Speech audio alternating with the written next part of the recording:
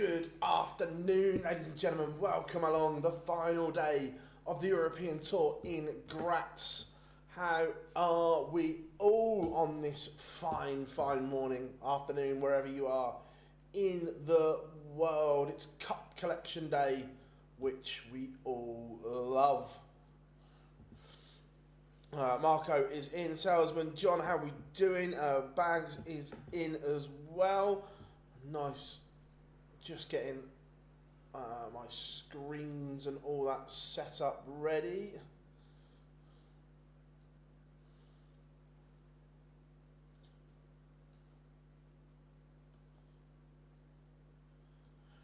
How are we doing? Aidan, hope you are good. Hope everyone is enjoying the fabulous weather here in the UK this Sunday. Beautiful, beautiful day.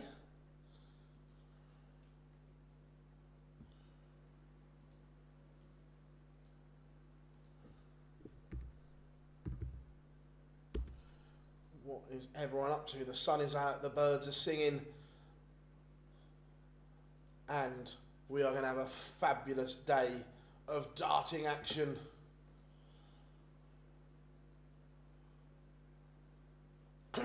The schedule this afternoon is as follows. Jermaine Wattimena takes on Daryl Gurney. Danny Noppert takes on Josh Rock. Kevin Doets, there it is, takes on Diggity Martin Schindler. Chris Dobey, Wessel Nijman. Matt Campbell takes on a very, very much informed Duijvenbode. Peter Wright takes on Ross Smith. Then Damon Heta takes on the rockstar Joe Cullen. And the final game of the session, the Chizzy Rascal, Dave Chisnall takes on Ryan Joyce. Outdoor darts, I can get behind it, mate. They did it in Dubai, so why not? I can get behind that. I'm fully on board.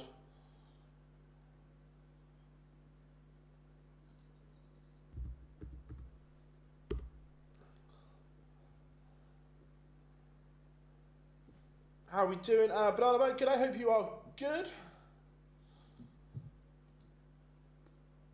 Hope you are very well. As we get ready.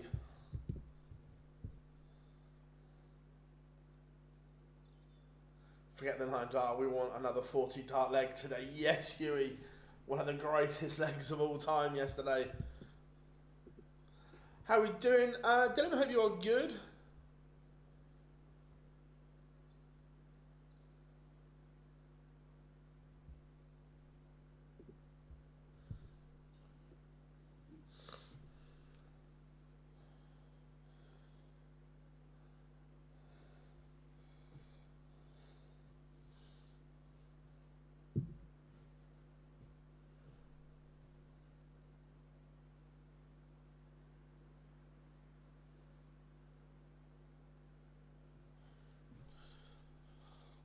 Jermaine Wattimena walking on.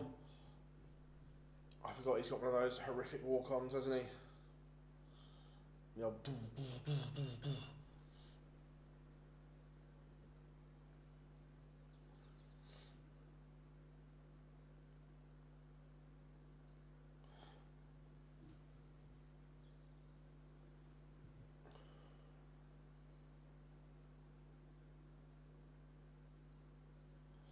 So, what are we saying then? Chat room score predictions, get them in.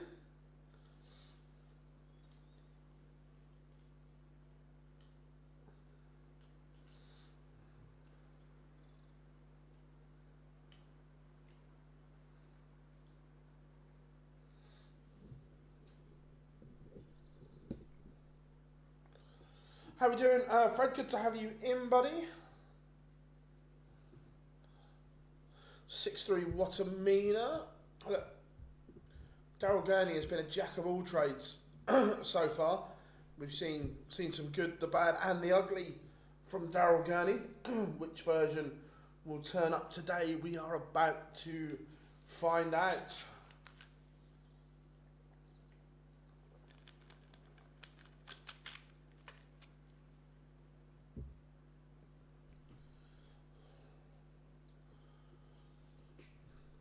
Here he is, Super Chin, Daryl Gurney.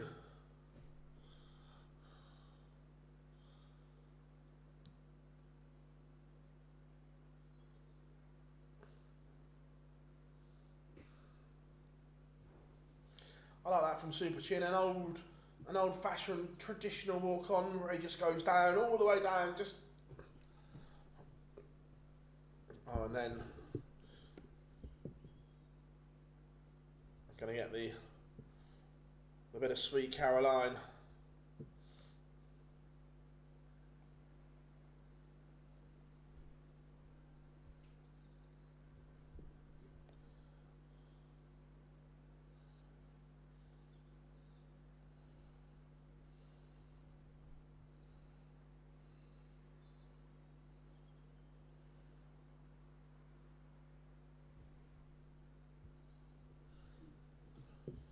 This should be good. Welcome along, one and all. Here we are, online darts ready.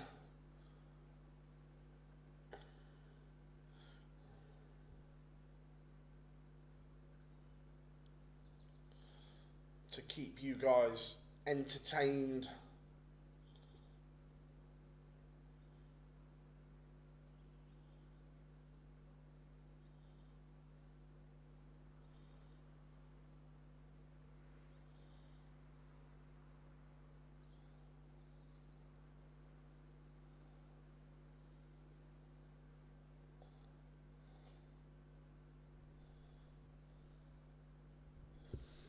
So here we go, everyone. Game I'm most excited about today. In the this afternoon session, I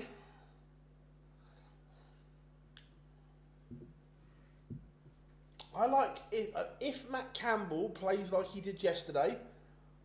I'm looking forward to Matt Campbell and Dirk, but they both need to play well.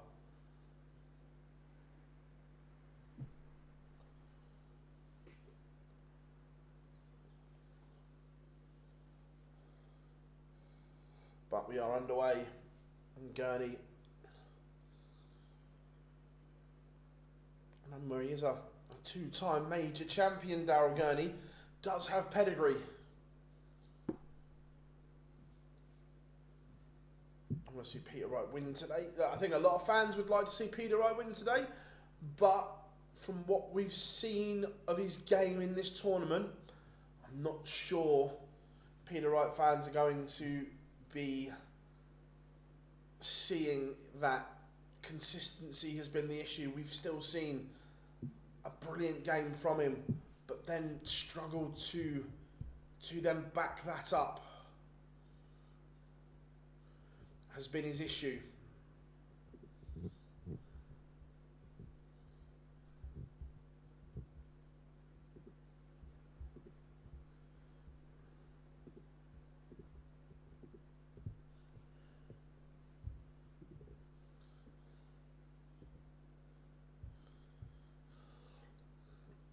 But Daryl Gurney has just opened the door here. Wattimena down to a finish first. Super Chin started the leg well, but it's got worse as time's gone on. And Wattimena 101 for a break in the opener. It's not going to go, so Daryl Gurney should get at least a dart of the ball on this 90.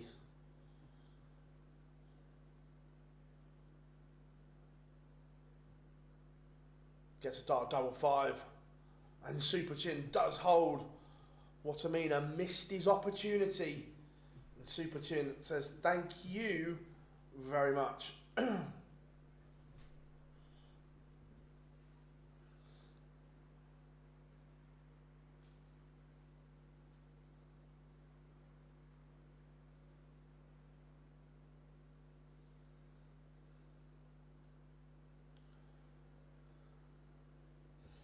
But Wattimena soon in the groove here in leg two. First maximum of this match, the contest.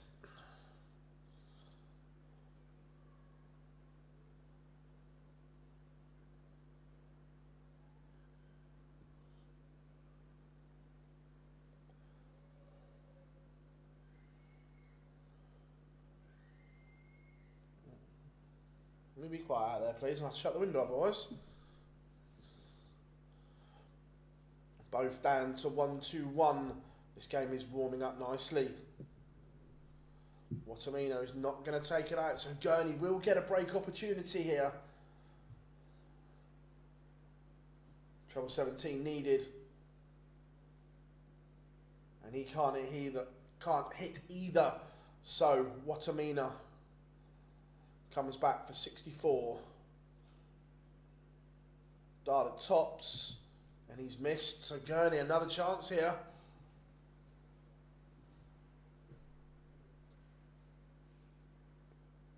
It's only going to be one dart at double 18. And he hits. Superchin has taken his opportunity. The first two legs, they have both had a chance to break each other. One man has taken, the other hasn't. Salesman, I said Josh Rock before a dart was thrown on Friday, and I am sticking by that. I'm going with Rocky.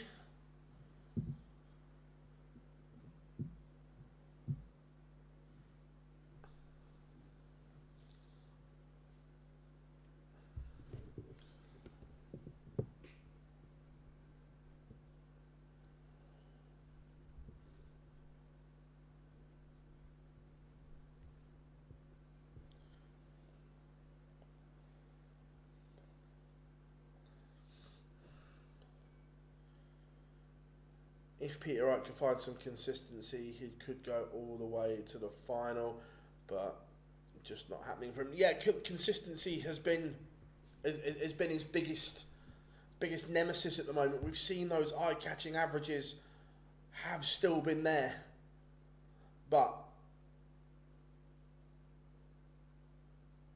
it's the consistency that has cost him.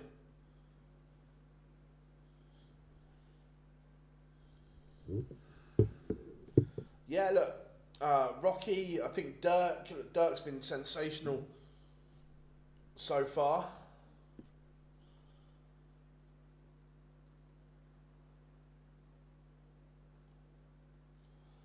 Daryl Gurney did leave the lesser spotted double 17, but he splits it and hits. Right decision in the end for Daryl Gurney. If he misses it, then it becomes tricky, but he is 3-0 to the good Jermaine Wattimena. He's averaging 95. He's not doing an awful lot wrong. It's just those little half chances that he hasn't taken.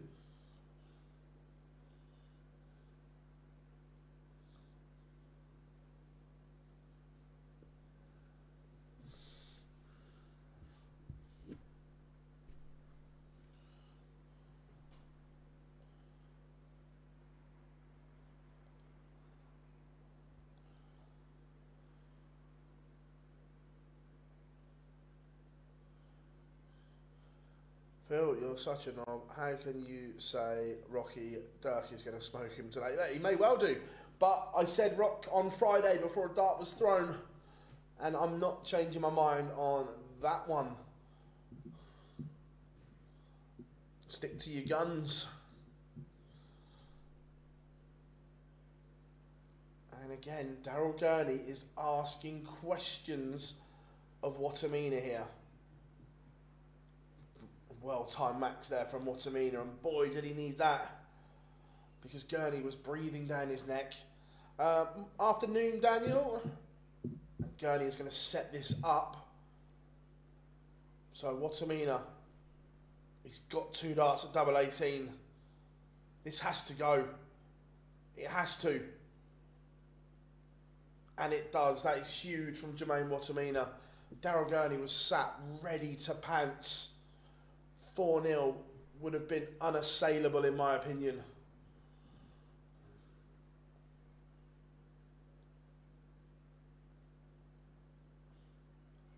That's very, very random. People with masks of Queen Victoria in Graz. Strange one. But how are we doing, Joe? Hope you are good.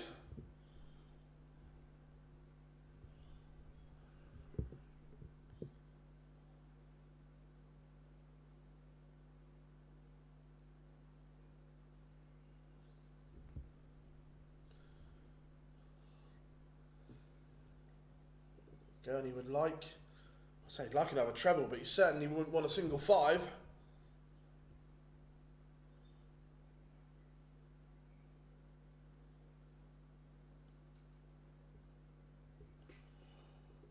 Now, this has to be big from Gurney, because Wattimena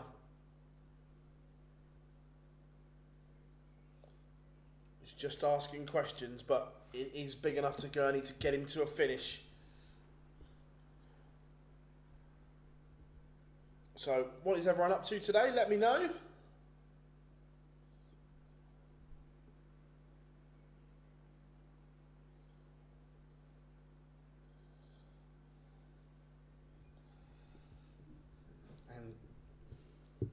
Jermaine misses a dart to get back on level terms in terms of the throw.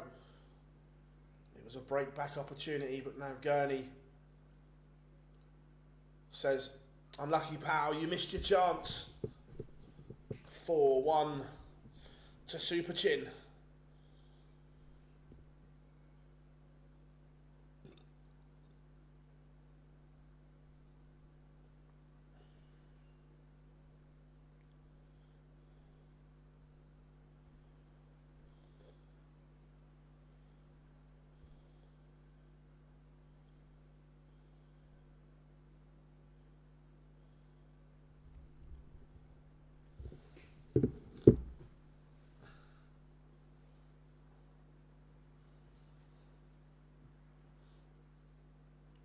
Now Gurney has hit the afterburners. The Wattimena throw is under severe pressure again here. This is a good performance from Gurney. Very good.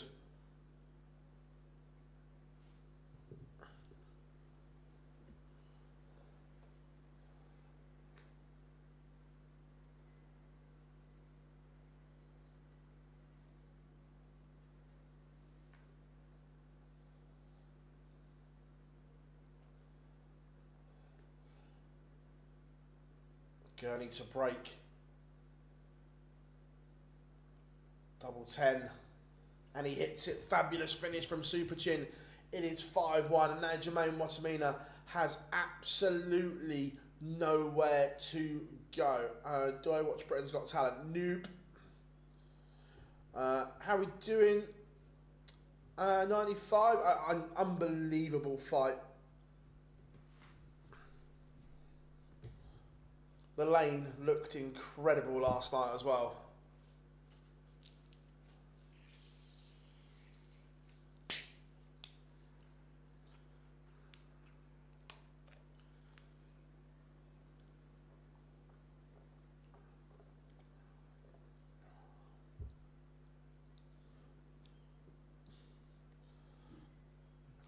Gurney is now very, very comfortable. The finishing has been spot on from Super Chin.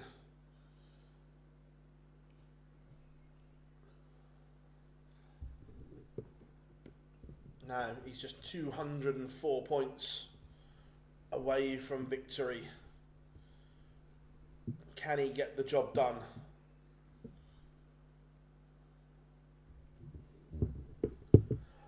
No, Michael Van Gerwen, like many of the other top boys, have had the weekend off. So it's a massive opportunity for someone in the field to get themselves a European Tour title. And Daryl Gurney, the set-up play was pitch perfect. Now, double 18 to win it. And win it in style.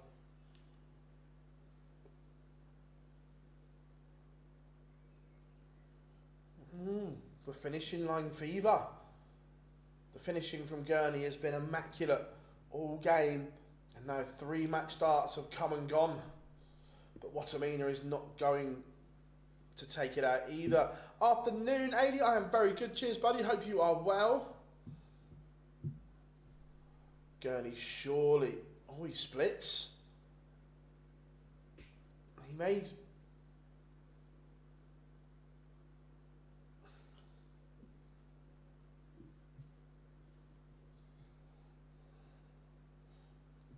Oh, all of a sudden that this game has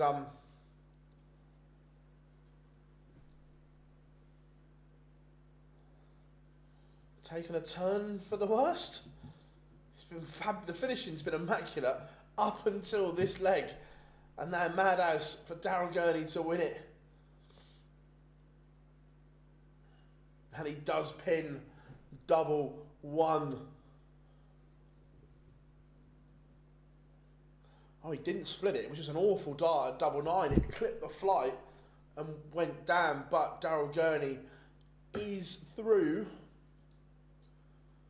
where he will face either Danny Noppert or Josh Rock.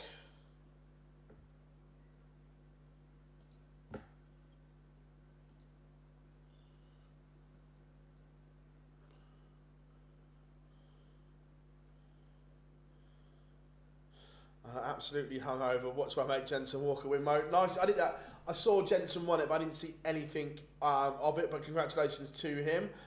Just been watching the London Marathon on South Bank early in the lovely sunshine. Nice. Phil, when you interview players or Matt Porter, why aren't you? Look, there are certain questions that are off limits, and no, Dimitri having time off wasn't one of them.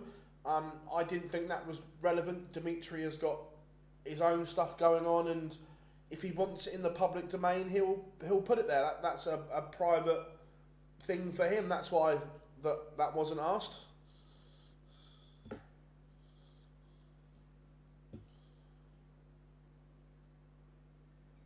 But Super Chin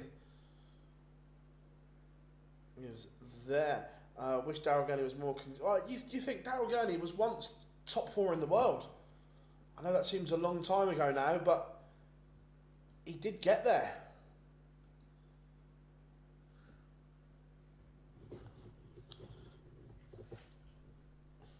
How are we doing, Hayley? Good to have you in. I hope you are well. Always a pleasure. Nice to see Super Chin doing the business.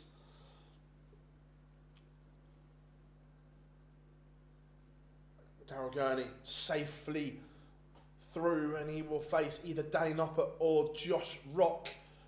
Noppert has the darts, but Rocky has been magnificent so far. He's had a good year, hasn't he? So, also let's do this. I'll put the cameras back up.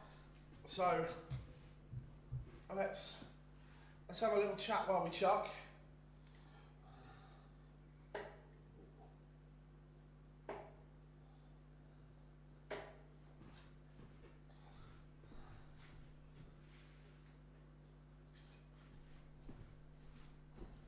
So who are we going for next then? Everyone, are we going for Noppy to cause an upset? Or is Josh Rock going to sail through? Well, let us know. Kados, I feel a lovely summer day today. Yeah, Liverpool will beat us. Hayley, it's my mum's 70th today. She'll be buzzing. Oh, nice. Happy birthday to Mrs. Gurney, Mrs. Super Chin.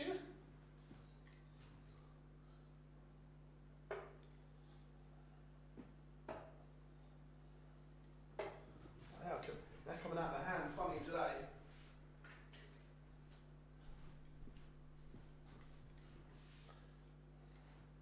Daryl having a little chat with Mr. Brzezinski.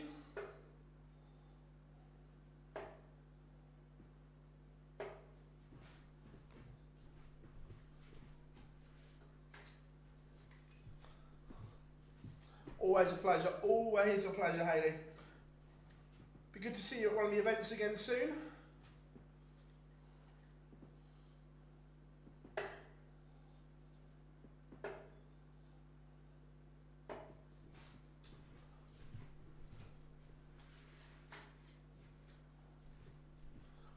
Hayley, is it you that's got the Super Chin tattoo? I remember Daryl talking about it. He said one of his sisters has the Super Chin tattoo.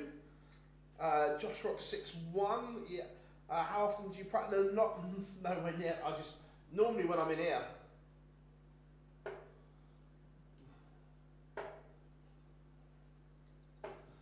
coming out of the hand at all angles today.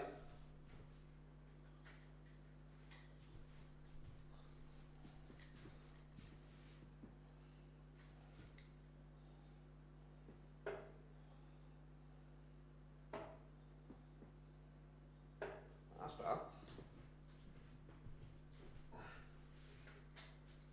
That's better. A little bit of rhythm. And there we have it. Ad breaks are on, 3 minutes until Noppert Rock.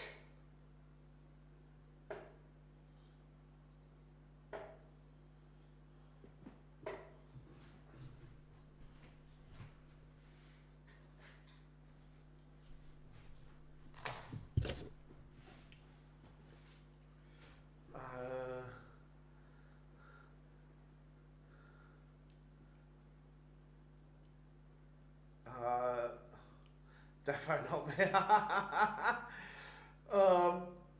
My last event was pre-COVID. Yeah, I remember Daryl saying one of his sisters. We were just chatting off camera, and we were chatting about the nickname. And we were like, "Go back to the dude," and he was like, "I can't. One of my sisters has got a super chin tattoo. They'll kill me."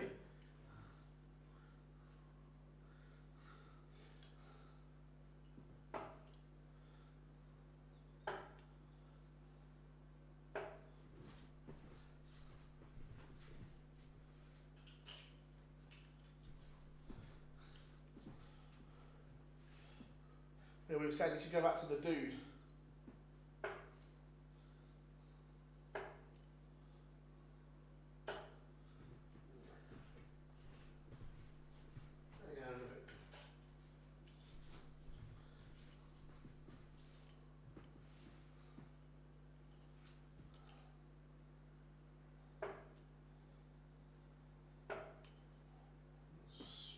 Spraying them around. I would get it if you. Love that, hey, love that. Yes, Daniel, I'm going to New York.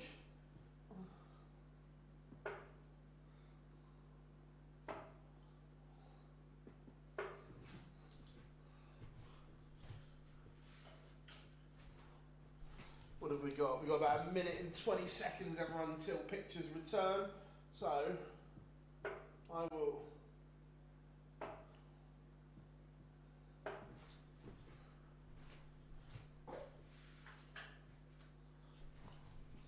Have 3 more bad ones.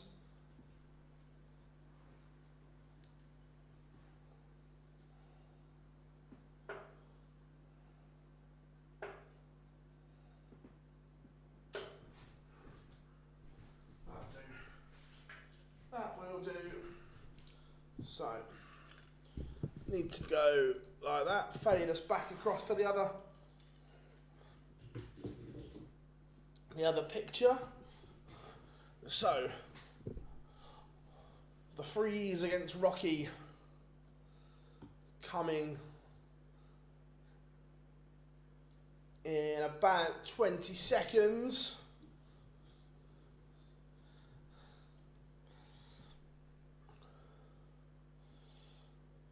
So,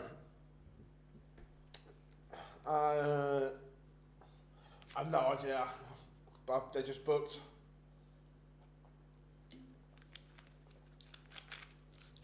So, score predictions and everyone as the pictures return. We are going to get Rocky against Dobey. As we see Super Chin firing the Madhouse double one. It's a big result for Gurney. Let's see.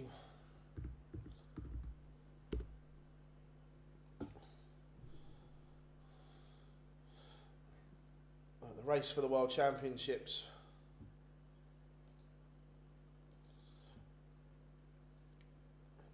See, Daryl Gurney, 25 in the world at the moment.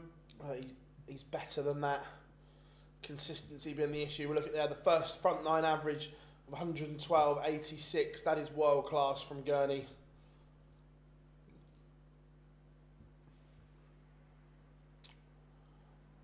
Where is he? 10th spot in the race for the match play, 66k. he will add to that as well. So Blackpool doesn't look like it's going to be an issue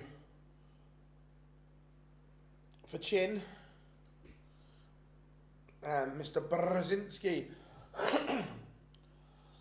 Bet you wish you were going first class. Nah, not really. First class, it's overrated. It's only it's not a long flight. It's only 6 and a bit hours. That's doable.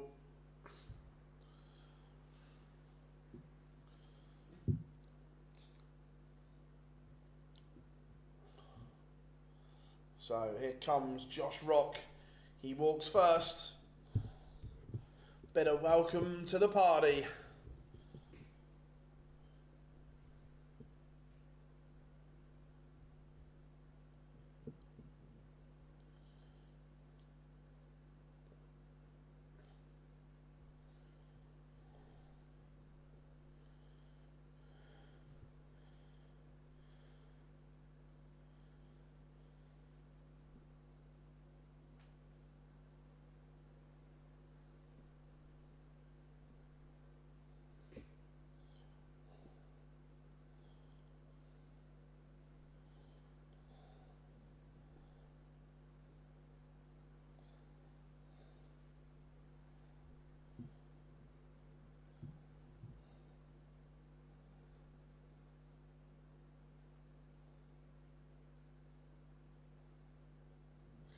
Right.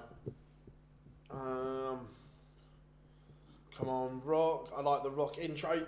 The only issue is that I like the Rock walk on as well, but players have to be a little bit careful because if you're good, like Josh Rock is, and you have Premier League aspirations and so on, you can't use that song in certain cities, unfortunately.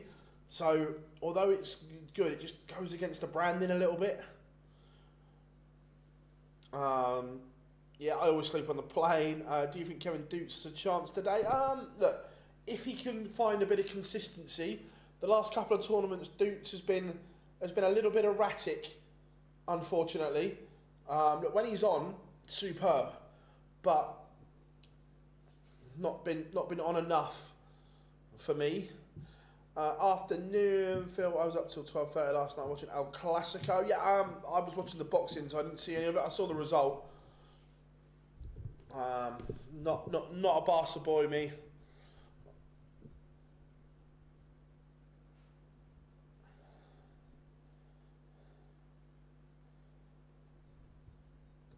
So both players are on the stage. We are ready to rock and roll. Remember, Danny Noppert was under pressure yesterday, but found a way. The last leg decider was sensational from Rocky. Can he do it again? That's the question.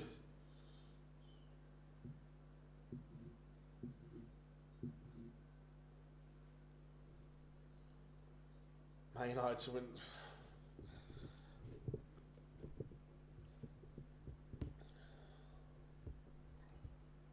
But all eyes on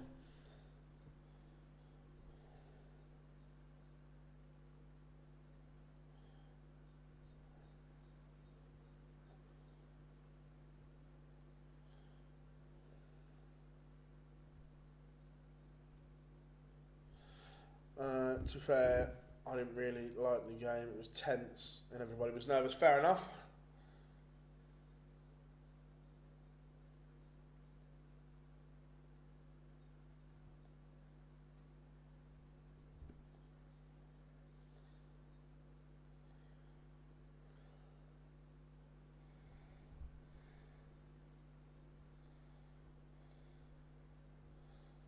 Right, we are underway and Josh Rock a little bit slow, a little bit sluggish out of the blocks here, but look, this is on the Noppert throw, so it's not the end of the world at the moment. Rock will have to find a break at some point.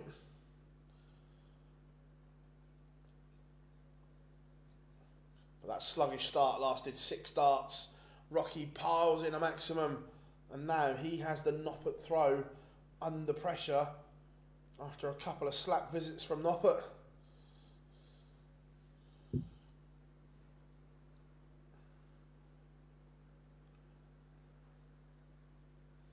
I like it. The rock throw has it's quite a low elbow, but the follow through is pure and true.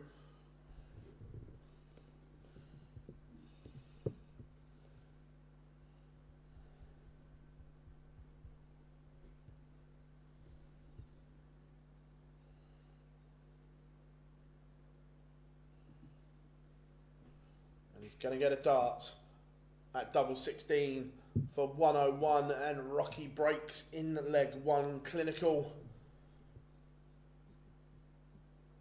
And look, everyone talking about England, Scotland and Wales for the World Cup. Northern Ireland are going to be a threat. I think this is the best pairing Northern Ireland have had in a long time in Rock and Gurney.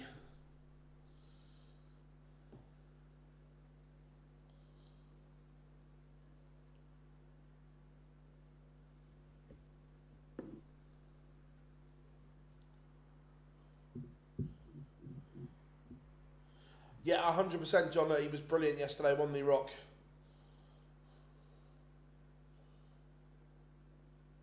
He would set up a dance date with his World Cup teammate Daryl Gurney if he wins this one. But like in the last leg, Noppert is just asking questions of Josh Rock's throw here, but Rock responds with an incredible setup. The 168 dancing around the board to leave 137. Incredible board management from Rock.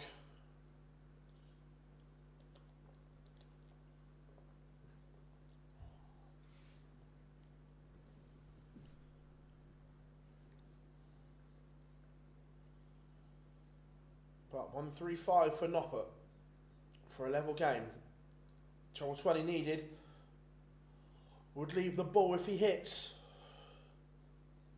And we've just gone the wrong side into the treble one, which means Josh Rock 78 for 2-0. Will be 18s first. Treble 18 leaves double 12.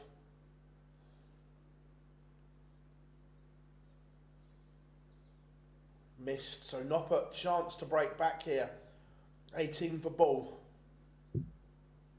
He's hit the treble, so double 7, and that is missed. Afternoon, Chris, hope you are good.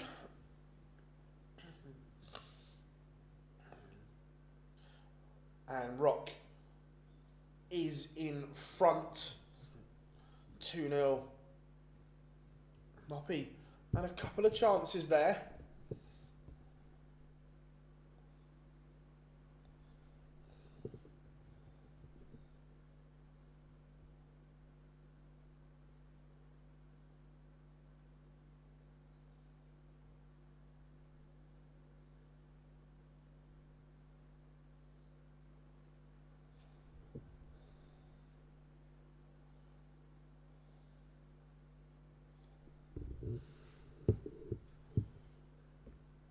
Noppert just needs to get something going here.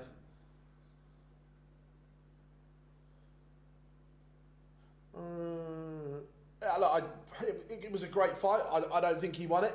I had Ben winning by 2.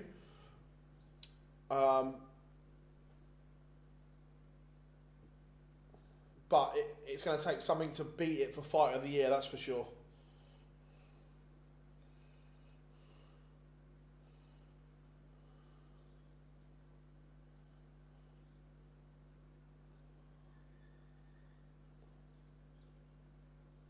Noppert leaves tops.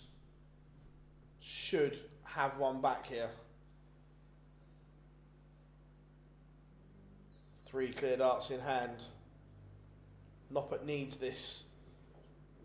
Will not want to give Rock a look at the 120.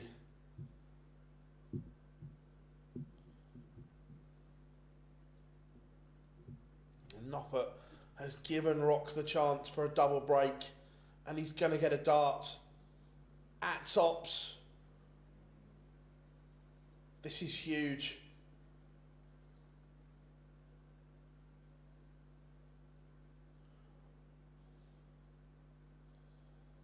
Rock misses the opportunity. And Noppert does hit in the end, 2-1. If you could tell me, Porter has had a U-turn. No, not on that one, no.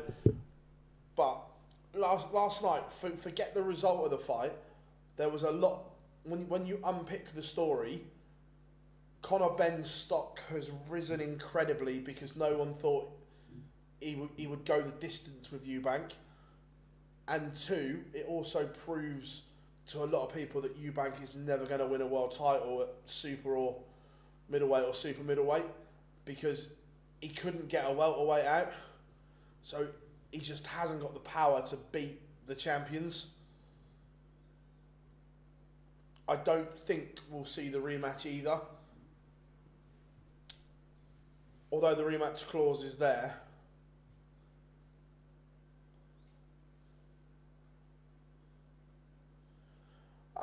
Look, they booed him at the start of the night, but they were cheering him when he left.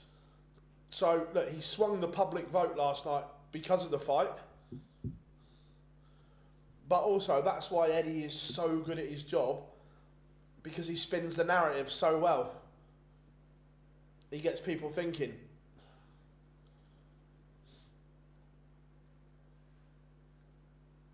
All of a sudden, Noppy has a chance to break again here. 1-2-1 for the Dutchman. Rock is not converting the little half chances he's creating.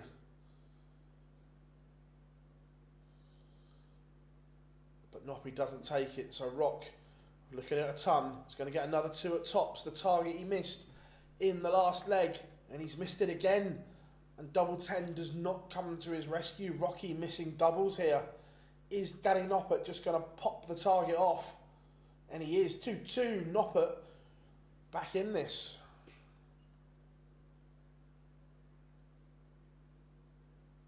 I've seen a lot for Conor Benn as well.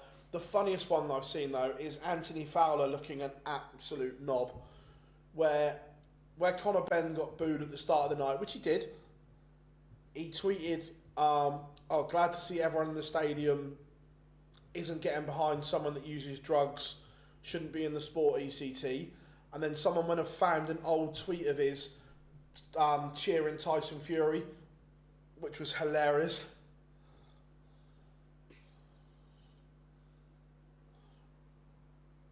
I don't think we see the rematch. I think Junior struggles to make 160 and Conor can't go up to 168. He's just not big enough. So I think Conor will go and fight Barrios for the world title next.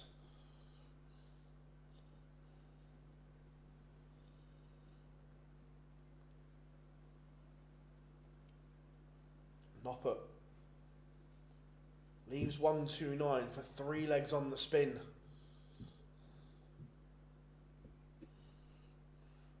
Nice to see Nathan Rafferty staying for the weekend. Cheering on the boys from Northern Ireland. Noppy's missed the ball for a 3-2 lead.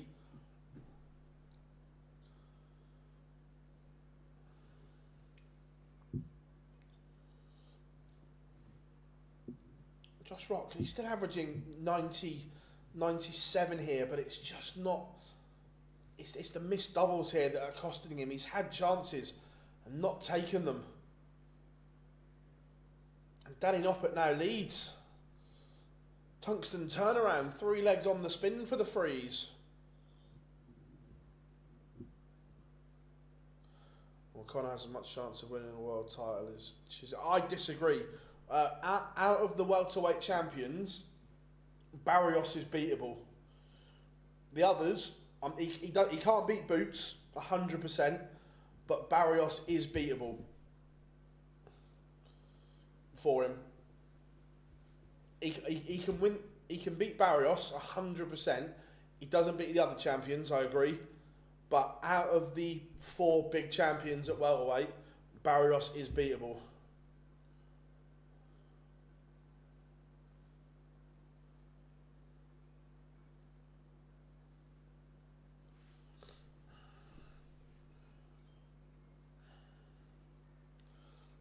Rare celebration from Noppert as well.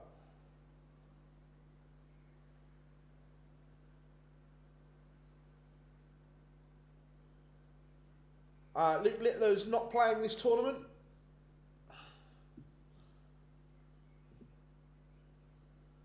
He will never beat Doets. And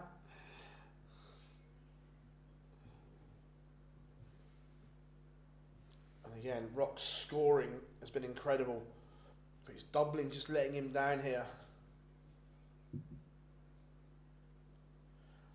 Afternoon, Phil. Turkey said that if both medically okay could do... Yeah, they could, I agree, but I think it showed that Eubank Jr. struggled to make 160. Everyone made a massive thing of the rehydration and so on, which that's a different argument. But he missed 160. His last 5 fights have been at 160, so he doesn't really have an excuse to miss that weight. The rehydration is another argument, but he missed weight when that's been his fighting weight, so that says to me that it's a struggle for him to make 160 now.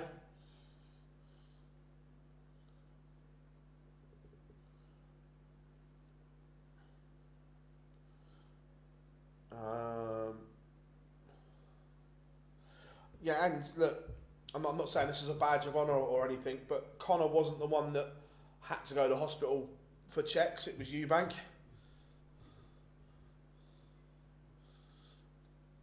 Littler, he not entered this tournament.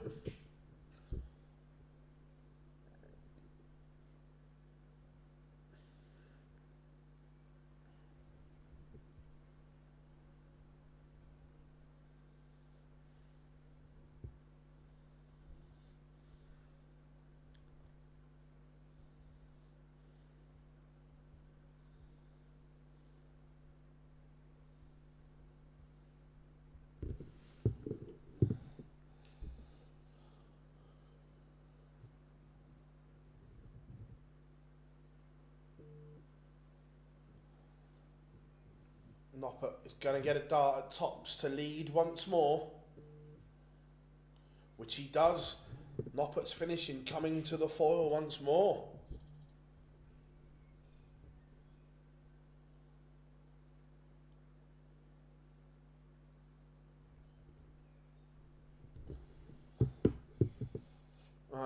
Made it even more impressive that Eubank literally dominated him. I disagree. That I always thought that Connor, if he was going to win it, he'd have to get Eubank out earlier. The weight and size, the longer the fight went on, was always going to edge in Eubank's favour. So Eubank winning the last couple of rounds the way he did wasn't a surprise to me. That's the way I thought it was going to play out. That the size difference and weight difference makes more of a difference towards the end of the fight.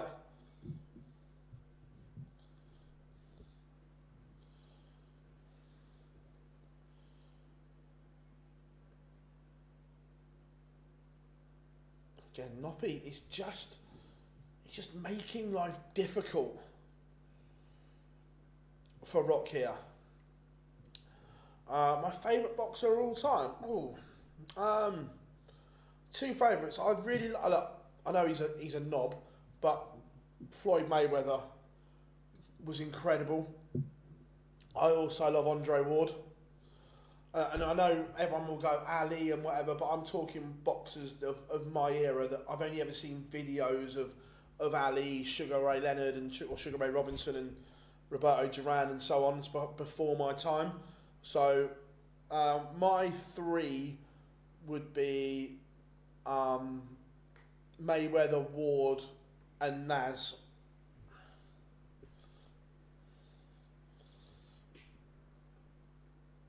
Rock, this has to go, and does, for all.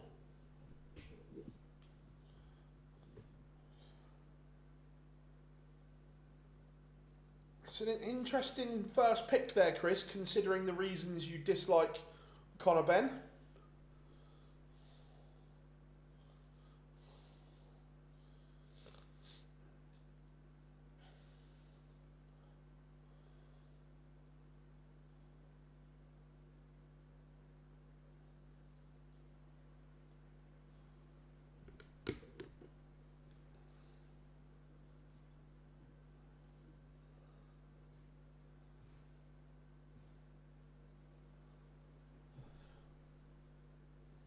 So Fury got done for taking peds as well.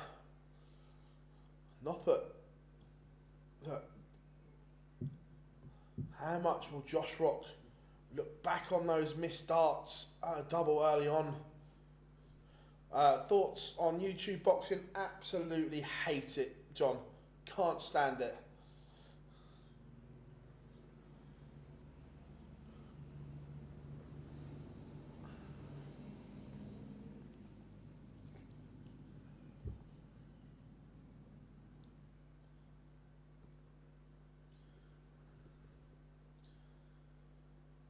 It's not looking like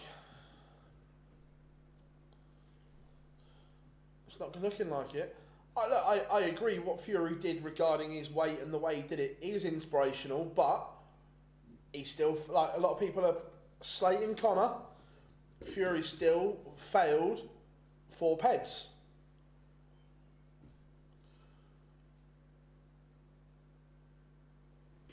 And that's why all the hate Conor was getting, or a lot of the hate Conor was getting, was for that very reason. But Fury, Canelo, they've all done it. Josh Rock now has to win 2 on the spin.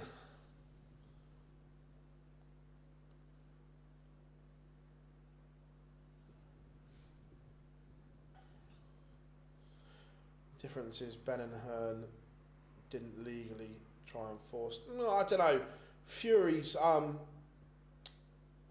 bargain to get a backdated ban whilst he was out with depression is very, very stinky as well, Chris. It's the same thing. Fury didn't serve a proper suspension, and Canelo didn't serve a suspension either.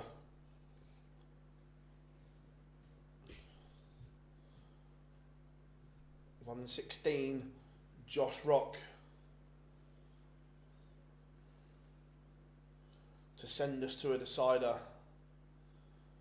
Thoughts on KSI's, but I've not really watched him, John. I just can't get into that whole thing. And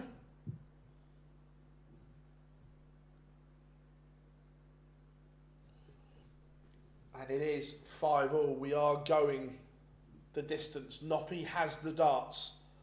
This is a huge leg. Yesterday, Noppert turned it on in the decider. Is he going to turn it on again?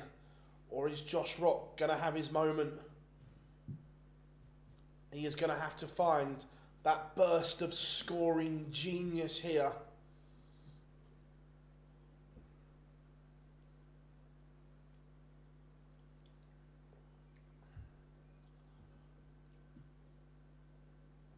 It looks like Noppy's doing it again. It's a maximum in the decider.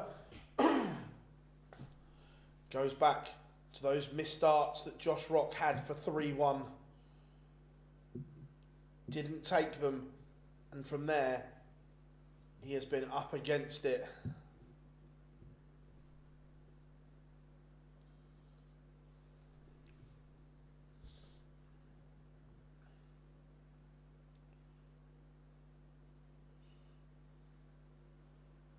Needs a treble and needs a big one. He can't find it. So Noppert has 6 darts to win it.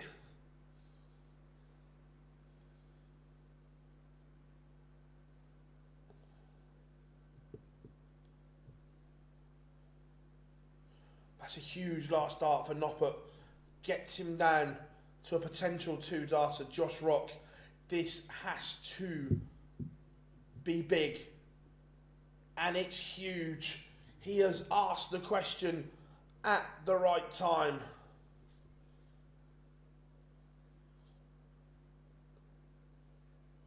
And Noppert has fluffed his lines. He has missed the big number. It's unforgivable. And Rocky has his moment to steal. And does Josh Rock. Gets over the line. Noppert will be... He's going to bounce out as well in the leg, Noppert.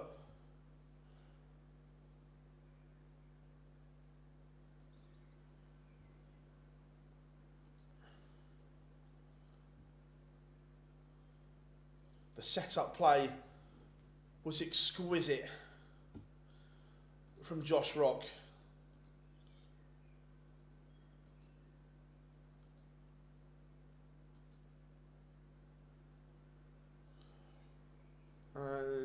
Is it? Yeah, Doets has the darts. Yeah, he dodged a bullet, Josh Rock.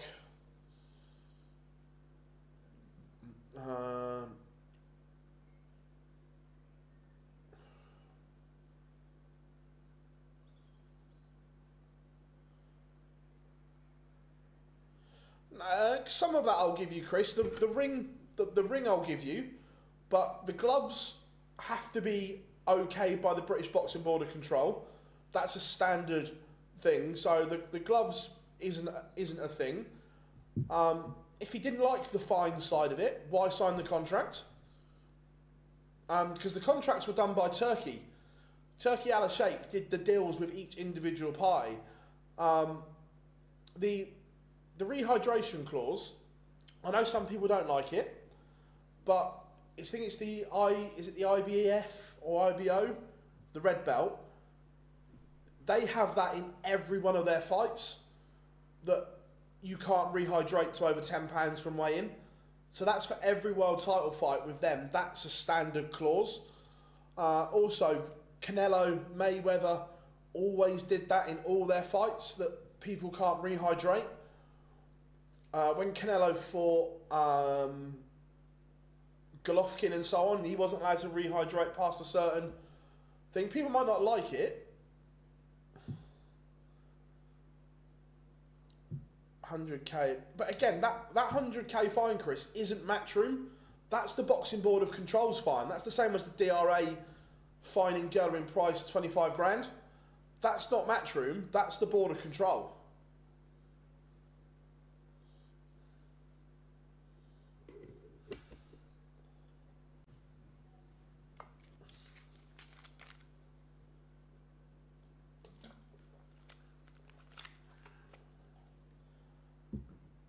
Oh, you know, I agree. It is madness, but that's not Matchroom's fault. That's the governing body. That's the people that have sanctioned the fights.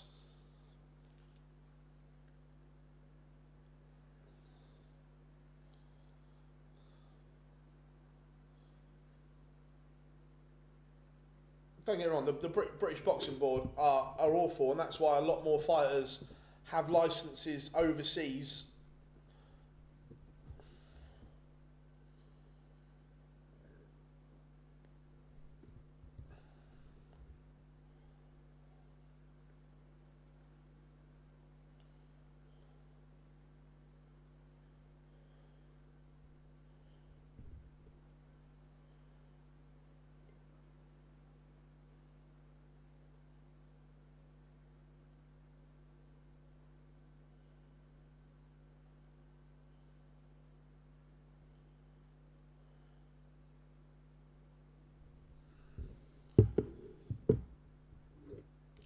So, Doets against Schindler. What are we saying, chat room?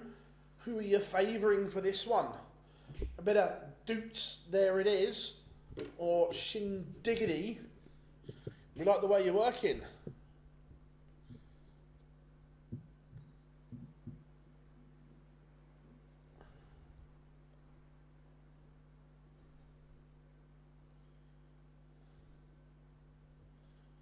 £100k for, yeah, that's what he got fined. But again, that's what the British Boxing Board of Control fined him.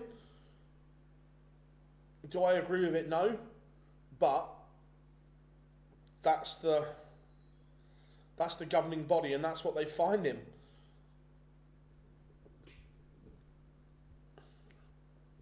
Duke 6-4. I think for me, I think Schindler wins this one.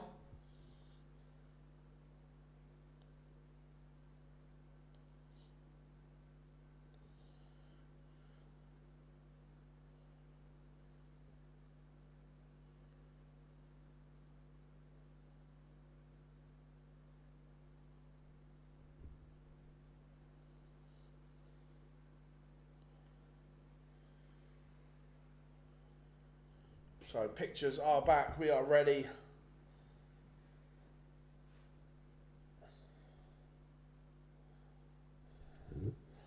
To rock and roll. The stats suggest Schindler. Yeah, I think Schindler is more consistent than Doets at the moment.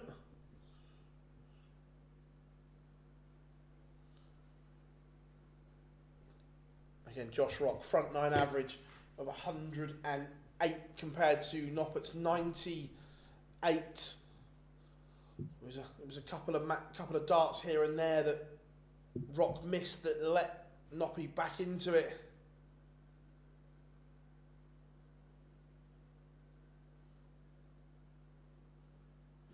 I agree that they're both not great fighters. It was a war. It was a scrap. 100%.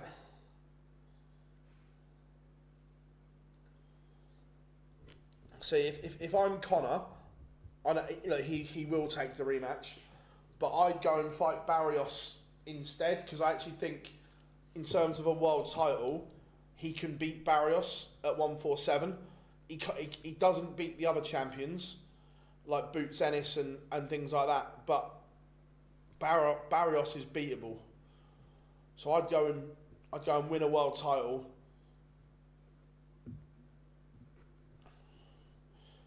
Yeah, John, look, he's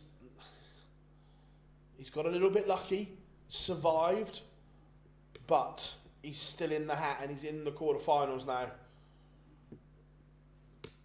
Afternoon, Rob. Good to have you in, my friend. As we're getting ready for a bit of Doets, there it is, walking on.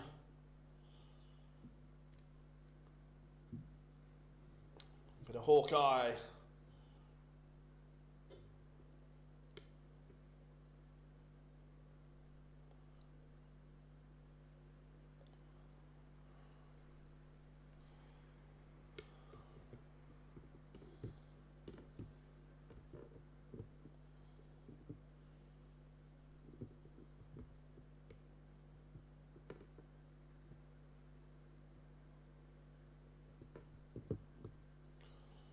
So Doets is on the stage. Now it's time for the wall as he walks on to, is it some Chitty Ramstein shit?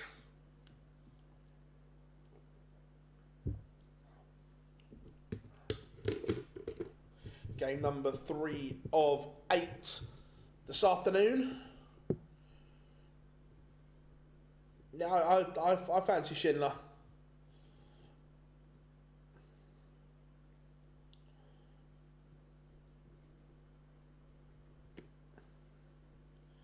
I think Shindiggity.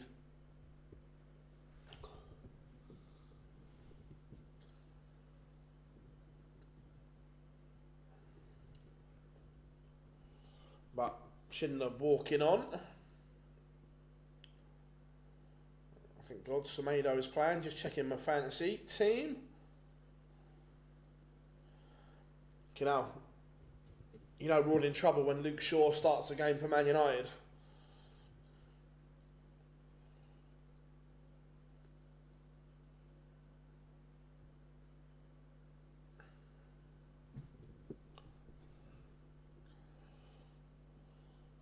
Schindler, we're seeing more and more of Schindler's personality come out, which I like, because he has got a cracking personality, Schindler. He's got a real quirky sense of humour.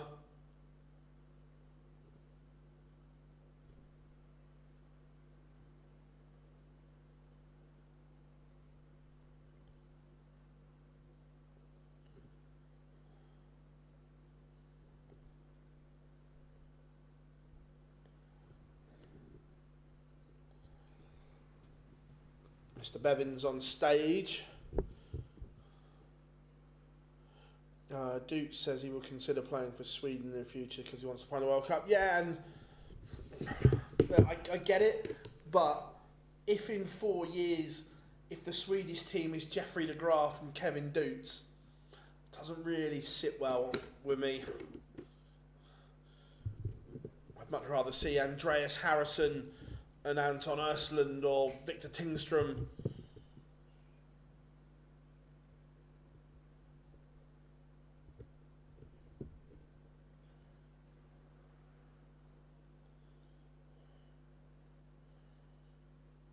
But we are underway.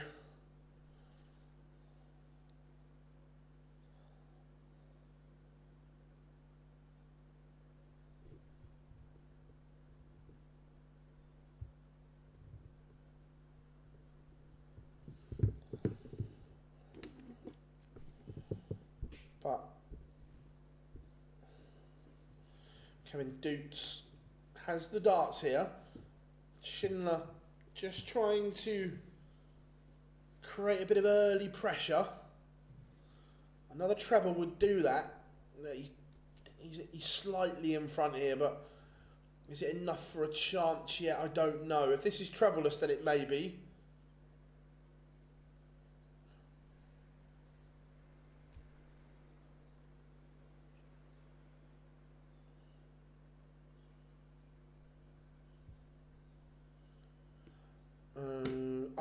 I believe Doets is living in Sweden as well, Dario, or certainly was. Betfair have Schindler at 12-1. Yeah, look, it's value, yeah, 100%. Look, he's won Euro Tours, so he knows how to win them. The wrong time for Schindler to get a bounce out. And Doets will just have a casual look at this 44 to hold. Oh my, he's missed a bit. He gets it in the end, but missing the big number could have been oh so costly.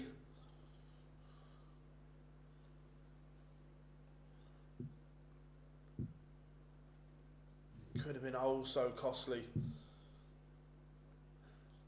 I want to see if it's a deflection for the bounce out or a wire.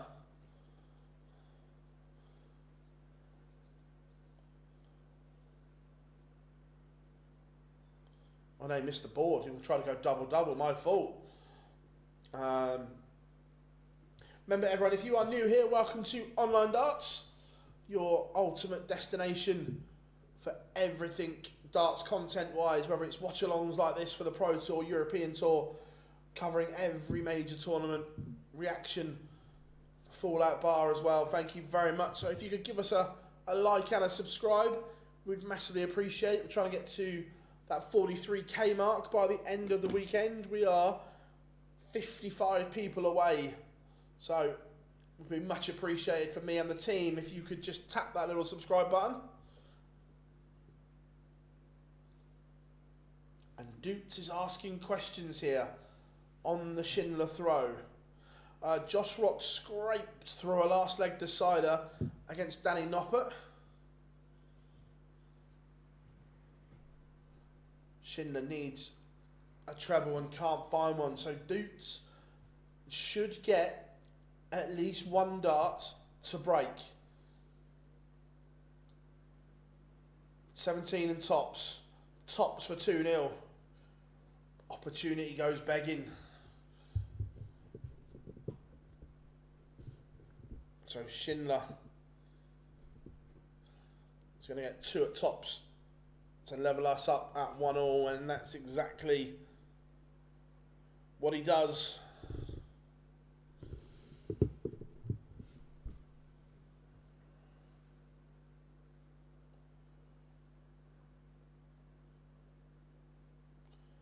He is cool under pressure, Schindler. No, you feel that at some point he is going to get an opportunity on the Doets dart. It's whether he takes that opportunity.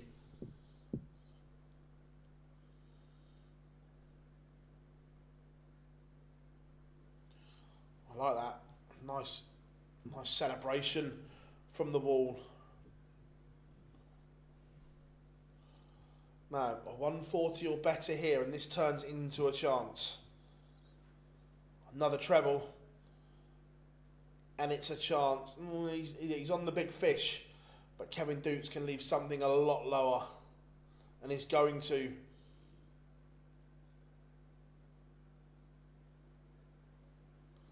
Down to 62, or is Shindy going fishing?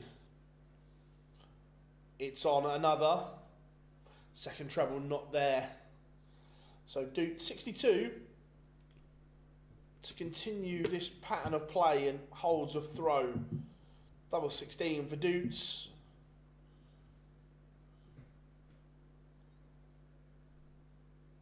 And Doets, there it is, 2-1 to Hawkeye. Bournemouth v Man United, what are you saying? I think Bournemouth at home.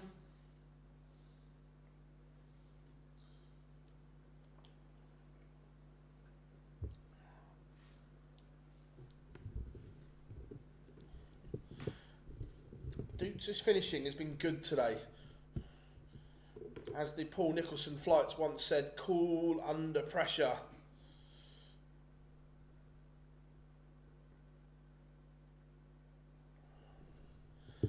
I'd love to see Harrison on. Yeah, look, again, the flaws of the Q School system. You're not telling me there's 128 players better than Andreas Harrison. Doets piles in a max, and all of a sudden he has carved the opportunity here on the Schindler throw. Timely maximum. Needs to back it up here though, cannot come up dry. Look, he's still in front in a good position, but it should have been a lot lower. The 180, then cut in half by the 60. Is not what Doets would have wanted, but Schindler's lost the scoring power. The radar isn't working for the wall. And now this is a full-blown break opportunity. Doets leaves 68, and there is nothing Martin Schindler can do about this. All he can do is hit and then hope Doets misses. Schindler has hit. Now he's relying on Doets missing 2 at double 4. Not happening. Not on this watch. Hawkeye has broken. 3-1 Doets. There it is. Yeah, that is the worry, I agree. That Andreas Harrison is 49 years young.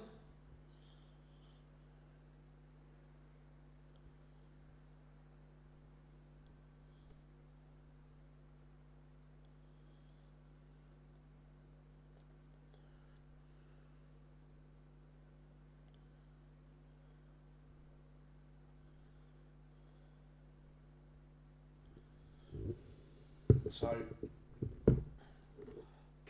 this has been Doets' best performance of the weekend. Friday he was nervy. There were questions that he needed to answer himself. But he's got better and better as this tournament has gone on. And right now he is in full control here.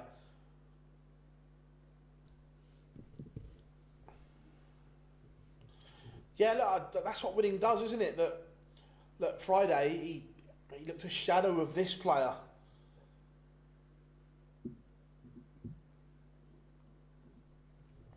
Could do with a treble, or he may go ball. Yeah, brings the ball into play to leave 96. But look, the 96 is no gimme, so Schindler will want to leave something like 114's okay. So again, Doets has tried to go double-double, but when you do that, you have to make sure you at least stay in the board. Oh, but Shindy is missing the big number.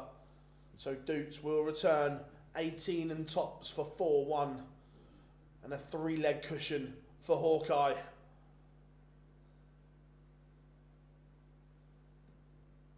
There's tops. The finishing overall has been exceptional from Kevin Doets. He's 4-1 to the good. He's 3 from 4. Well, no, sorry, 4 from 5 on the outer ring now. The stats hadn't. There we go. Yeah, 4 from 5.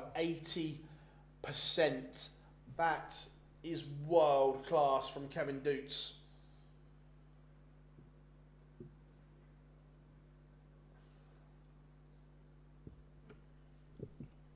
He's giving Schindler a lesson here.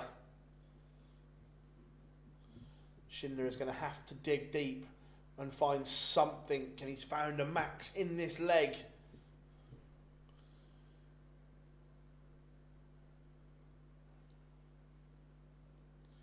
But this would only be a hold of throw.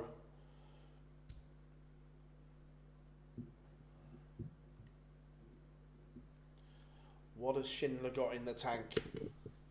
This is better. Maximum backed up by a 140, in control here. But look, Kevin Doets won't mind this.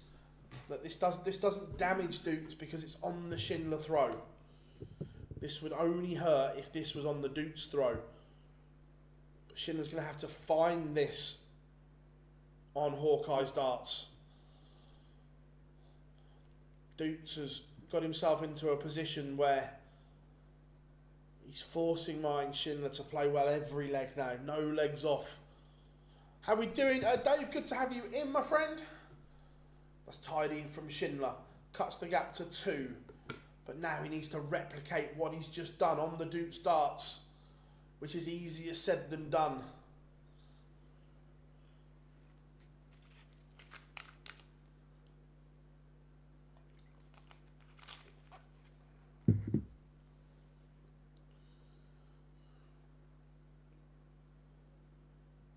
Because Hawkeye continues to dominate on his own throw.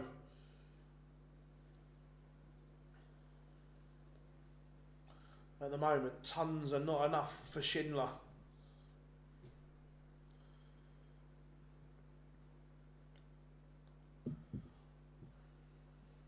Doets just looking to set up this 261. Leaves the 170, so he's on a finish. Only a maximum would have hurt.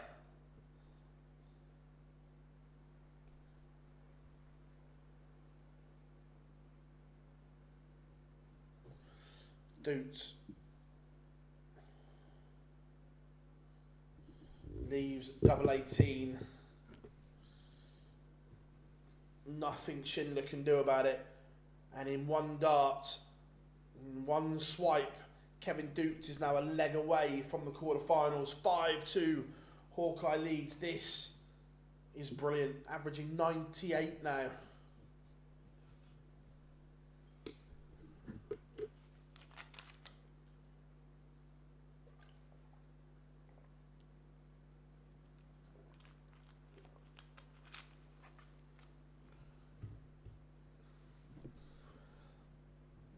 Yeah, Charles, all right.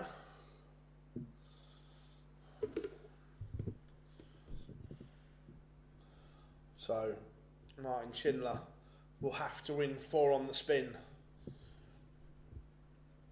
Not seen many signs to suggest that will happen.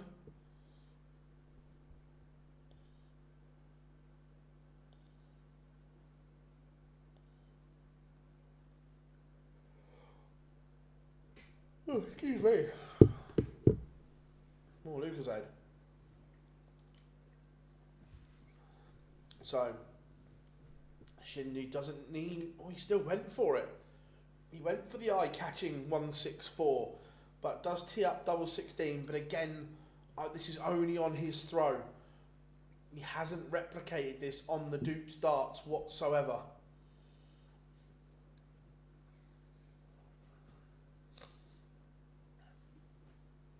Three-5, Shindiggity. Still in this, but has to apply pressure. Needs those big scoring visits here. And that's not a bad start.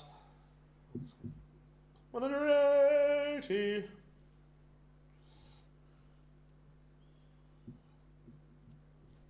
For the first time, is he asking the right questions of Hawkeye?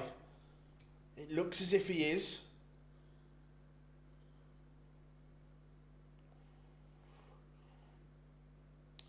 Right, effectively, this is now a chance for Schindler. He's got 6 to get rid of this 2-2-3, and there is nothing Doets can do about it. Schindler to get one of the breaks back required. The setup wasn't great. He's on a finish, but it's a huge ask. 140 or better from Doets That will do. That gets him to something manageable. The 164 is not going to go. So Schindler, one iffy visit may have cost him, because Doets has a match-winning opportunity. Treble 20 for double 16. It's not going to go, so Schindler does breathe again. 64 for Schindler. It's going to get 2 at double 8.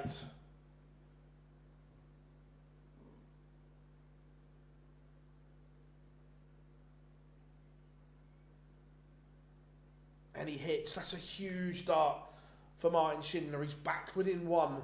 He now has the darts here to send us to a decider. The wall and this rear guard action has been superb.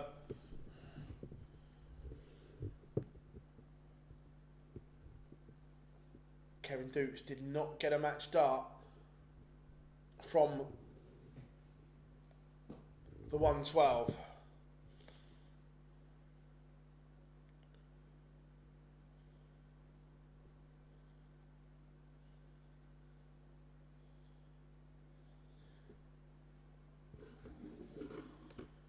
Look at the reaction from Schindler. He knows that was big. What a celebration from the wall.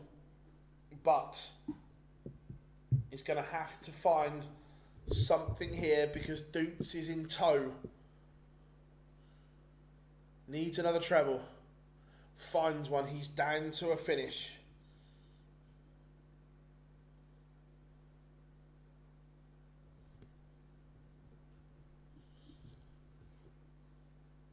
But Doets is down to a round ton.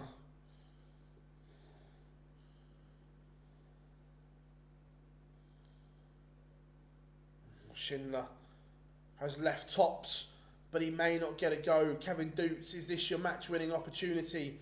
He's got to go tops.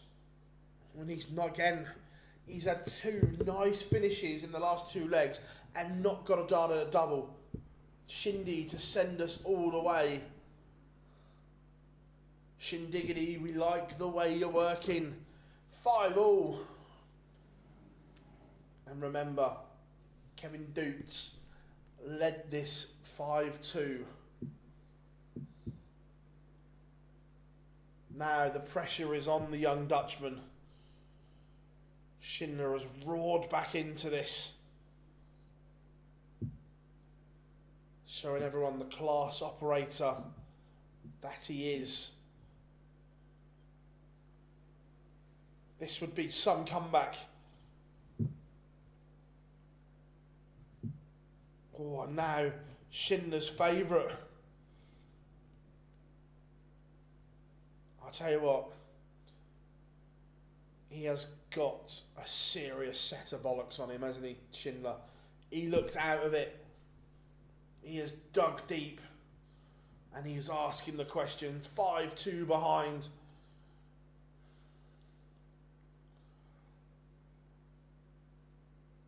And he is favourite.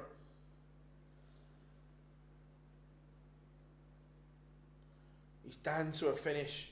Kevin Doets. He's not done a lot wrong, Doets.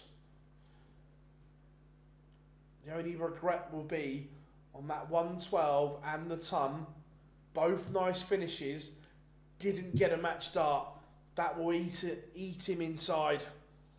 Because now Martin Schindler leaves 78 on the Doets darts. Schindler will get his match-winning opportunity. Doets has had the opportunities, hasn't taken them. Schindler, over to you. 18's treble leaves double 12 to complete a remarkable comeback. Take a bow, Martin Schindler. You have dug deep there. You've dug very, very deep. Martin Schindler completes an astonishing comeback.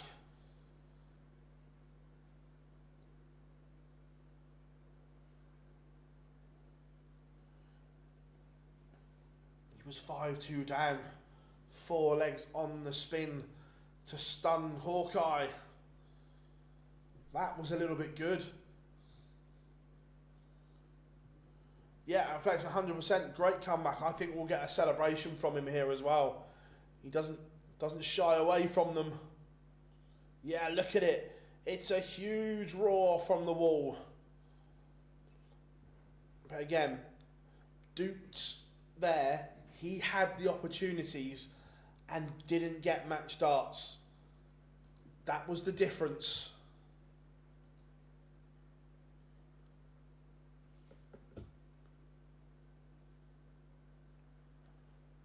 That'll be Doets' confidence bad again. Yeah, look, it'll be... It was the 112 and the ton that, for the pros, they're nice finishes because they're only one treble to single combinations or treble to double combinations. They're the ones that they expect themselves to hit, and he didn't get darts at a double from them. So they're the ones that hurt. Like the eye-catching, the big ones, the 141s, the 16 somethings and so on. Look, yes, they're chances, but they're difficult chances where those kind of finishes are the ones they expect themselves just to go pop, pop, pop. But coming up after the break, this should be an absolute belter.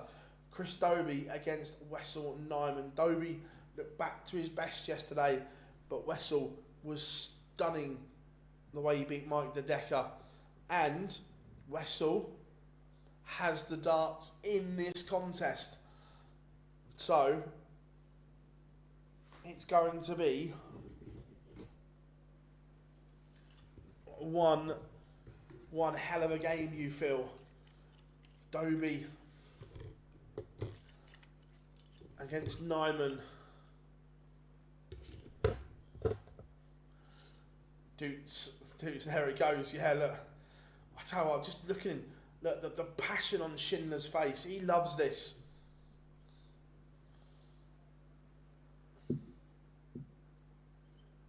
Absolutely loves it. Should we have a little...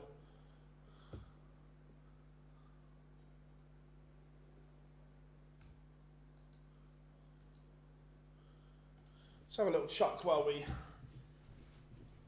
get ready for the next game.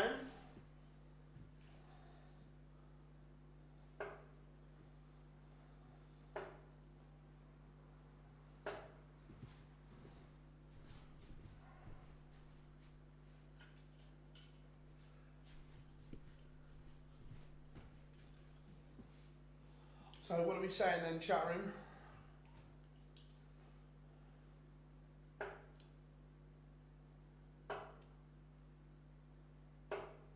$83.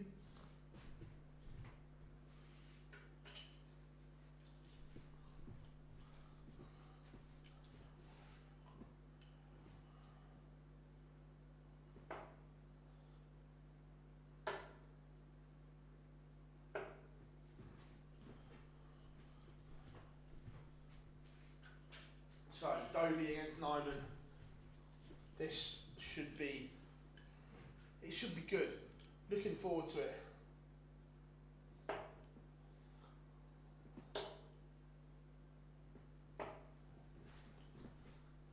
Smelly last start. Smelly. 6-0 Dobey.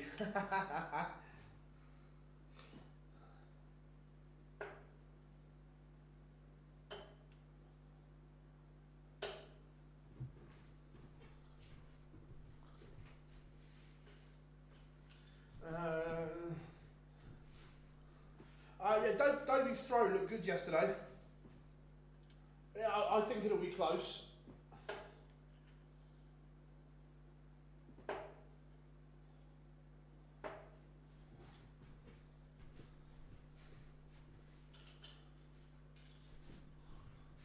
Right, we've got pictures back, so I'll have 3 more shit ones.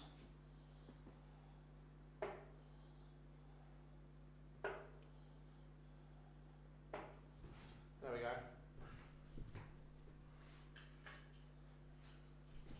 That's enough of that. And then we'll come back and we'll go like that. So, Dobey against Nijman coming next. What was Dobey's walk on about yesterday as well? Ugh, that was smelly.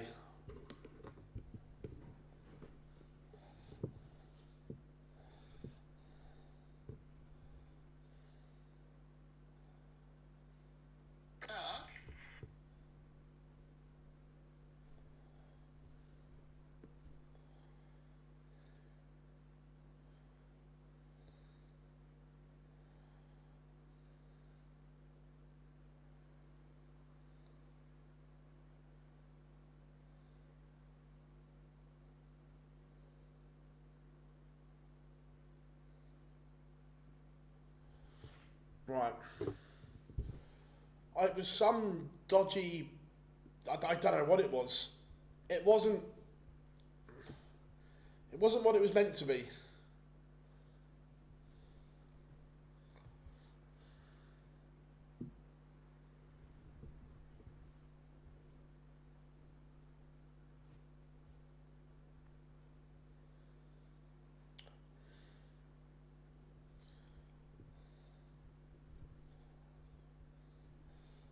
Swissville, we all know what Wessels is. A bit of summer of 69.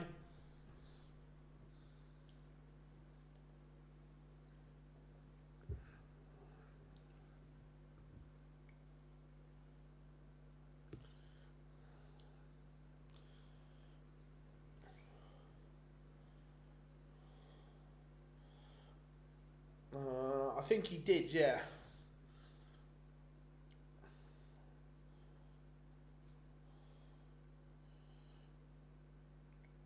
Well, we've got a sign that says VAR on it in a darts stadium. Interesting. So, Nijman is on the stage. Let's see. Right.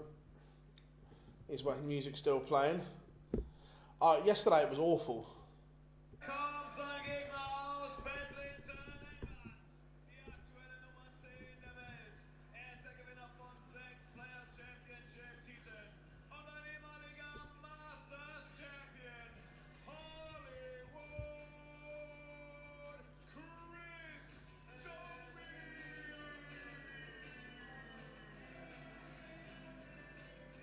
What is that? That's horrific. Have a word, Dobes. Have a word with yourself.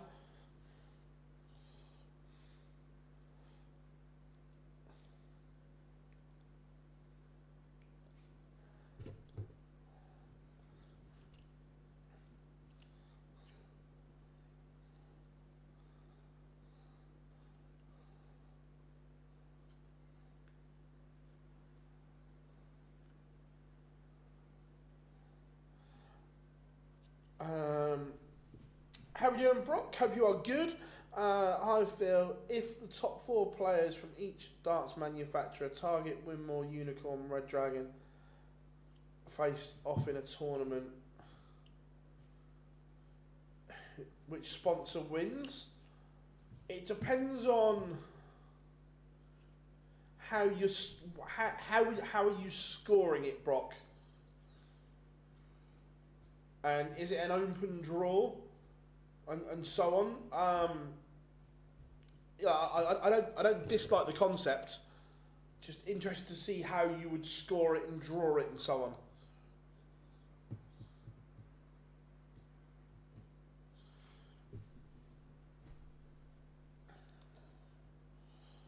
Right, Wessel gets us off and running. And Dobey straight in the groove.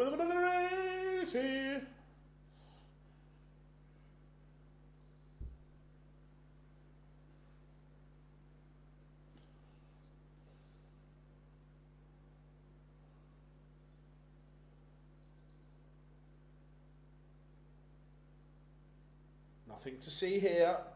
Nothing to see here. Absolutely nothing going on. Nothing whatsoever, Chris. Is there, Hollywood? It's on. Oh! He's missed dart 8. He's gone 7 into the 9. What an effort from Hollywood.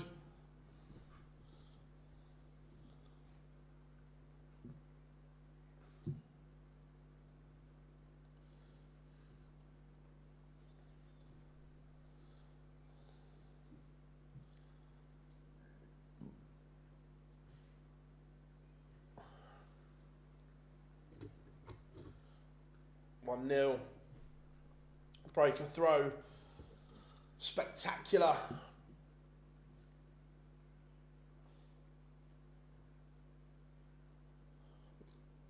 Oh, it was close as well. That again, Chris knew. Just looking at his reaction when he missed the treble 19, that felt good when it left the fingers. Great effort from Hollywood. So, highest ranked player from each sponsor in a round robin group.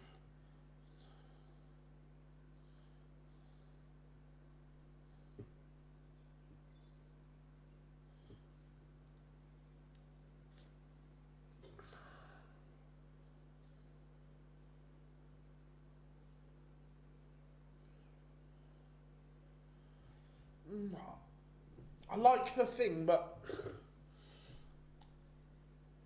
I'm trying to think how we could do it so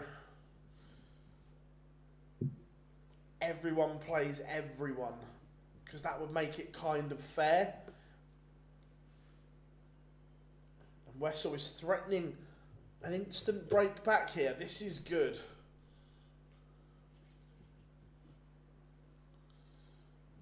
It's been a good response from Wessel. 84 to break back. Should get at least a dart at the bullseye. Bullseye required. A little pop, pop, pop finish. He's hit the 25. So Dobey, 111 for a 2-0 lead.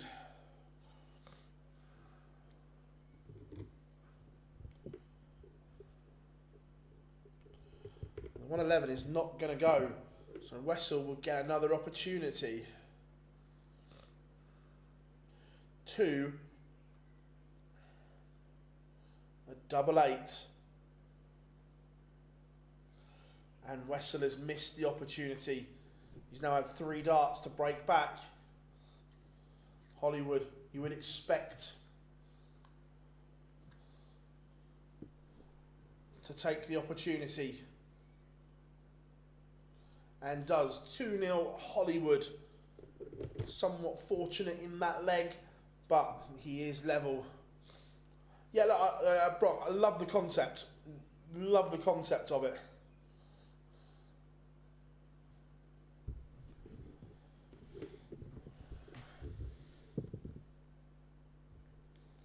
There's been some top tungsten action so far today.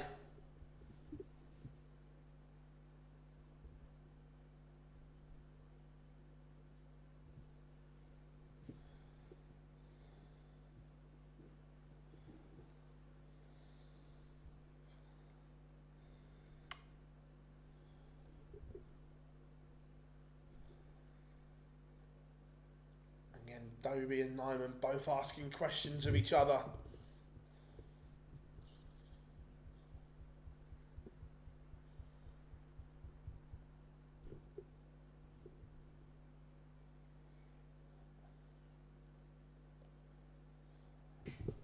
Oh, excuse me.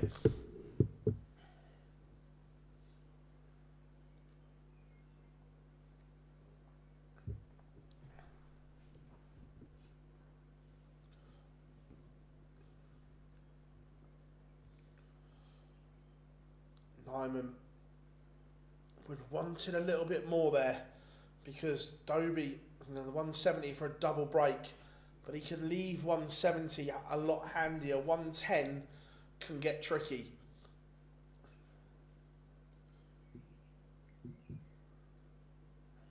Needs to find the treble. 18 for double 16. That's better from Nijman. The target area that he missed to make it 1-1, he has just popped to get himself a leg.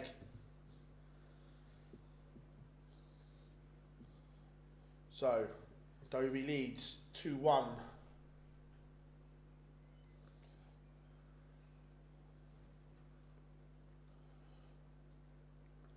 It's an intriguing tie, this one.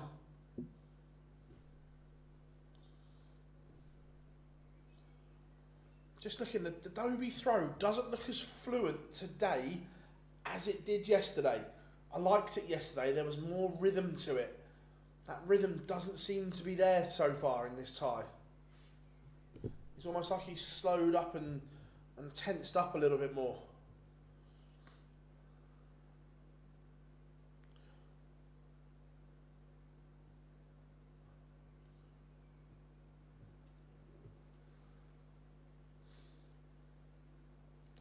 but he is in control of this leg on his own throw.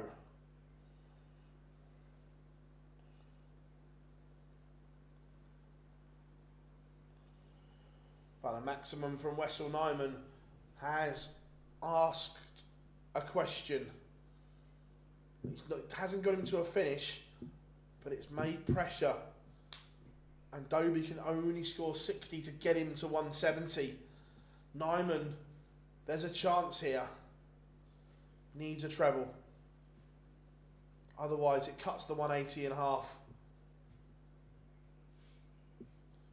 Big last dart. Gets him to 76. Unless Hollywood can go and catch Jaws. The big fish. The bullseye. Ooh, we hit the 25. It was close. But Nijman has the opportunity here to level this contest. 76. It's going to be one dart. Oh my. What has he done there? What has Wessel Nijman done there?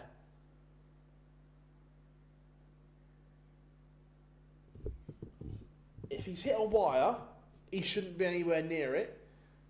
If he's clattered off the flight, again, he shouldn't be anywhere near that. And Dobey makes him pay.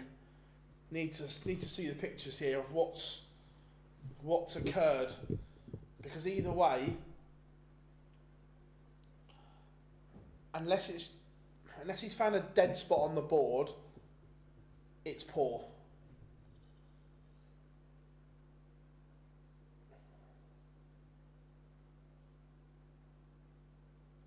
Need to see a replay. I can't see what he's hit. I can't see whether he's hit the flight or the wire. Normally Keytan are exceptional at giving us a replay. I'm sure, yeah, Wessel's holding up the dart like that. I'm sure they'll give us a replay in a second.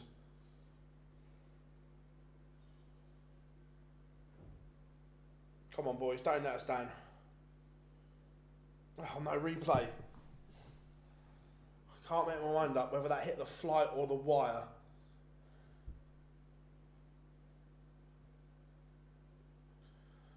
Chat room, those that are watching, what do you think? Did it hit the flight or did it hit the wire?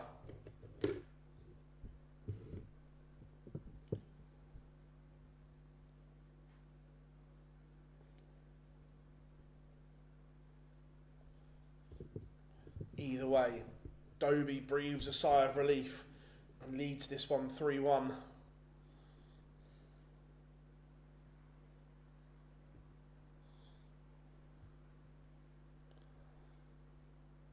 It was a darting disaster for Wessel, that's what it was. And now Dobey is threatening the double break.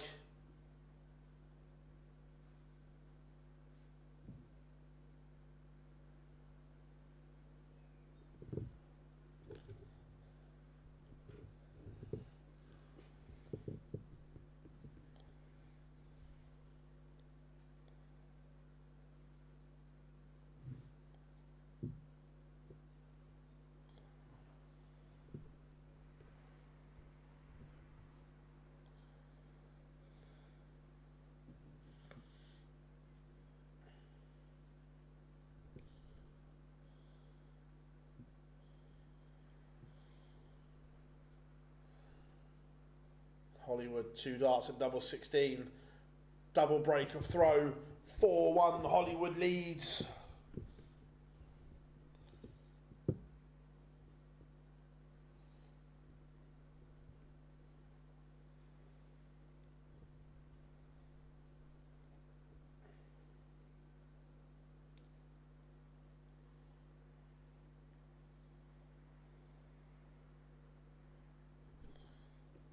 Wessel Nijman needs to try and find something to turn this one around, where at the moment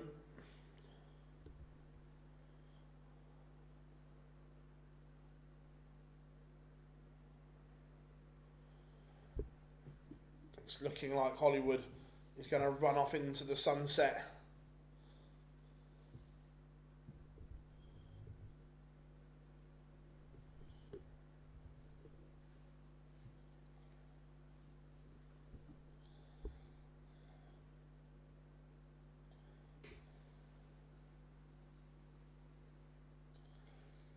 130 for Dobey for 5-1.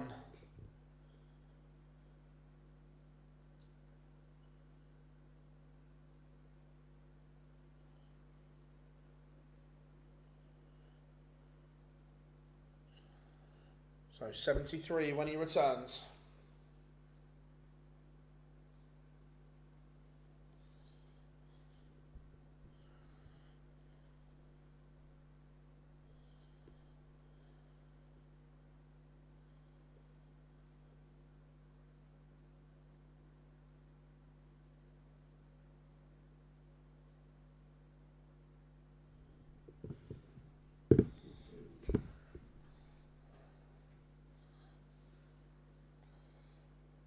So Nijman is in a world of trouble now. We saw Schindler come back from 5-2 in the last one. Can Nijman come back from 5-1? You would arguably say no at the moment because Hollywood's averaging 96.5. You would expect him to carve more opportunities.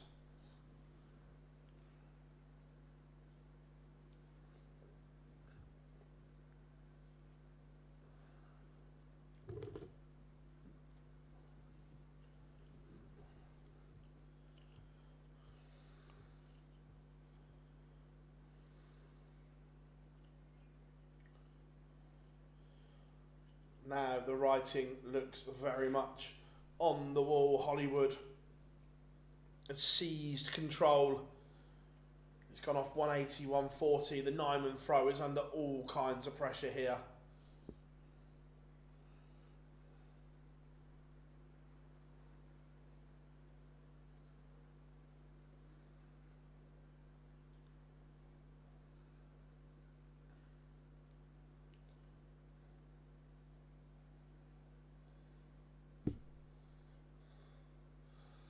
Dobey, 136. It's not going to go, so Wessel still has a lifeline. The 128, though, you feel will have to go. Had to laugh about Billy Joe Saunders, another wrong, and couldn't even get. Yeah, he had access all areas passes. He could go where he wanted. But again, he should have been allowed in because he was the Conor Ben representative to check the wraps. And Dobey seals victory, a 6-1 winner over Wessel Nijman. And again, Dobey did it when it mattered.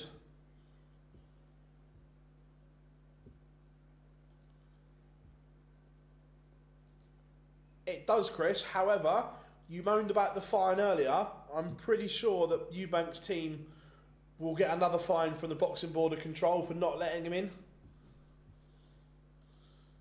Because he was the designated representative. So I'm pretty sure that he'll get another fine for it.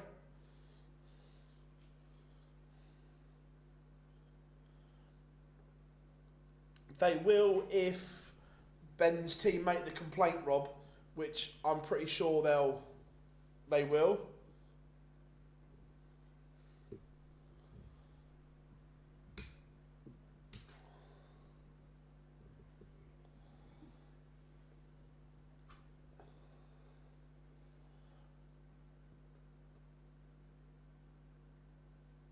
Oh, about the Eubanks. I don't know. They are very, very, very money driven. Eubank Junior. So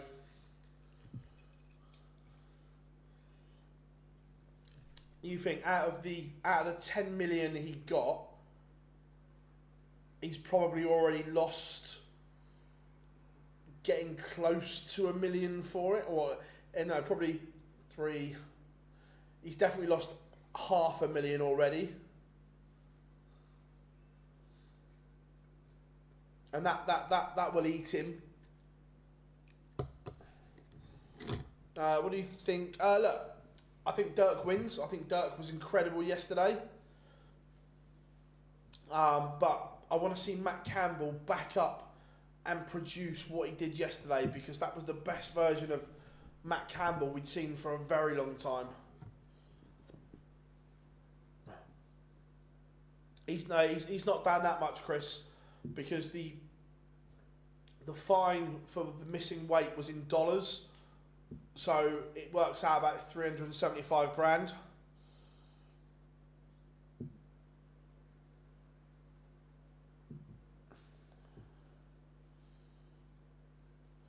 Yeah, 100%. And look, I think Dirk will win. I think Dirk's been superb, back to his very best. But I want to see Matt Campbell back up what he did yesterday, because that's the version of Matt Campbell we've been crying out, and screaming for. What did it keep fight? But again, it's $500,000. So the 500 figure is right. They're just not done the dollars to pound.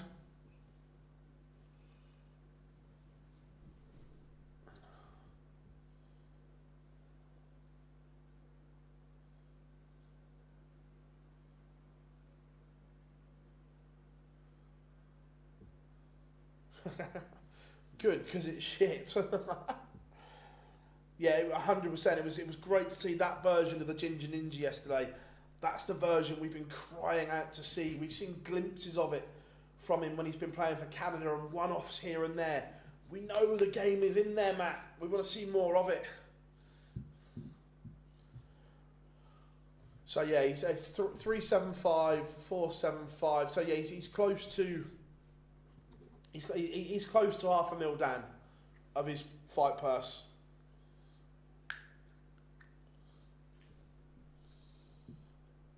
But when you're getting 10 mil, I suppose.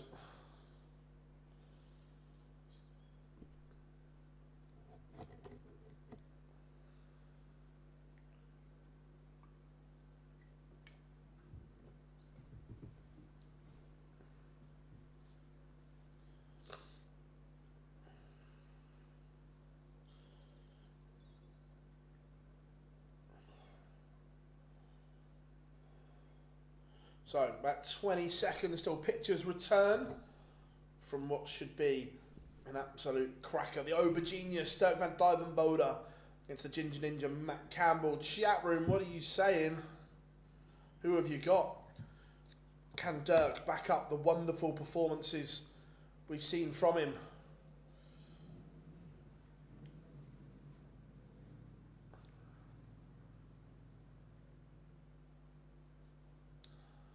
Yeah, it wasn't, Rob, but look, they've hired the stadium, and that was the colours of choice. But I tell you what though, how good did the lane look last night?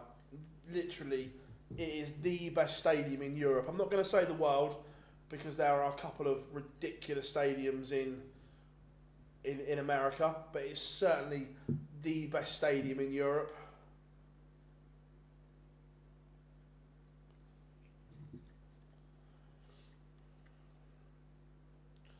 Dobey front nine average of 111, that is very good.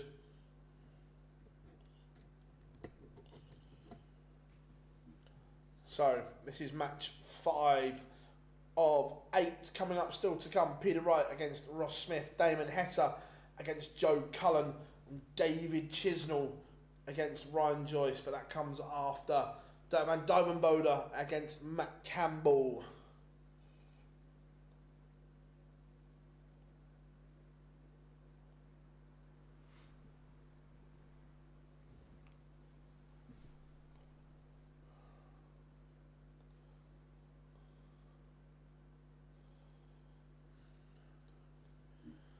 Swissville back in vision.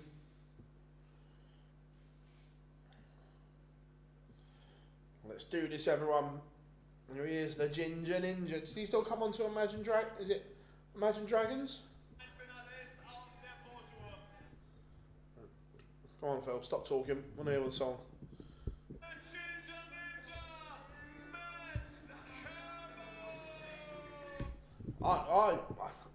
I'm on top of the world. I like Matt Campbell's walk on. I'm a fan.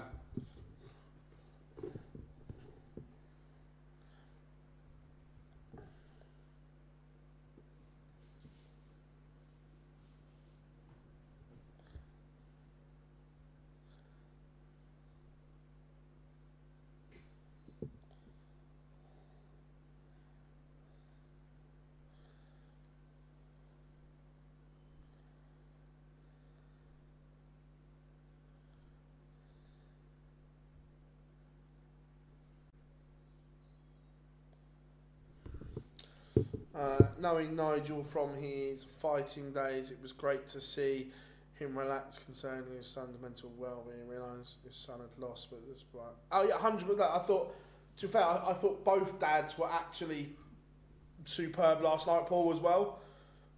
I thought they were both very, very good. That's why I don't think we see the rematch, because I don't think Junior can make 160 anymore. The whole rehydration clause is a different argument, but 160 is the weight he'd been fighting at for his last, I think it was 5 fights, and ultimately he missed weight. So 160 may be too much of an ask the older you get. Now, Conor can't fight at 168, so I don't think we see the rematch.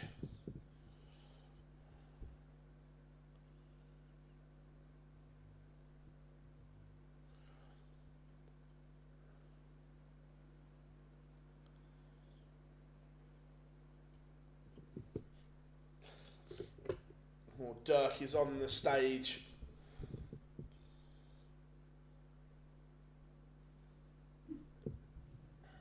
Turbocharged.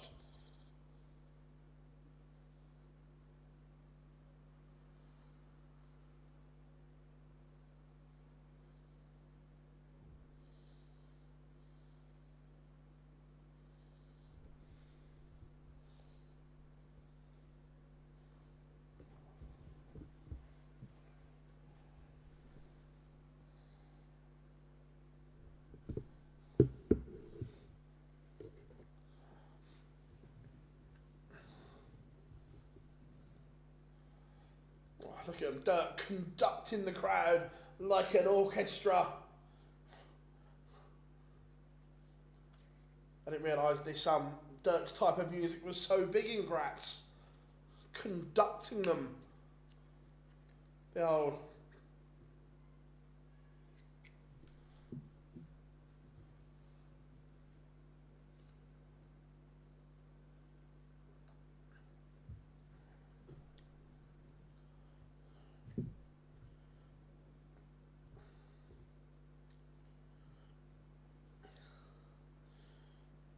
Mr. Operatic referee Franz is back on the stage. Gone from one extreme to the other. We've gone from Dirk's, I don't know what you'd call it, to Operatic.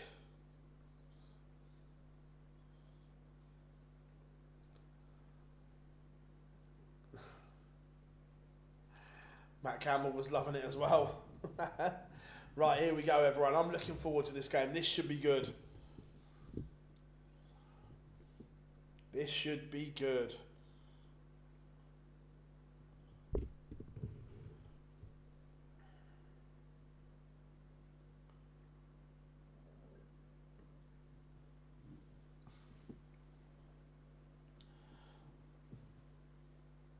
And game on.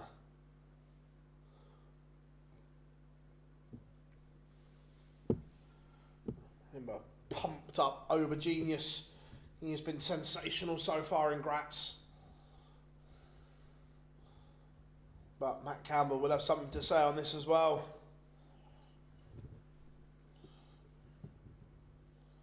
But the first Nessendormer 180 is about to be bellowed out.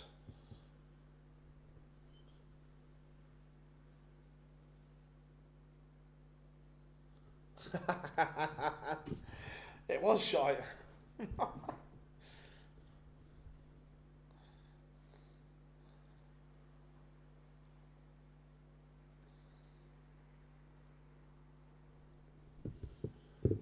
So, Dirk down to a finish, but Matt Campbell can leave something lower here. He's disappointed. It feels it should have been less than that, but will it matter, or is Dirk going to take out the 160 he wanted?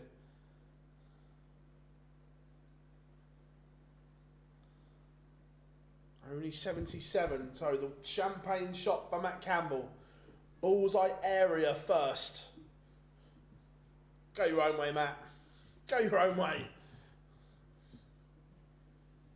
Again, just a little bit nervy on the setups here. 83 for Dirk, treble 17 for double 16.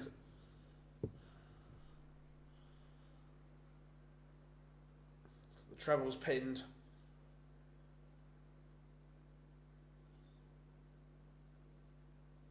And the Overgenius makes light work of leg one, very tidy from Dirk.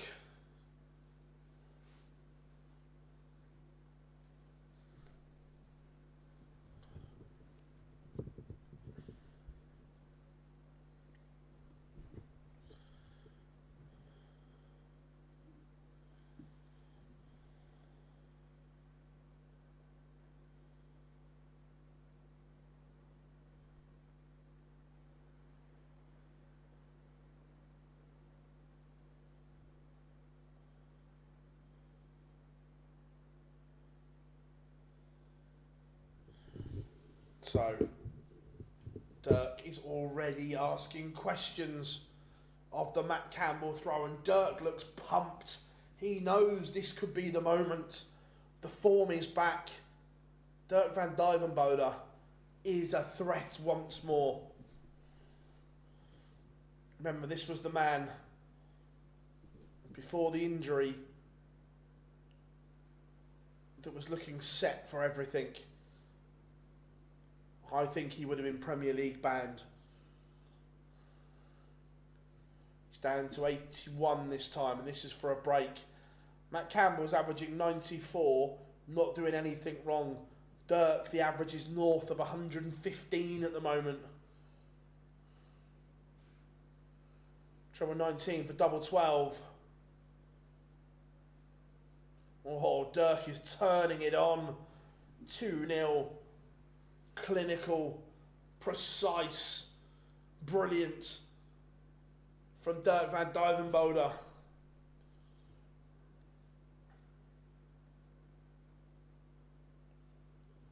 This is vintage.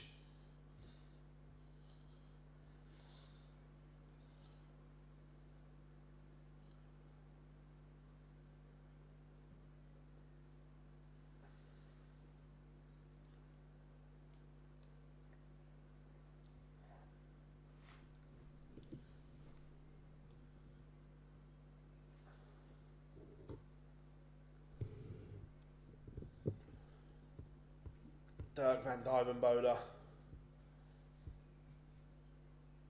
is going to take some beating, not just in this game, this tournament. Matt Campbell is going with him though, and I'm pleased that this is the Matt I wanted to see. This is the Matt Campbell that should be ready to be a top player, not just a floaty mid-card player. He's better than that. And he's showing it as well. He's pressuring Dirk here. I'm loving this. He's upped his average to over 106. 82 to get a leg back. Dirk sat on tops. Should be bullseye first. 17 for tops. Tops for Campbell. Ooh. And they're just the slight chances you have to take, because you would expect Dirk to come back and take this.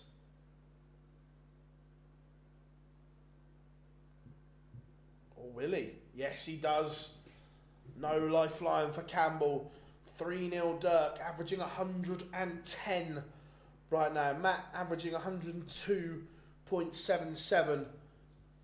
What a game this is. I want to see how close the dart for Campbell was at tops. Oh, it grazed the bottom wire. Couldn't have been much closer.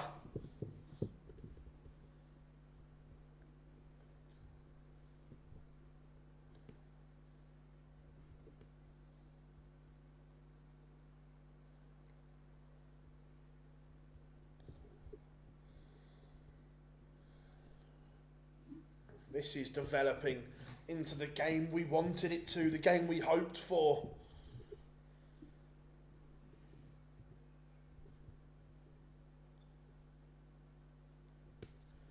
Carry on, gents. Carry on.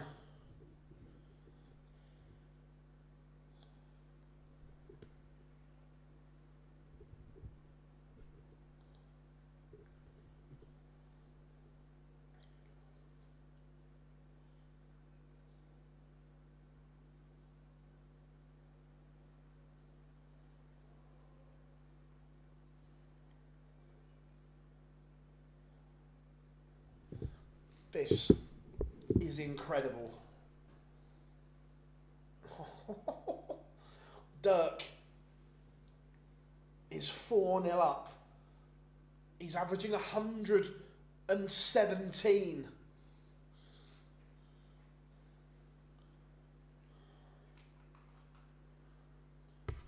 Look, this version of Dirk is a danger to everyone.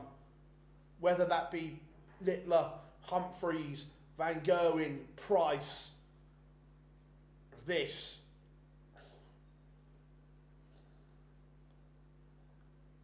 is brilliant.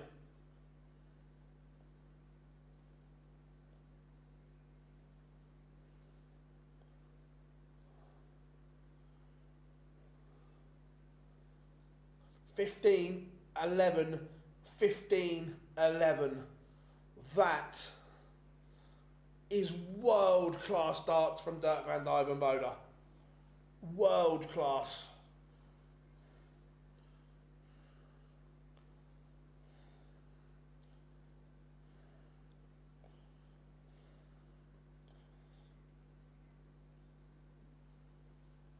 And look, if he continues to do this,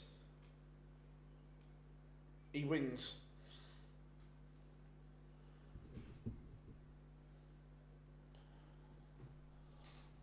Matt Campbell is averaging 103 and getting walloped.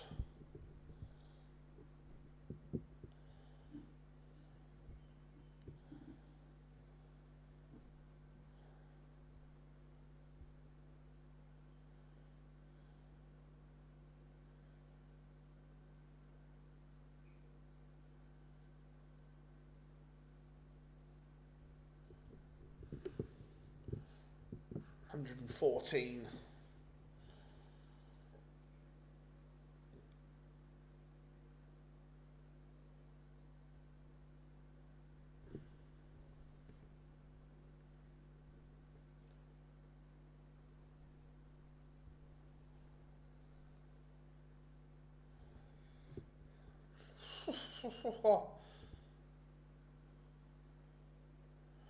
A good ballistics engineer would soon sort out the homing beacon on dirt starts.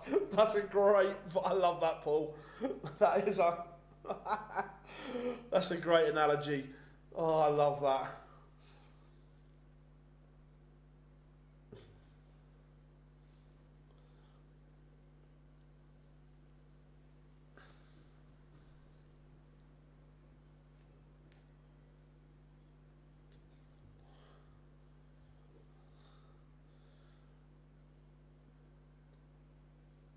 This is mad. Matt Campbell is playing beautifully here and getting absolutely his arse handed to him.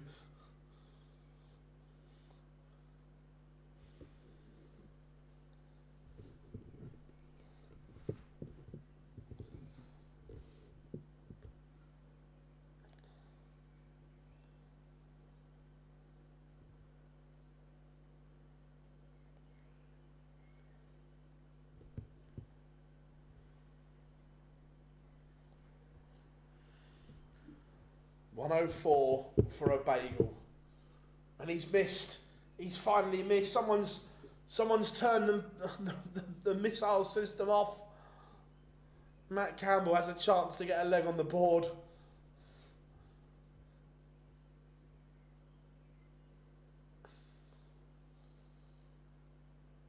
Yes, Matt didn't deserve to be whitewashed there. He has played lovely. It's just Dirk's not missing.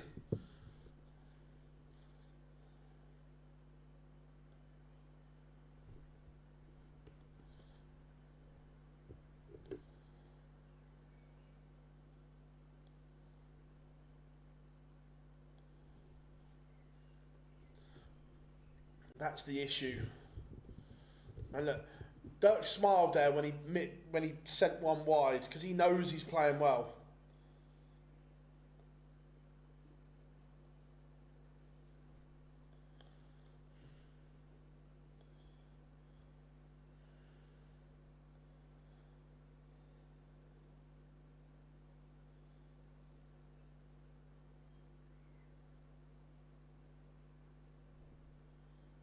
But this is what we like.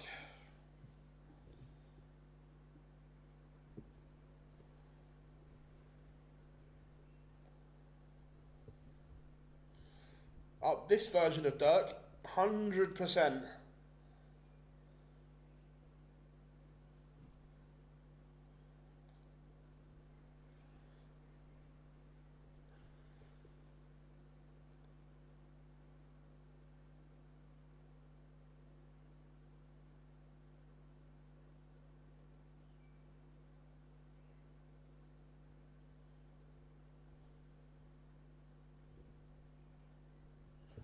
Man, can Dirk seal the deal?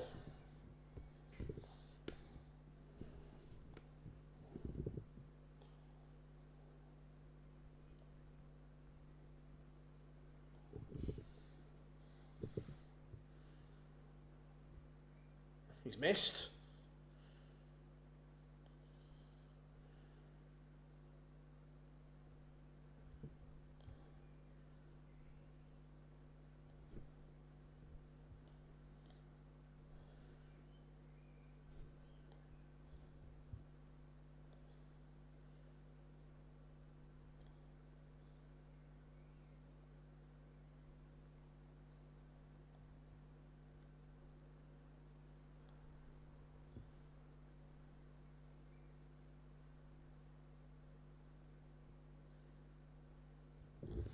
Another leg back for Matt Campbell. Mismatched darts for Dirk. He's livid. Livid with himself.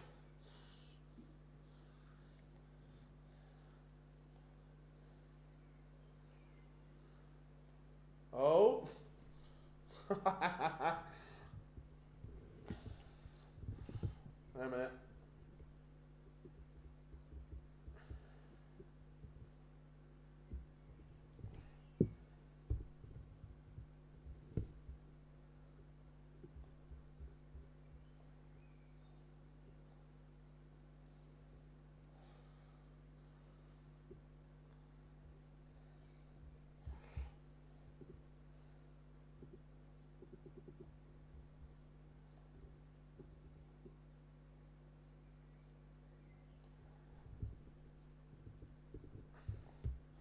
Mr. Campbell, I think you'll be getting a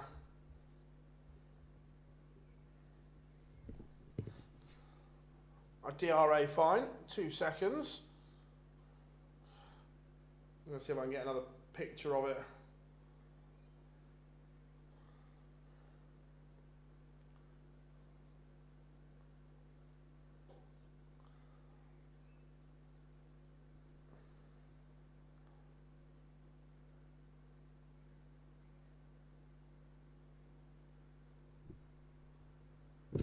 Got it.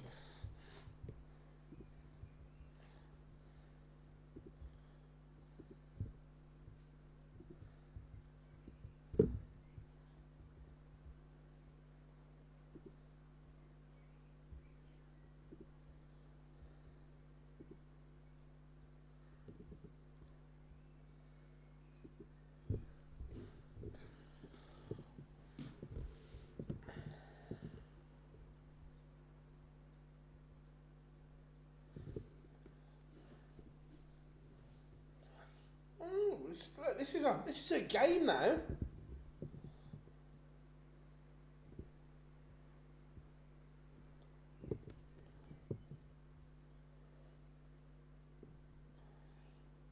Dirk just needs to recompose himself here.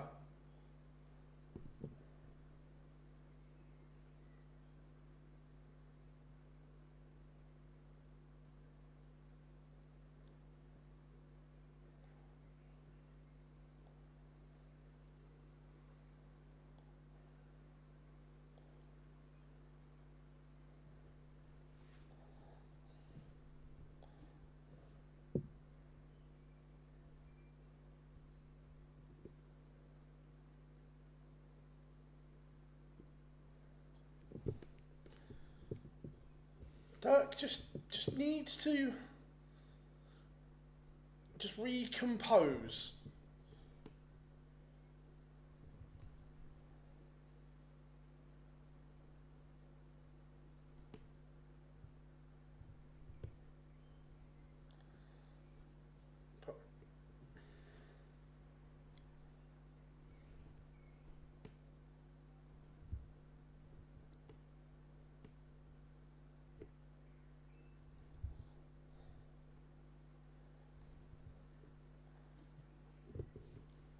Remember, Dirk was 5-0 up.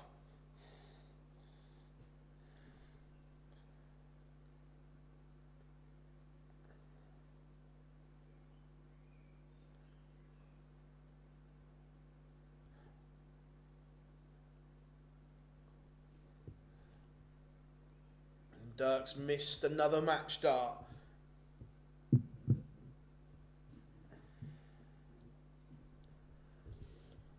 Campbell is making this interesting.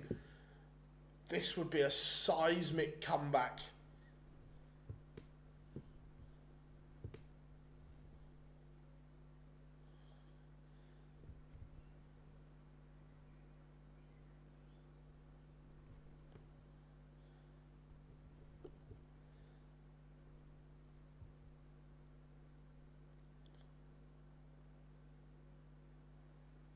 Yeah, the homing beacon's had a little wobble, isn't it? But look, considering, although he has had a wobble, he's still averaging the best part of 103 here. That shows how well he played, or plays.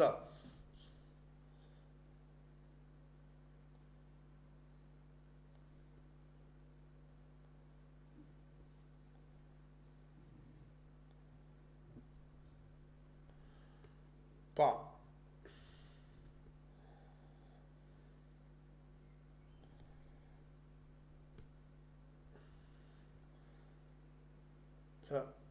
Dirk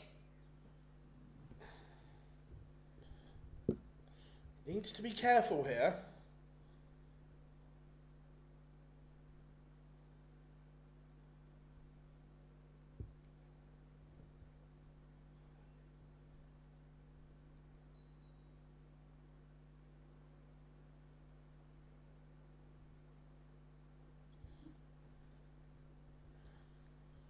But Dirk, chance here.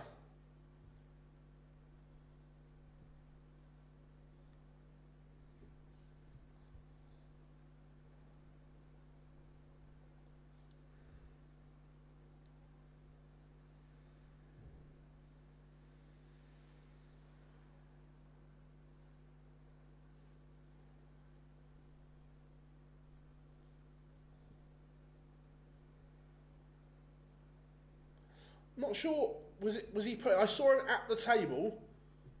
That is an incredible way to win it.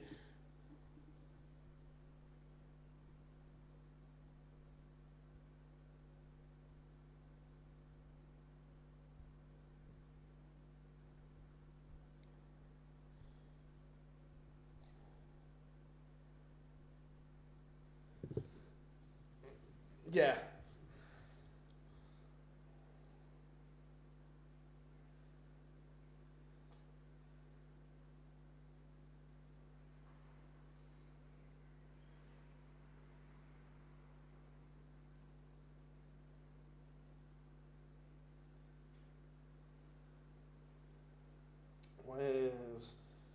Where's my picture I'm looking for? There it is.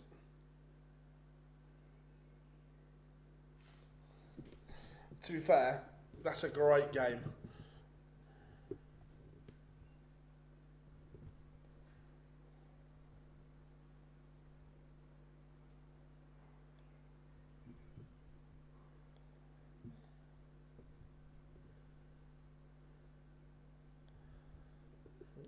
Brilliant stuff from Dirk.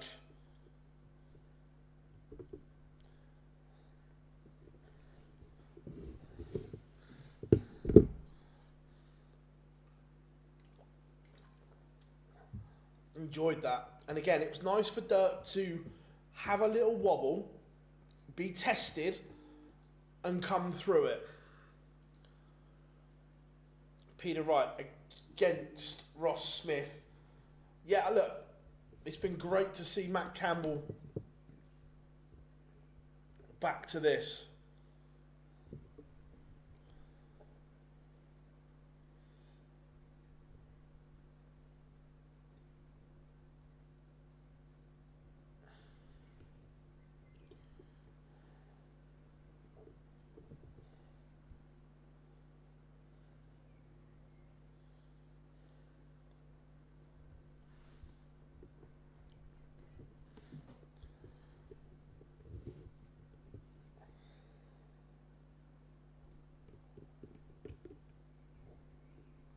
Look at Dirk. Dirk's loving life up there.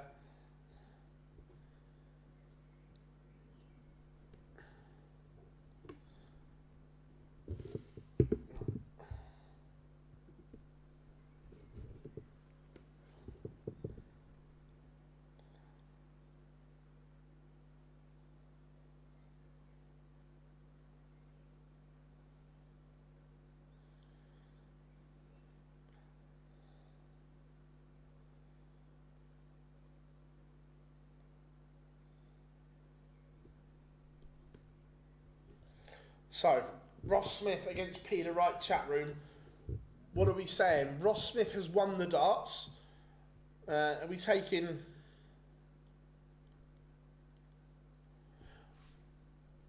Are we guessing darts and colour of the hair again today? What are we...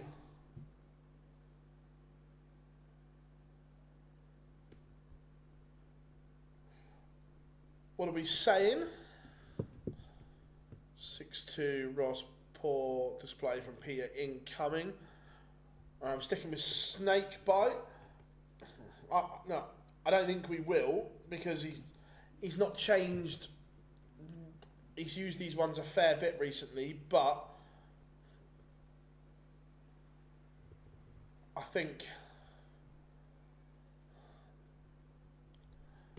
don't think those darts are the ones, shall we say. I'm not sure it's his best equipment. But everyone, if you haven't yet, please drop us a like and subscribe as well, as we try and get to that 43k mark. And we can only do that by you guys tapping the little subscribe button.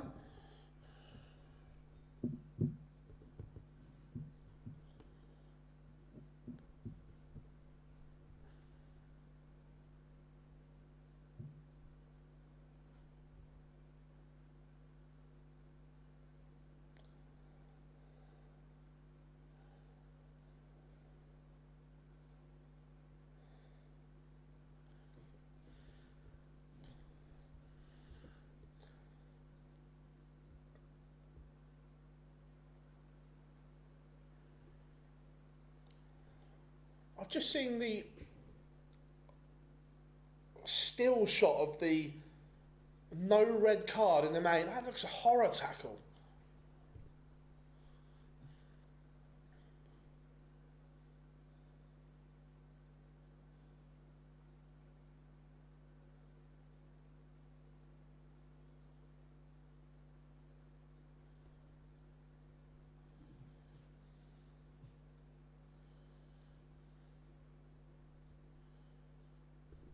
But we have got about 1 minute and 40 seconds to go, folks. Peter Wright coming next.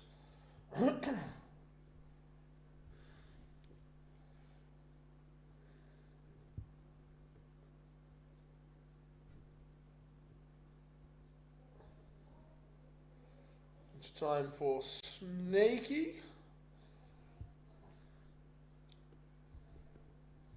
So, dart change or no dart change? That is the question.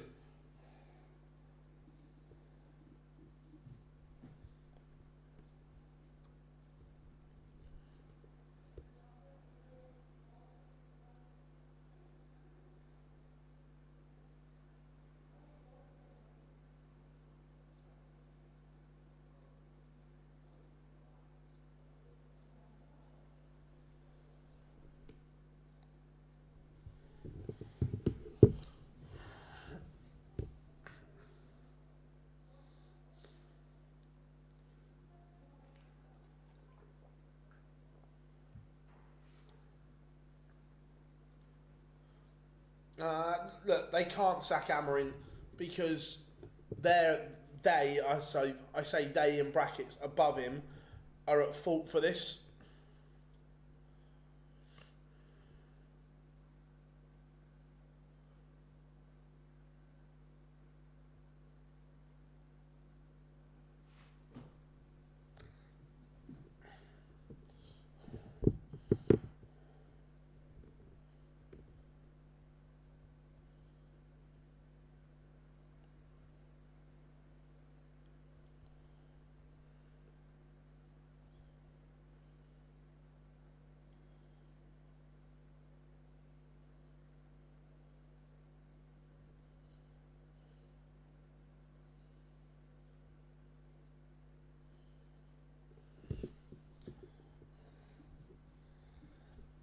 So pictures are back. They're just showing Dirk's explosive finish. Dirk's front nine average, 119.57. That is world class. I've only seen the still, and I get stills make it look worse, but just from that still, I've seen people sent off for less.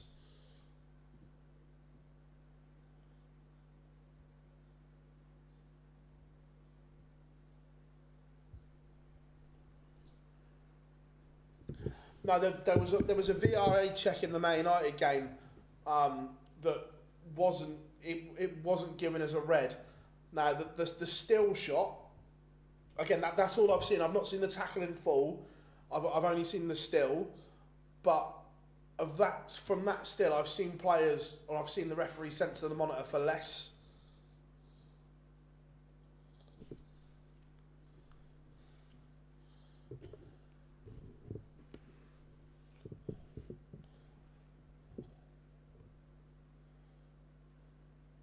But Mr. Brzezinski is back, so we are ready to go.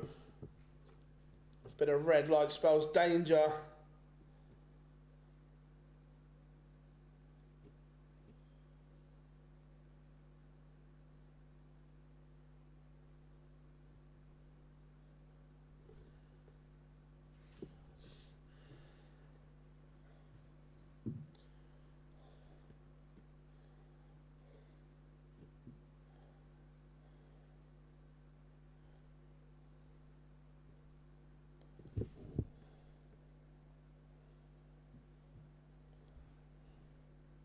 Alright, cool mate, I'll have a look.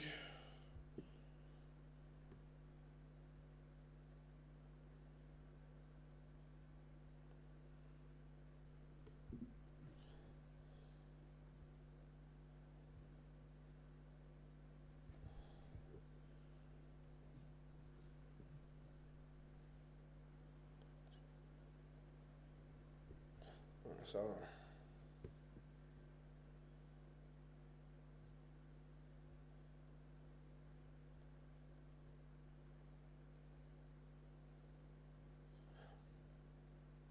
yeah, granted, the video. Yeah, the video looks alright. So I'd only seen the still.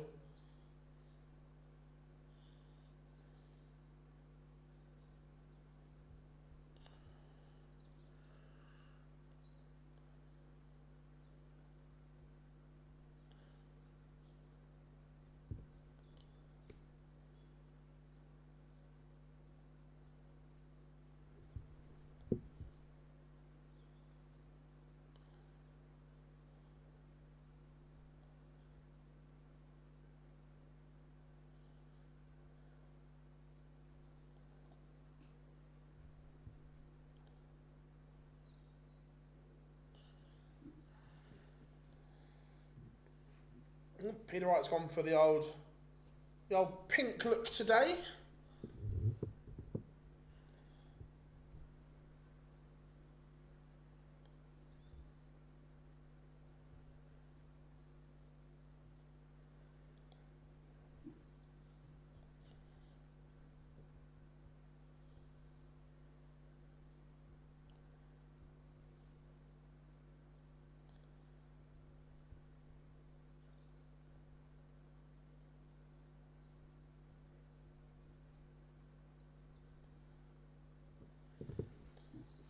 So, Peter on the stage, as is Ross Smith. Smudger has the darts. So, as the Peter Wright music says, don't stop the party. This should be good. I'm looking forward to this.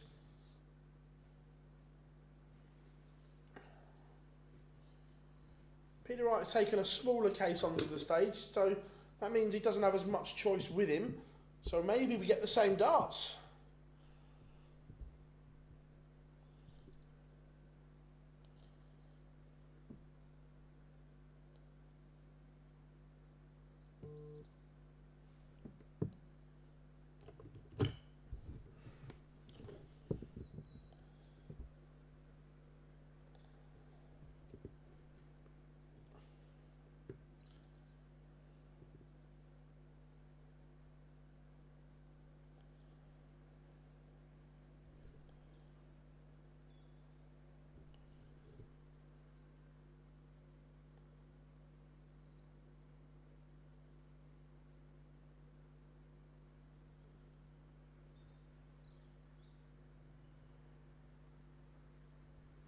Right, let's do this. Let's have a look at the Peter Wright equipment.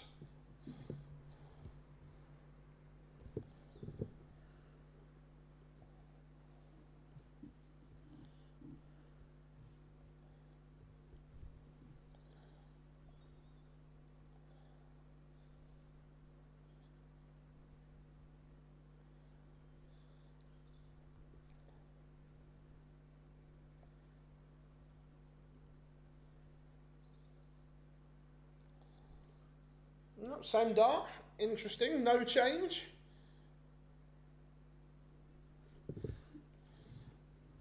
But he started very, very well here, Peter Wright. He has the Ross Smith throw under pressure.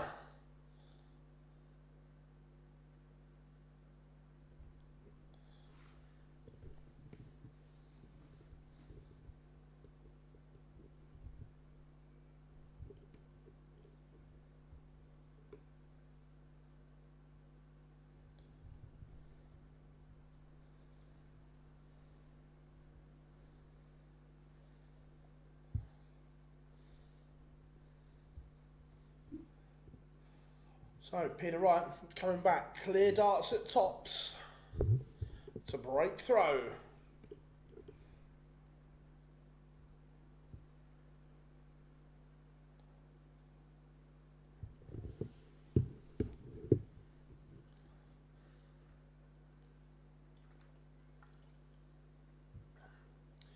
Which is exactly what he does. 1-0 to Snaky. And Peter Wright is playing fabulously. How are we doing? Nico, hope you are good.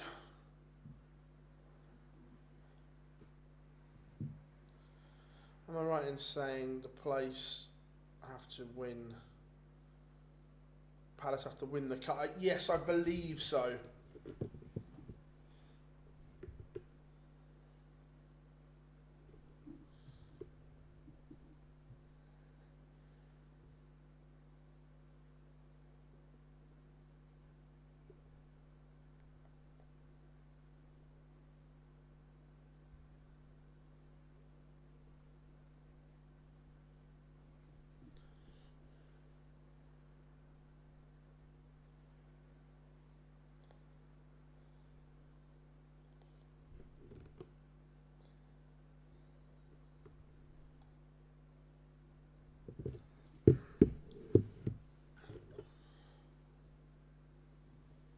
Peter Wright is just opening himself up for a potential break back here, but Ross Smith can't find 2 treble 19, so just eases it slightly from what it should have been.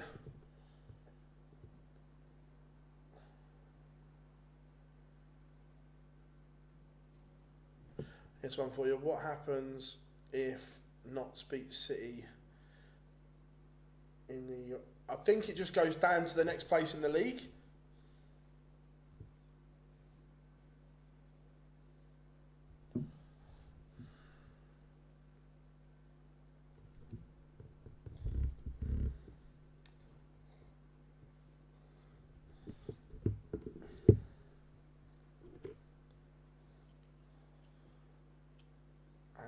Ross Smith does instantly break back. Oh, Peter Wright's good work in leg one, undone.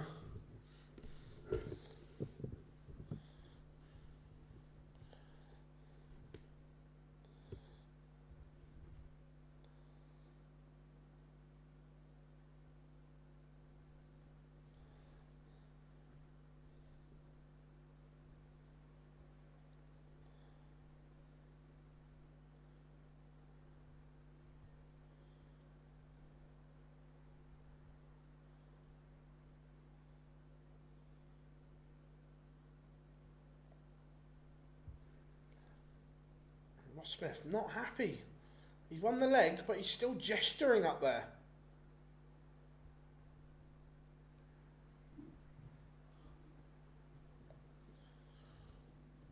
Interesting game, this one. Neither player particularly happy.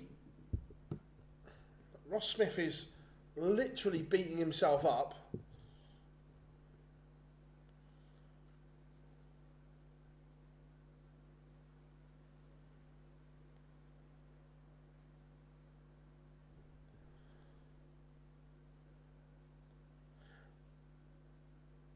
Are they annoyed with each other? No, it looks like themselves, Nico. It's not. They're not annoyed with each other.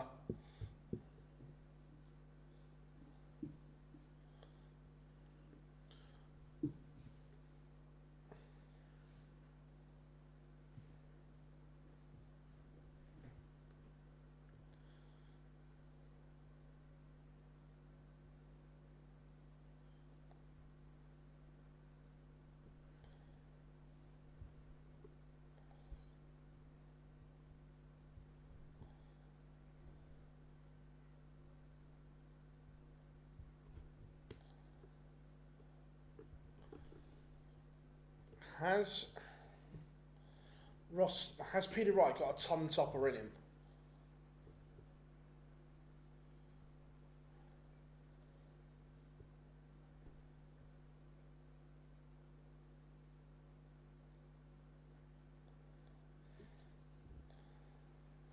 Yeah, Ross does do it all the time, and I don't think it's a good thing either, because he gets wrapped up in it, and instead of putting it to the back of his mind, and he's missed here as well. So Peter Wright, for 3 breaks of throw in a row.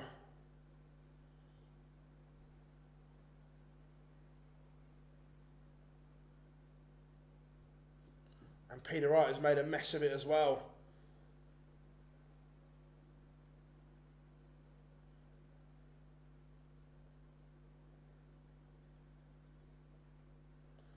And Ross Smith does lead in a frustrating game for all around.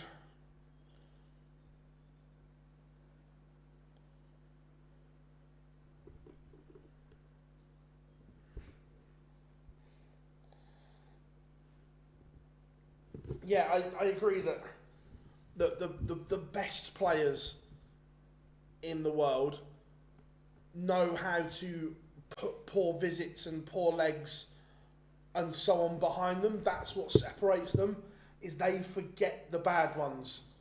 They don't dwell.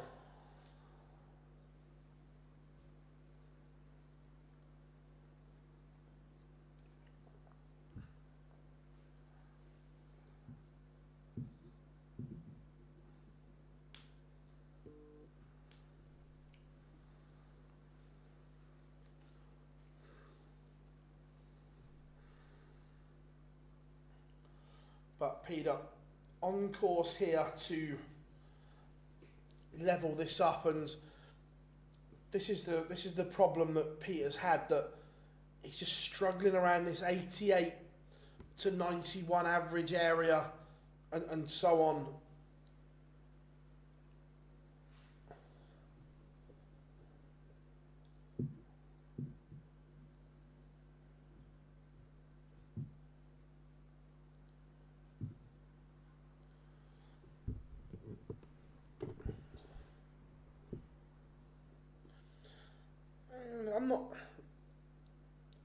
I'm not sure. I think you can, maybe at the moment, but I think you can learn to be that. I look at the potential of what the top 16 looks like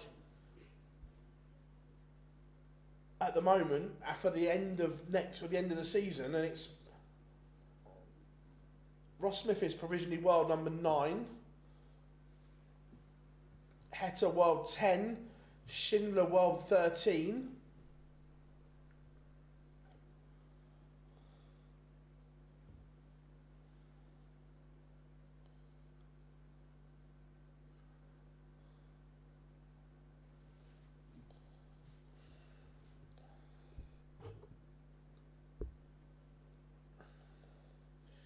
It is 2-all.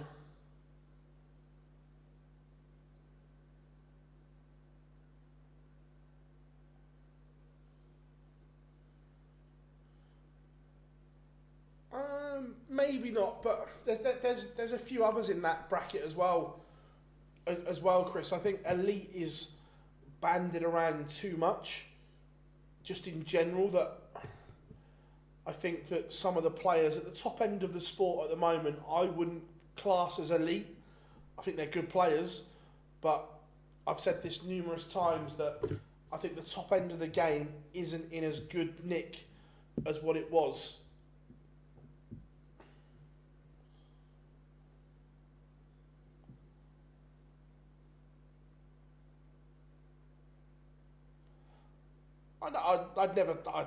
I wouldn't say that Ross is better than Chris. No, 100%.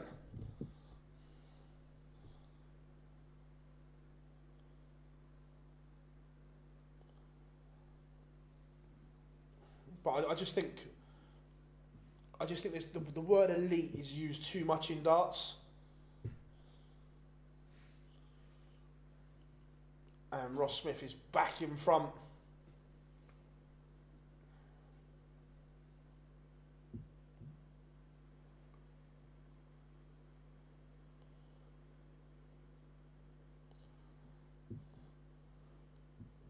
Peter Wright still has work to do here.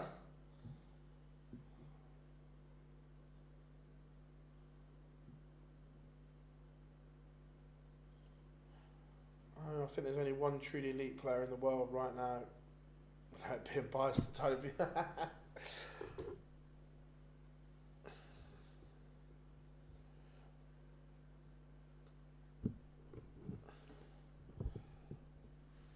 Ross Smith. A maximum here would make things interesting. Even 140 still.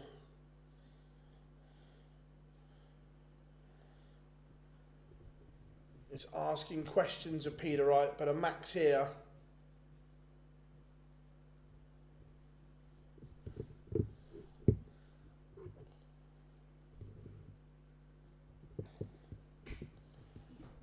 Ross Smith down to 121, but Peter Wright is going to get a look at the 130.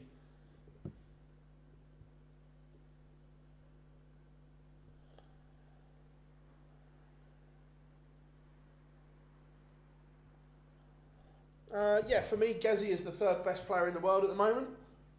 I don't disagree.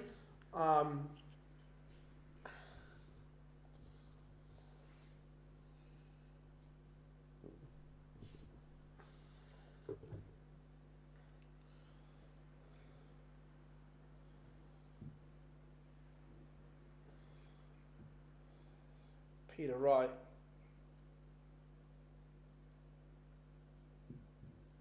Needs this to go and does level up. Was just getting a little bit worried there for a minute.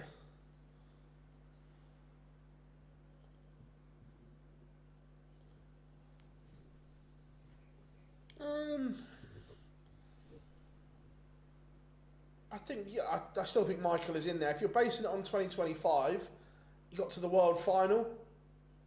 Don't get me wrong, he had a wobble. 100%, but I think he's come out the other side. I look at the top 10 in the world. In my opinion, there's only 3 elite, what I'd call elite, in the top 10 in the world. The rest are all exceptional players, but are they elite? Not for me. That elite category is the best of the best.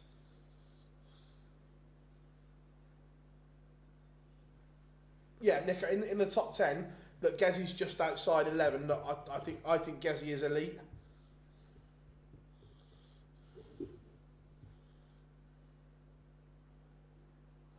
No, I think Nathan's world class. I don't think he's that.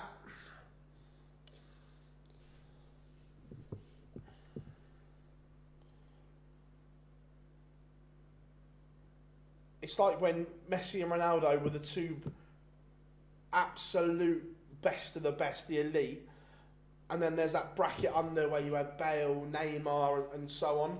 That Nathan's in that bracket for me of an amazing dart player, but that upper level is reserved.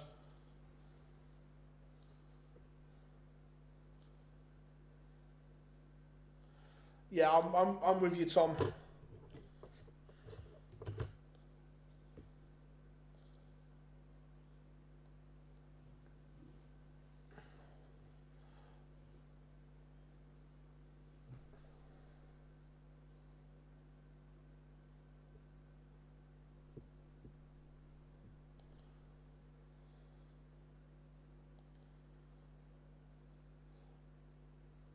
Ross Smith back in front.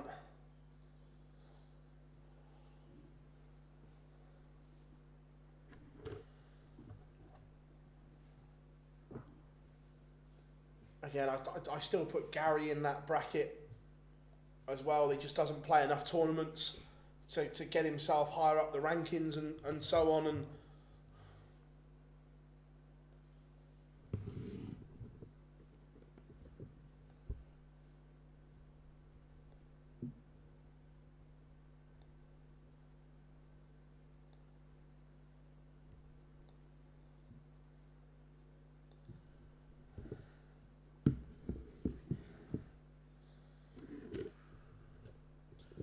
Peter Wright levels it up 4-all.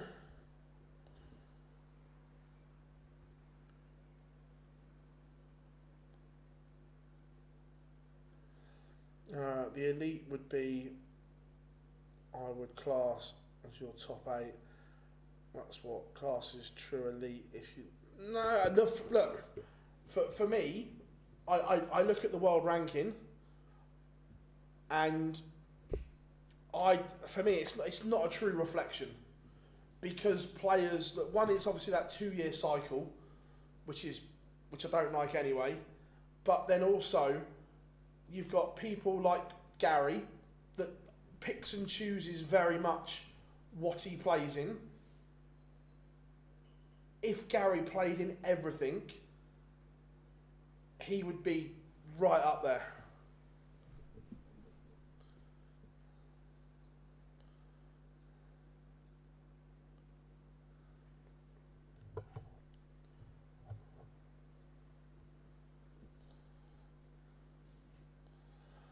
For me, Gary, it's like he has to want to do it. Where, look at the Grand Slam last year, he wanted that, the desire was there, and he was incredible. It took one of the performances of the year to beat him, and so on. So for Gary, it's all about mentality and win, like that want to win. The Grand Slam means more to them than anything. He rocked up and he was sensational. When that drive isn't there, he turns up and he's like, we'll see, we'll have a laugh, we'll have a joke.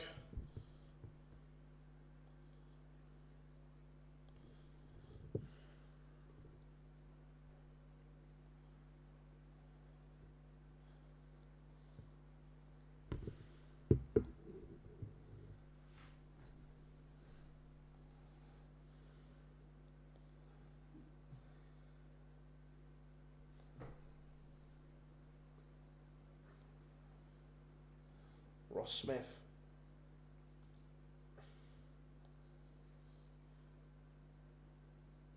Was wasted a huge opportunity, and Peter Wright has picked his pocket at the opportune moment.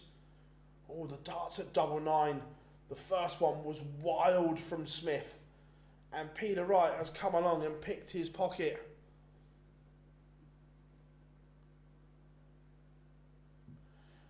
Yeah, and Rob, I think that comes back to the point of motivation, and where he's like, that can I be asked? If he was focused for everything, I think it would be better. Like last year, you could see that focus was there for the Grand Slam.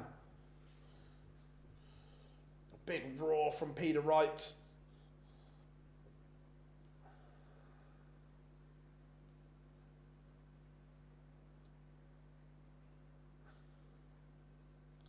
Yeah, Nick, I agree. I think the word elite is used too much. I don't think Nathan's disrespected. I think maybe by a few, but I think the people that know darts don't disrespect what Nathan's won in the game.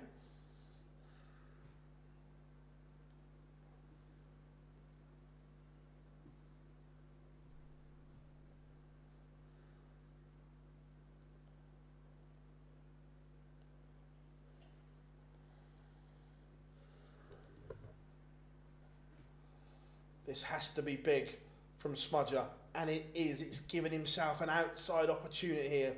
The 146. He's going to get a go at it, but Peter Wright is going to be something a lot lower. He leaves 96 again. Deja vu. The 146 will not go for Ross Smith, so Peter Wright is going to get a match-winning opportunity here.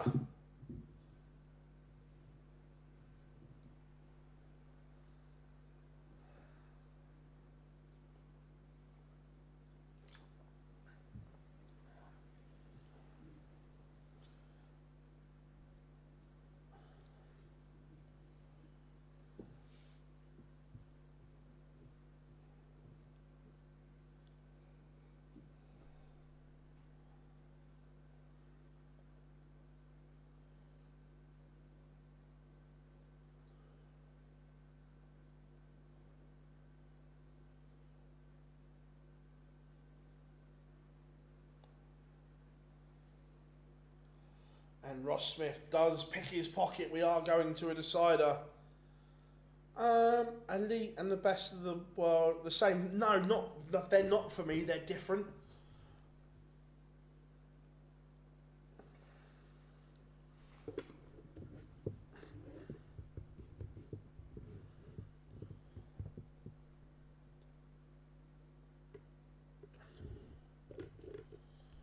I think the best in the world and the very elite are different things.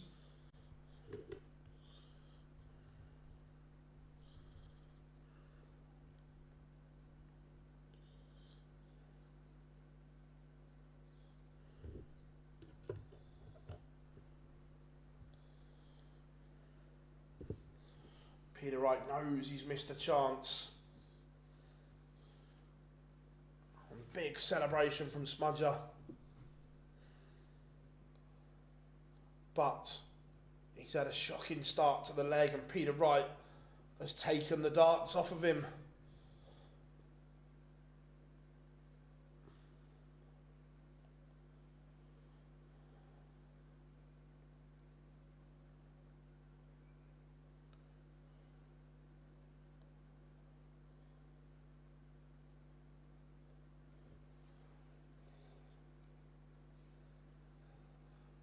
No, see, the elite to me are players that have gears that no one else have.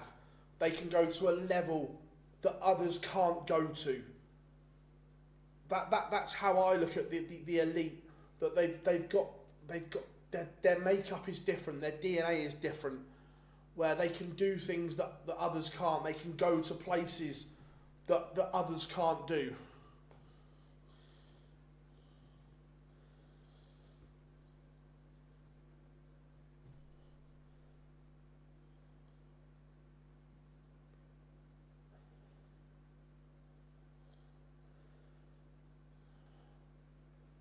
both of them making a bit of a mess.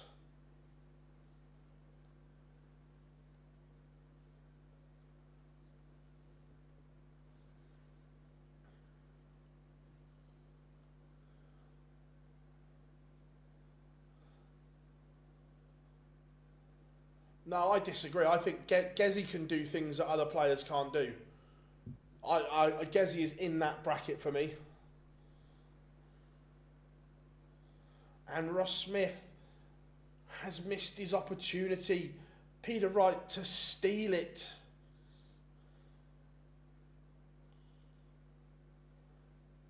Oh my.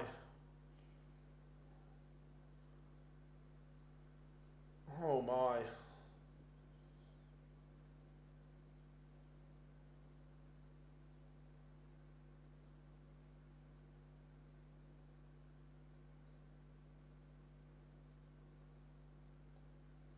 And Ross Smith has fallen over the line. Absolutely fallen over the line.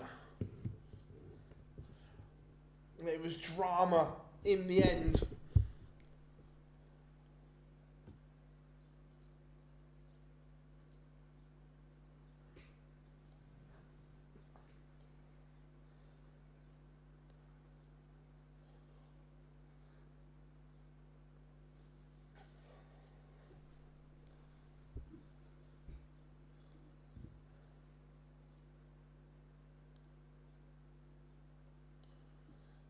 It was a slugfest in the end. Both of them, you can see, are frustrated with their own performances.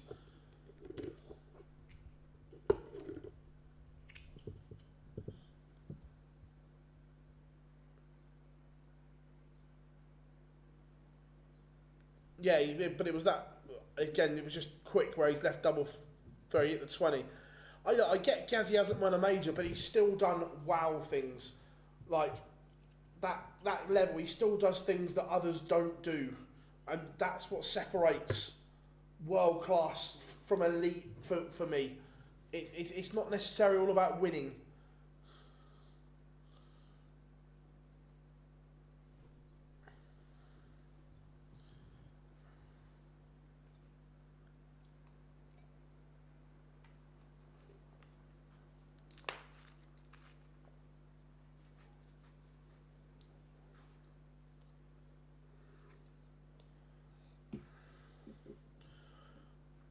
Yeah, Nico, that's the I look at that as well. That no, I disagree, Chris. I get Gezi has done, like, how many players have hit 2-9 darters in one night? Him and Phil. The manner of some of his performances, for me, Gezi is right up there.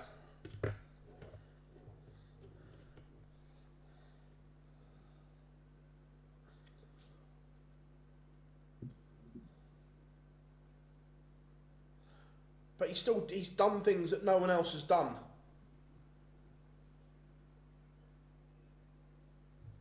Gezi is an elite operator for me.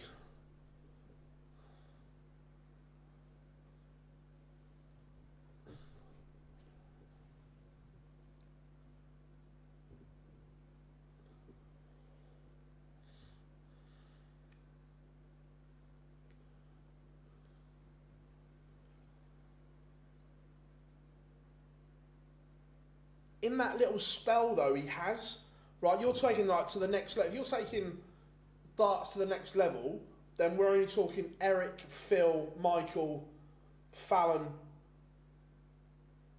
Did Humphreys? Arguably not. Littler. If you're going on purely that, but for me, that's not the thing. That in the moments and what he's done, Gezi has elevated the sport.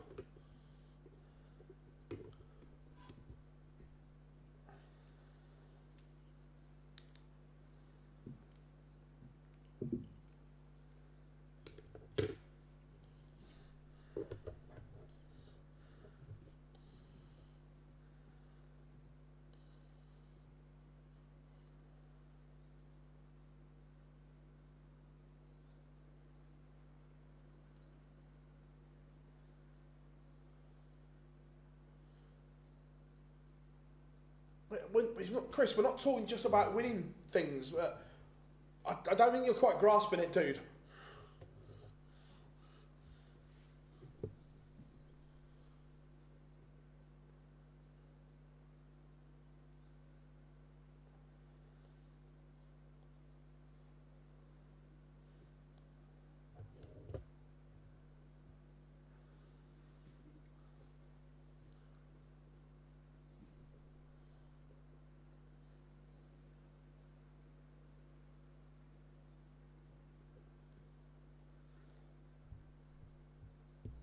We have got about 5 seconds till pictures return. Damon Heta against Joe Cullen.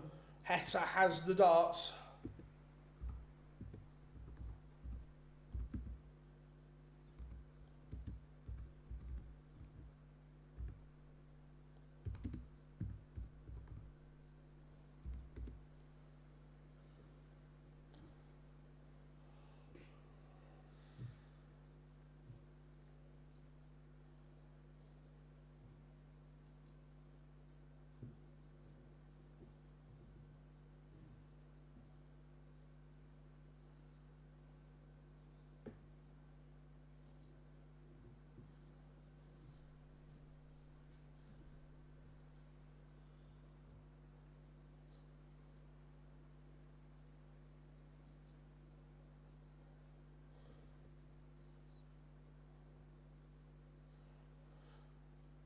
Gezzy's highest average on TV, 117.88.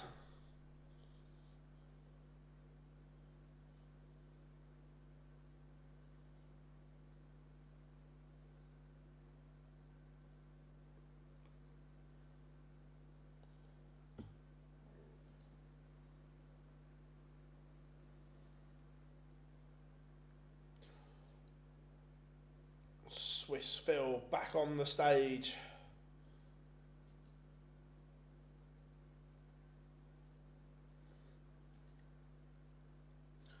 We are ready to rock and roll. Damon Heta against Joe Cullen. Interesting to see what version of each player turns up. This could be brilliant, or it could be stinky, or it could be somewhere in between.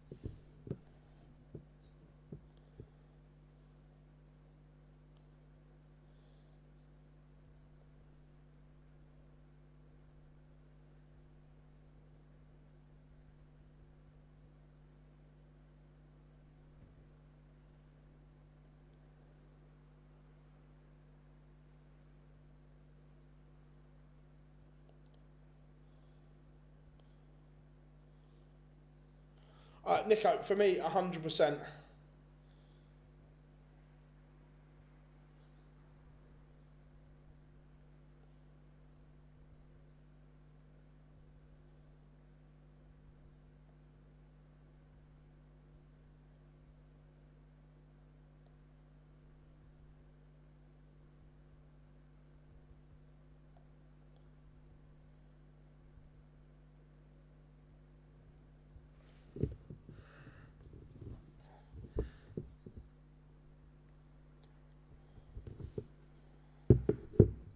Here comes the heat.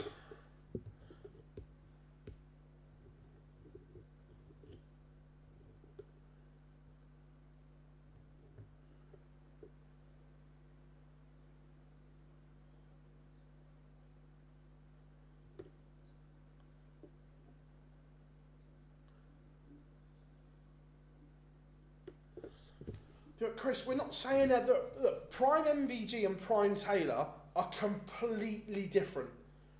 Completely, because they're the best two players the sport has ever and maybe ever will see. So that's a completely different argument, because you're talking about the best two players ever to throw tungsten. Ever. No, in spells, shut up.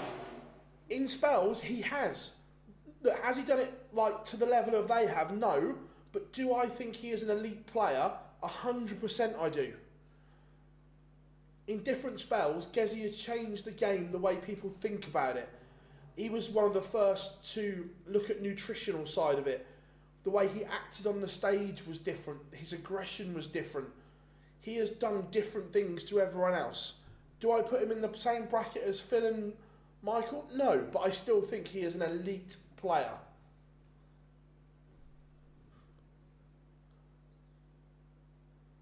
I put them, are Gary and Peter both elite? Yes, 100%. I would have them in that bracket.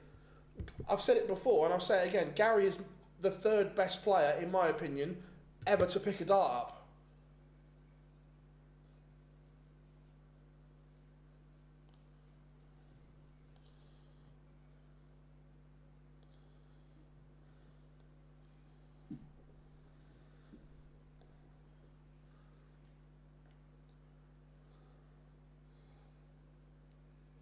Damon Heta has the darts and is underway.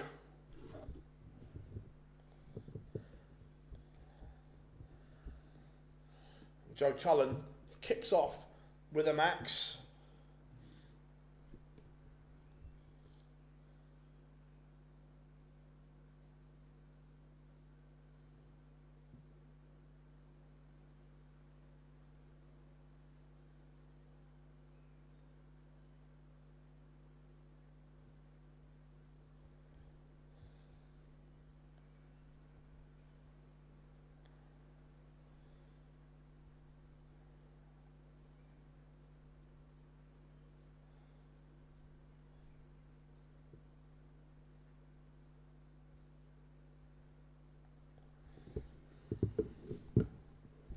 Afternoon, Mike. Hope you are good. So far today, Daryl Gurney beat Jermaine Wattimena in a very good display. Josh Rock fell over the line in a last leg decider against Danny Noppert. Martin Schindler came from 5-2 down to beat Kevin Doets 6-5. Dobey with a dominant performance over Wessel Nijman. Dirk and Matt Campbell served up an absolute treat. And Ross Smith has just won a last legger against Peter Wright, coming from 5-4 down. And we now have Joe Cullen against Heta.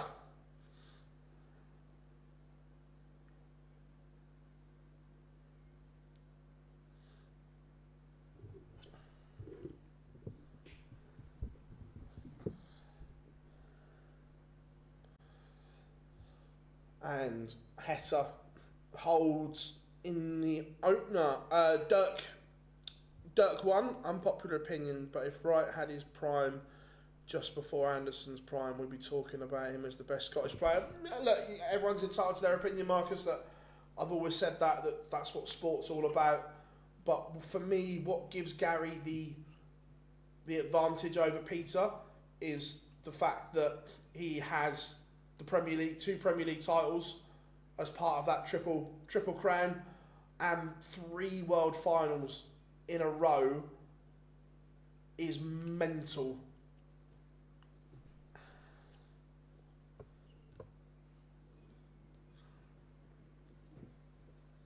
You know, 6-1 to Hollywood.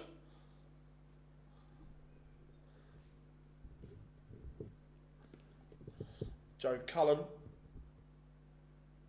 has the darts in leg 2, but Damon Heta is asking questions.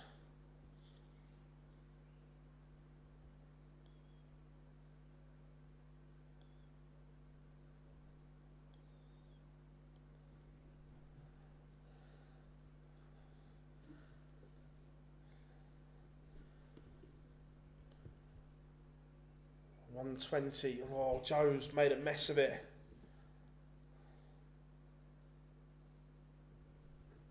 Absolute mess of the 120. So Heta is going to get a look at this 80 to break.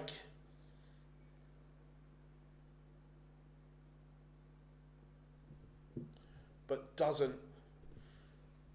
Cullen breathes again, but this probably has to go. 2 darts at double 16 and does. That should settle him down. He'll be annoyed that he made a mess of the 120.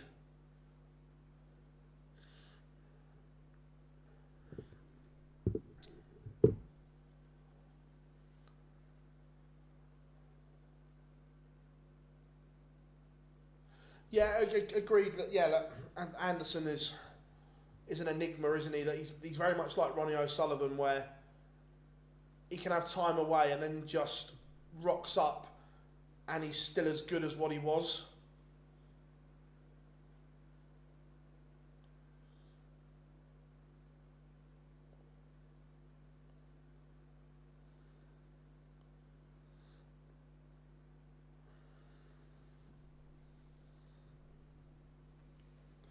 Oh, 100%. Peter blew some golden opportunities against MVG.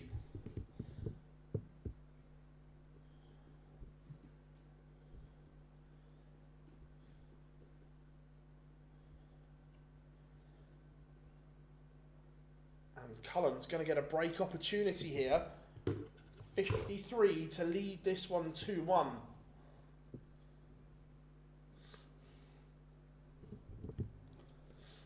And it goes, Joe Cullen is in front.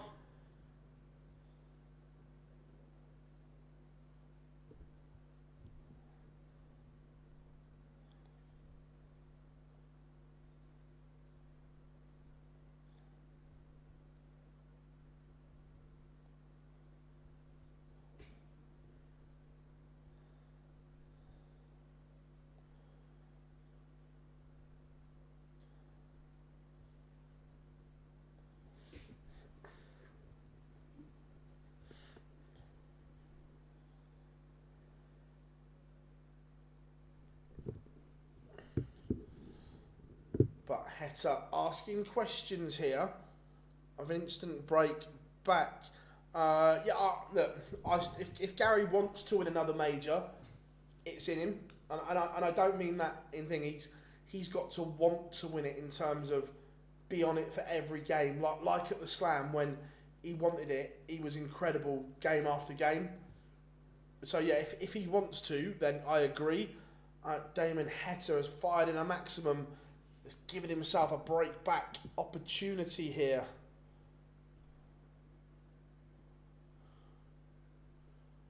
Ooh, but he's made a mess of it. Joe is going to get a look at the 170.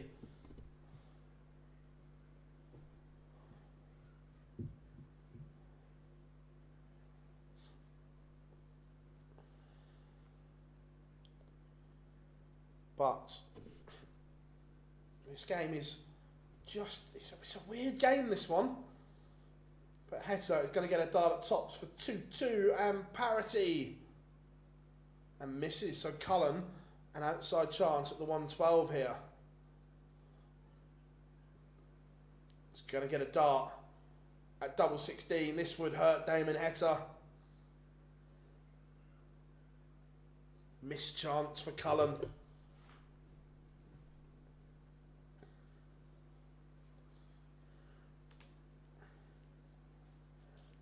And it is 2-2.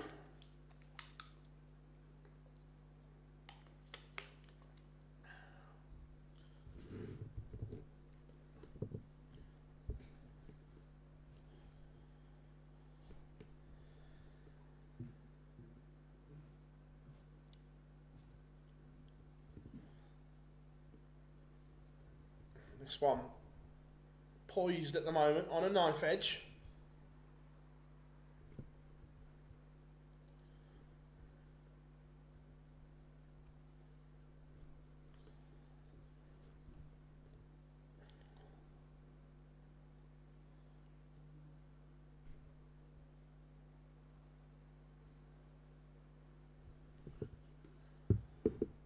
Heta from a leg behind. He's in cruise control here as he looks to go in front.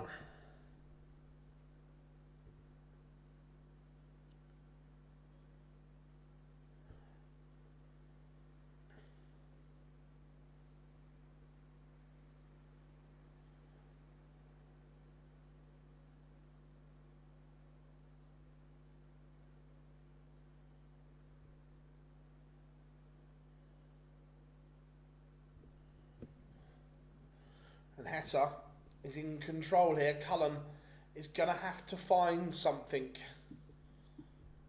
It's all a bit in and out, a bit hit and miss for Joe Cullen at the moment.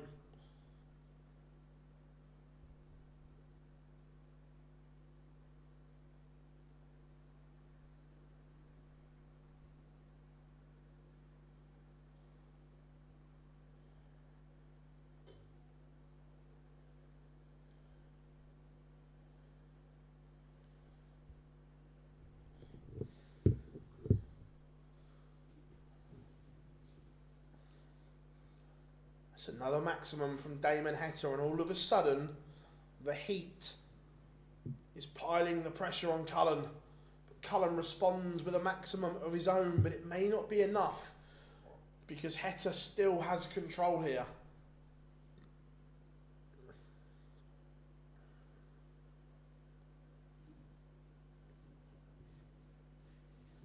Cullen needs another treble. It's a necessity. Can't find it. I know it leaves 120, but it's still only going to be one dart at a double if he finds a treble. But he's going to get a look at it. This is huge because Heta is poised. Massive dart this. That's brilliant. That's superb from Joe Cullen. The pressure was on.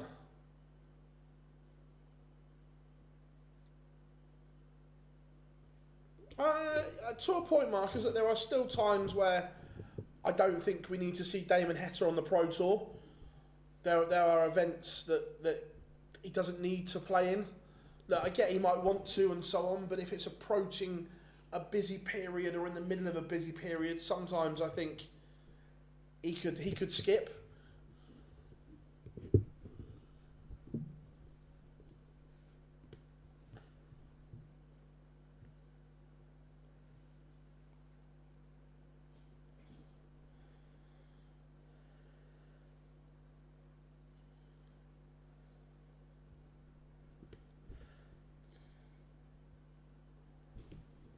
But Heta down to 84.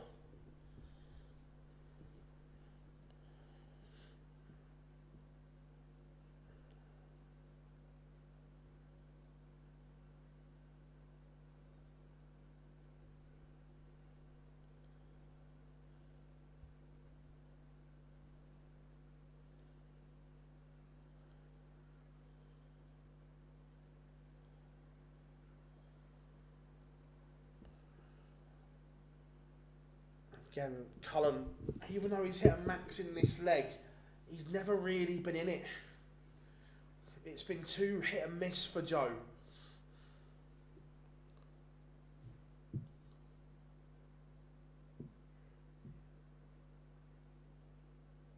Heta going to he is. I'll tell you what, 99 is not easy, but it's a chance he never thought he would get. 99 is tricky. Tops. Yeah, he's gone outside.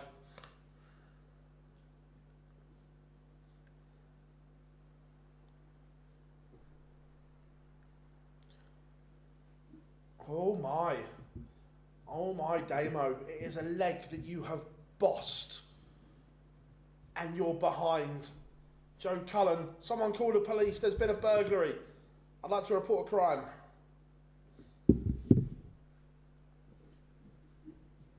He is an absolute steal from the rock star, but now he has to capitalise on it.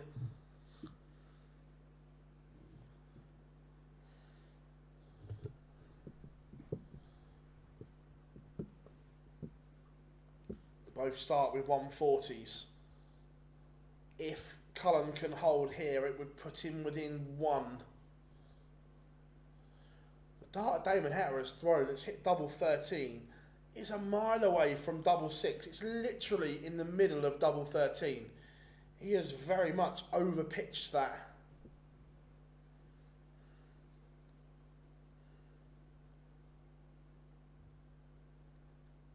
Cullen needed that treble, but Heta with a 140 goes favourite.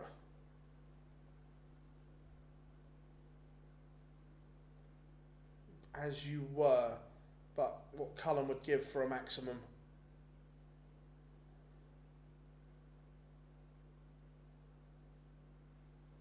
It's a good setup from Joe. 80 when he returns. What pressure will this be under from Damon Heta?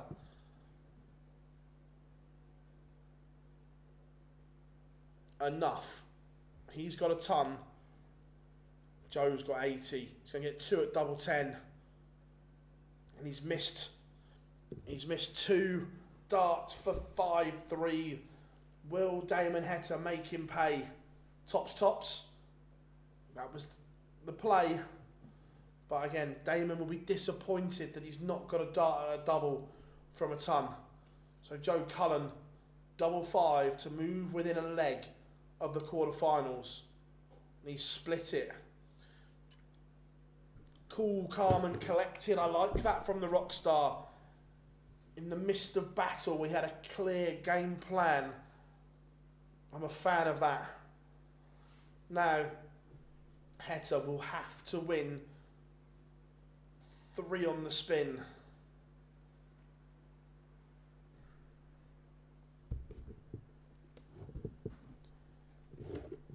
But Cullen's had an absolute shocker to the start of this one.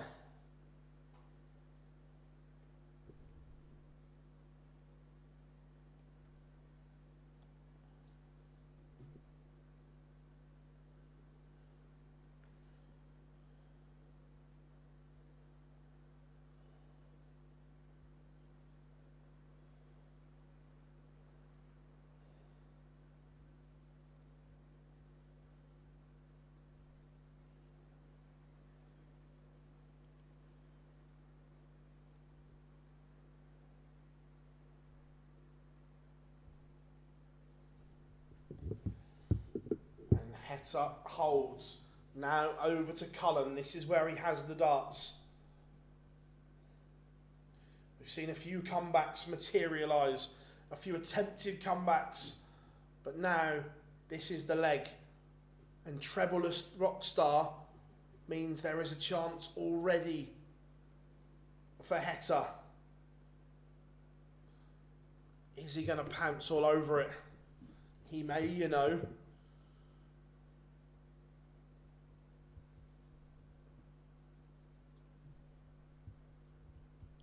There's over 10 points difference in the averages, but it's the timing of the Heta mistake that could be crucial. But now 2 trebleless visits for the Rockstar. For me, Heta's favourite here.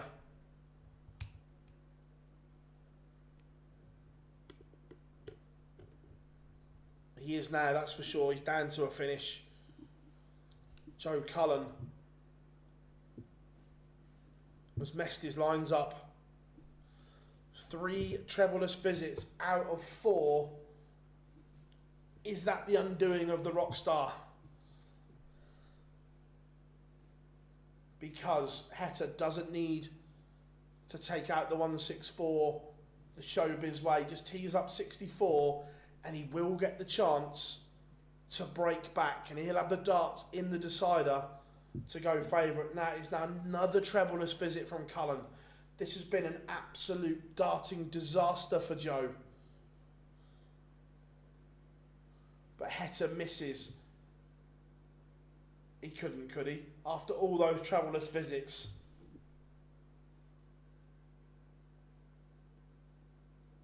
Oh my. Oh my. Oh, the Rockstar has missed a match dart from absolutely nowhere.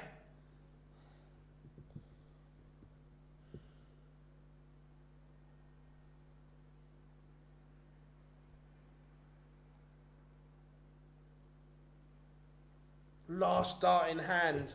Damon Heta. That's always my worry about Damon, that under pressure it gets a bit nervy.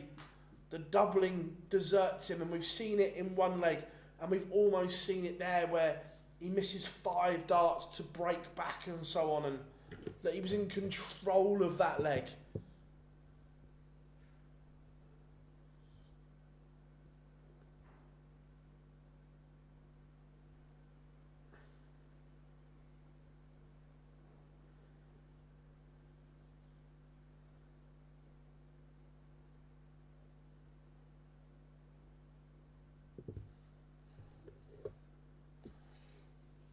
And then they went to war.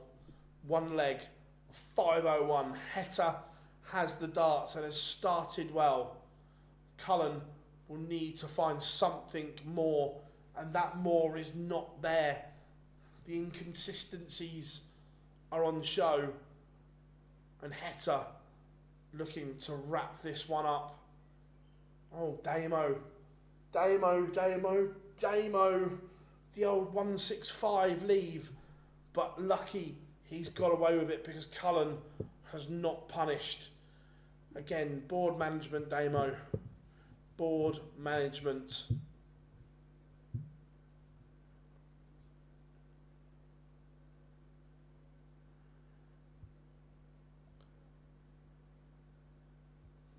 Damo finds the ball to leave 95. I was about to say Cullen needs trebles and a lot of them, but this is not. He's had a... From 5-3, Joe has had an absolute shocker for someone of his standard.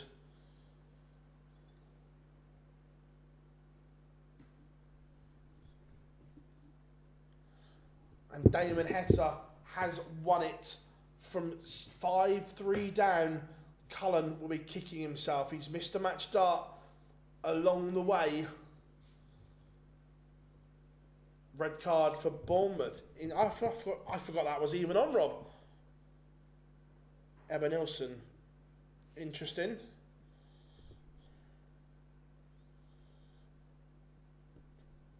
I've only got one Bournemouth player and he scored, so I'll take that. What did he do out of interest, Rob?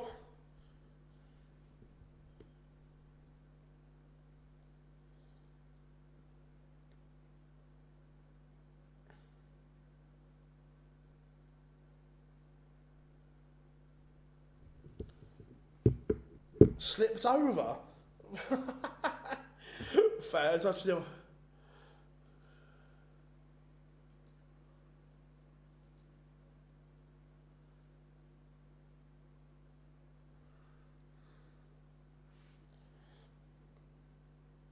Now, final game of the session, the Chizzy Rascal.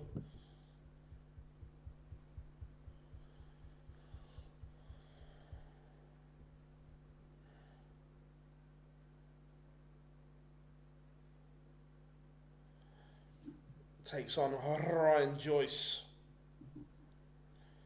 And again, what version of both players will turn up? We've seen very, very conflicting performances from Ryan Joyce. Friday was goddamn awful. Yesterday he was sensational.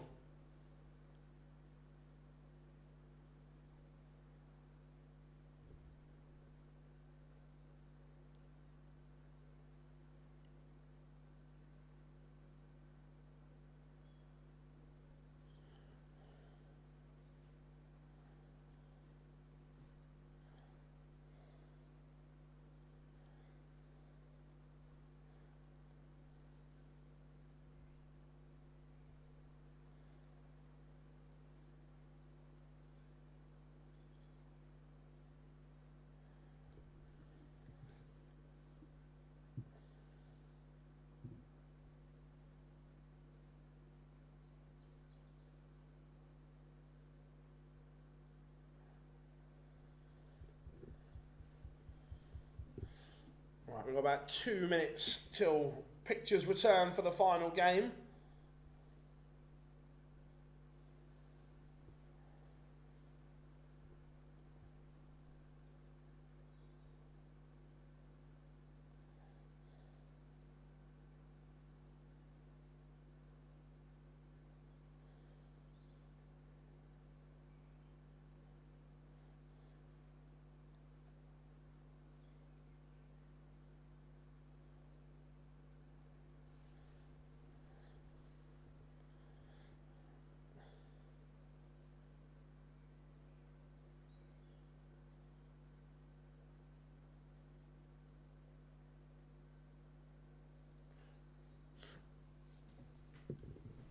Rob, I'm just having a look at what you tagged me in. Doco got a... How is that a yellow card? That is ridiculous.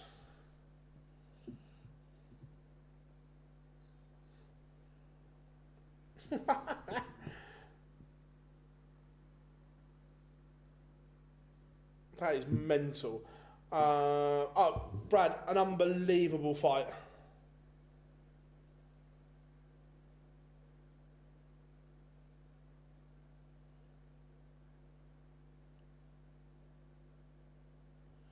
That is a harsh red card as well.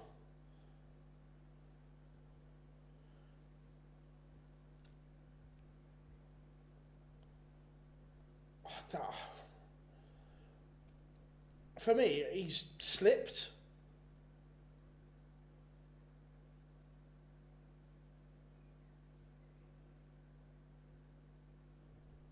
I'm not sure that's a red. I think he slips. Anyway, pictures are back. One game to go. Chisnall against Joyce. Ref gave a yellow on field. And yeah, I don't mind that. I don't mind the yellow on field.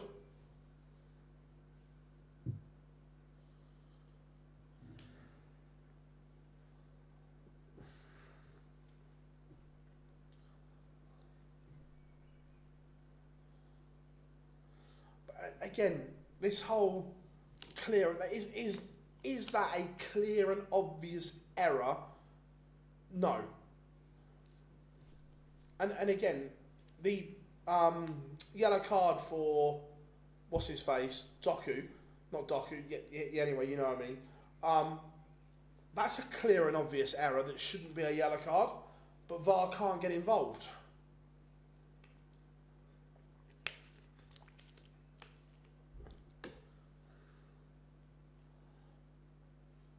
Absolutely ridiculous.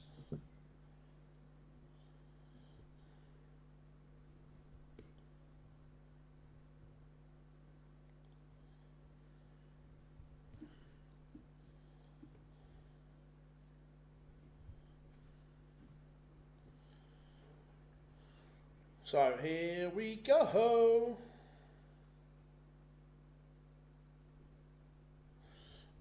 Mr. Brzezinski is back to get the players on. Ryan Joyce has won the ball in the background.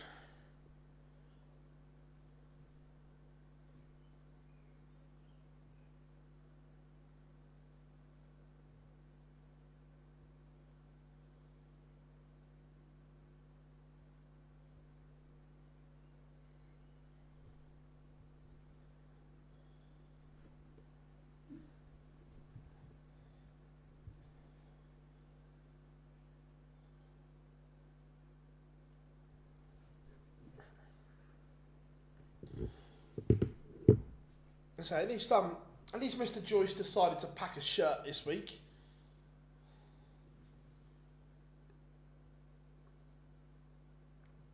I have sympathy for Bournemouth as a United fan. Similar thing happened to us earlier in the season when Bruno got a red. Yeah, it's just the thing is, right? I've always the on-field official only ever gets one look at everything. So the official on field getting it wrong, I've got no issue with, because they get one look at it. But these idiots that are sat behind screens have every angle going. It's when they get it wrong, it's just like, how?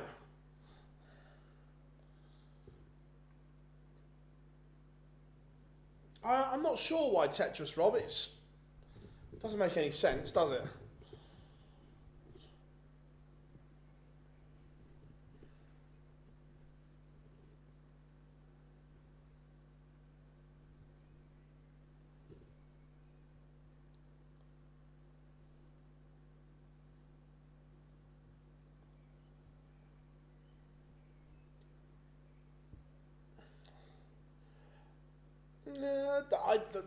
There was a good ref in England, but I think that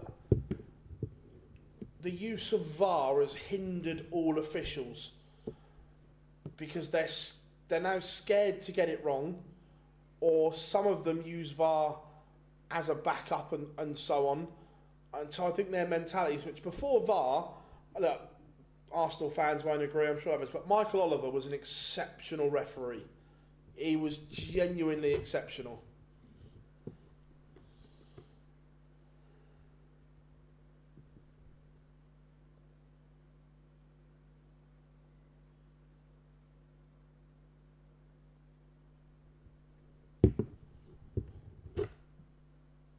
Right, we are getting ready to go. Ryan Joyce has the darts.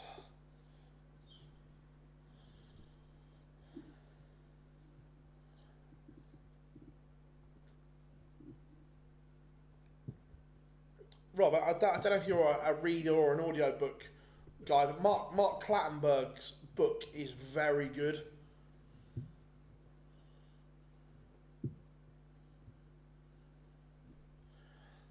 Phil, you've missed the walk on Chisnall.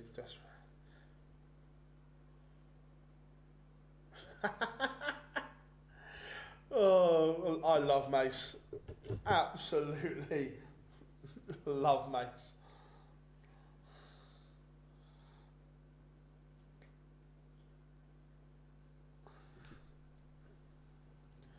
His book is really good.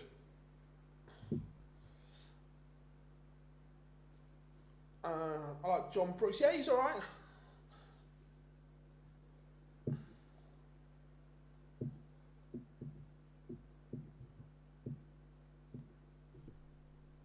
The Big Fish is not... I can't remember what his name was. You know the guy, the referee that refereed Spurs City? I think it was last year. We played City that much. I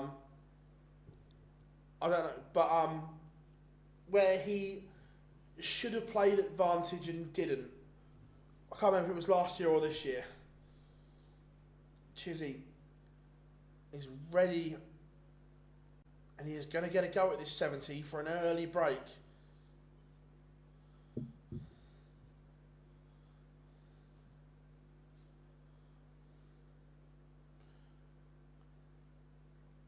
When Chizzy's missed a big number. Disaster for Chisnall. He's ended up missing 2 big numbers. Oh, David Chisnall.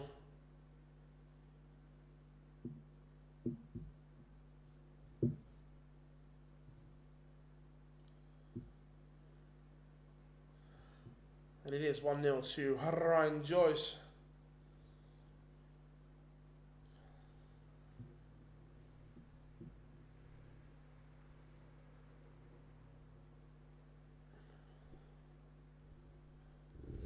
I can't remember what the name of the referee was, but it might have been Simon Hooper.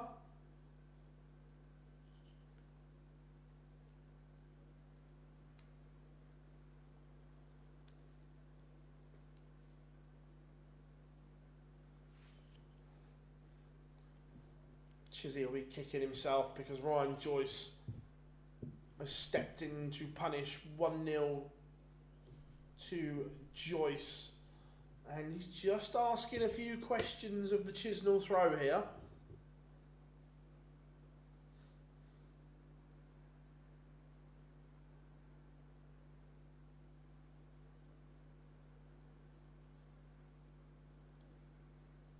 Not down to a finish, so Ryan Joyce is going to get a go to break Chisnall's throw here. Leaves 1-2-1.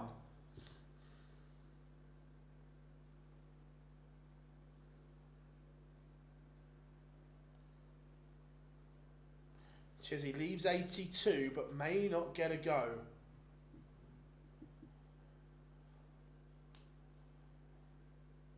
I'll tell you what, it's unorthodox, but it's brilliant. He's gone downstairs for the treble 17 first. Pin that, treble 20, double 5.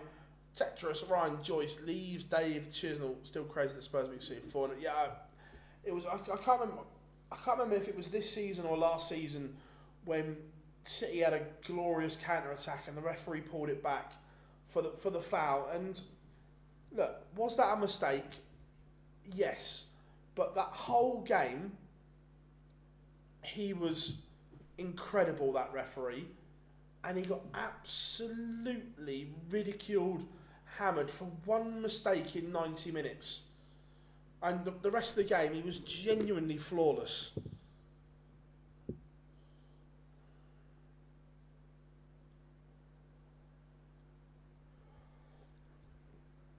Since the red, it's turned into a training. Fair enough. How are we doing, Harry? Good to have you in, buddy. It's been a good session. It's been good. Comebacks galore. Good performances. The Chizzy Rascal is threatening a break back here against Ryan Joyce.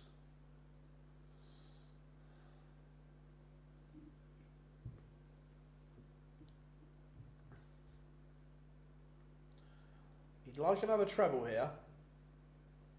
120 will do, but Chisnall is going to get a look at the 148 here. He might have more than a look.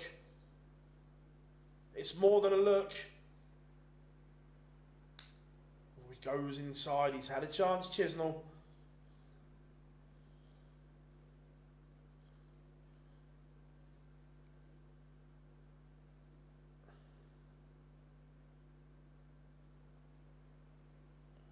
Doesn't go. Was that the 3-all game? I think so. Yeah, bald guy, quite stocky, but he had an incredible game.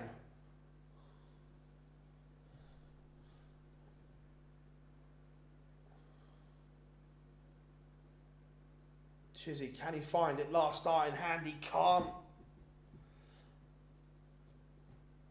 Yeah, Hooper rings a bell.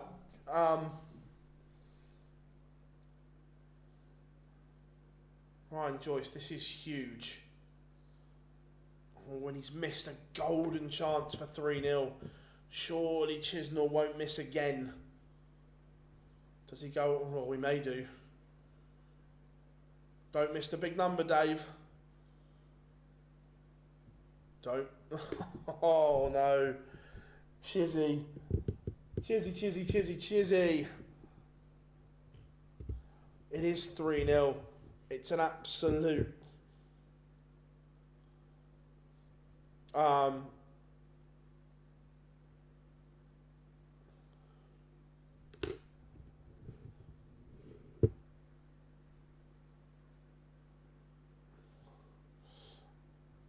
problem is, though, when a massive decision goes the wrong way, that's... Yeah, look, I understand that's the line, but it's the way he got absolutely hammered. It's what people at referees are human. They're going to make mistakes. They're never going to get everything right. Is the thing, and up until then, he'd had such a good game.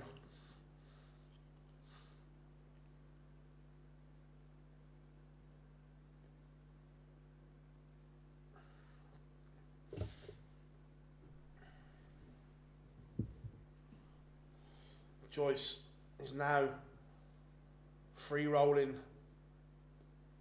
He's asking questions of Chisnall. Chizzy's radar is all over the place.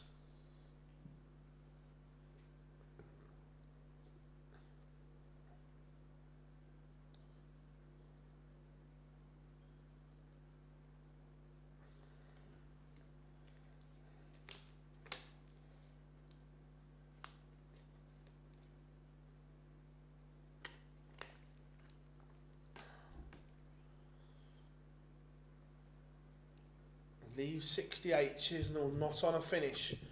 This would be a potential double break of throw.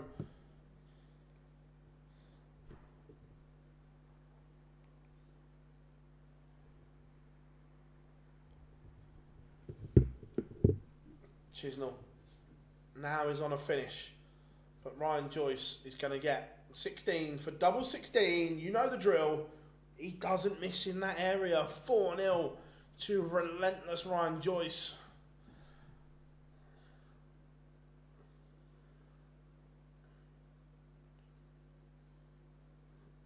Goes back. Dave Chisnall missed too many big numbers. too much work to do.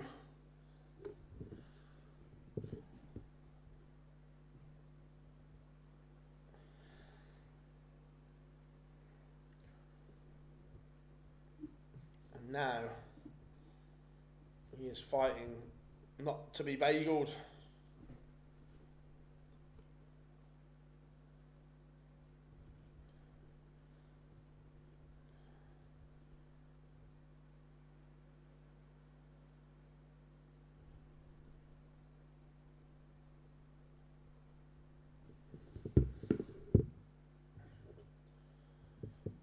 Ryan Joyce, he's in front on his own darts here, but he'll see that as a missed opportunity. The gap could have been bigger. And now Chisnall is just asking a few questions. It's not a chance yet.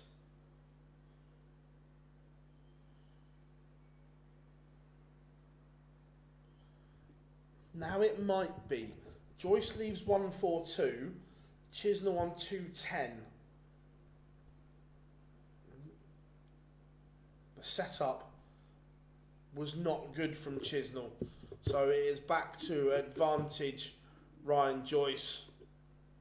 It's advantage Ryan Joyce. It's magical from Ryan Joyce. The 142, and he is 5-0 up on Chisnall. And I'm going to say it now, there is no way back here for Dave Chisnall. Not playing well enough. The number 6 seed is about to exit stage left.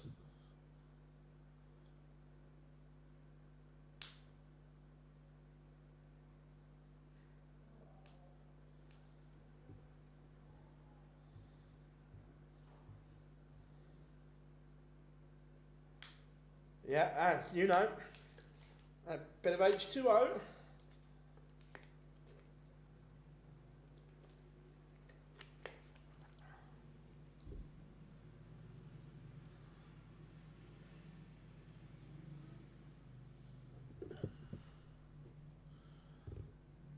Look, we know Chisnall has got spells in him, but to win 6 on the spin is a tough ask. He's in control of this leg, but it's only on his darts. He's going to have to do it again and again and again and again.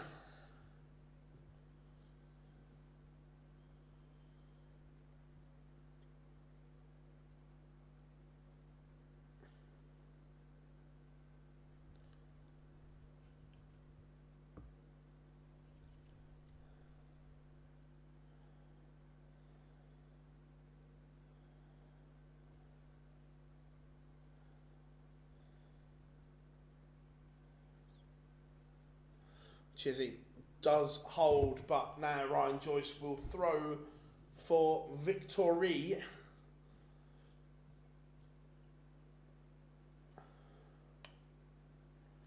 Any idea who, though I can tell you who will play who. So, this evening, World Cup teammates collide. Gurney will face Josh Rock. Martin Schindler will play Chris Dobey. That is the top half of the draw. Bottom half of the draw, Duijvenbode will play Ross Smith. Damon Heta will play Ryan Joyce.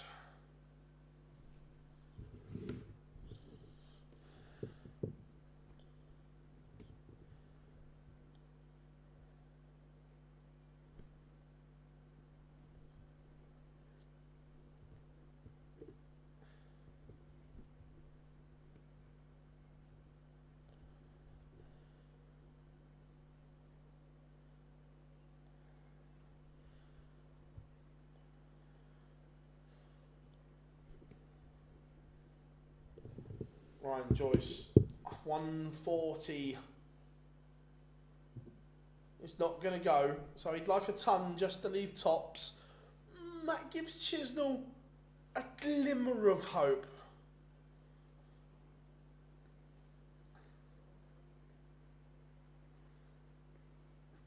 He's down to 75. So Ryan Joyce to win it 6-1. Oh, Ryan. I know you've got out of jail there, but it's still the wrong way to go. It is still the wrong way to go on 80 with 3 darts in hand when your opponent is on a finish. You deserve to lose the leg to learn a lesson, to go the right way. Chisnall back-to-back legs. We talk about board management so often.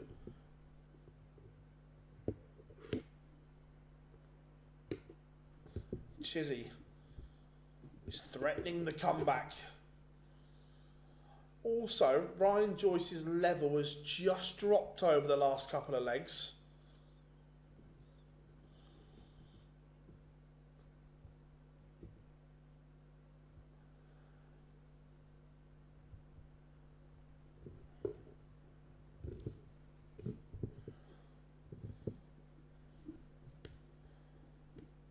Can Chizzy get Ryan Joyce thinking?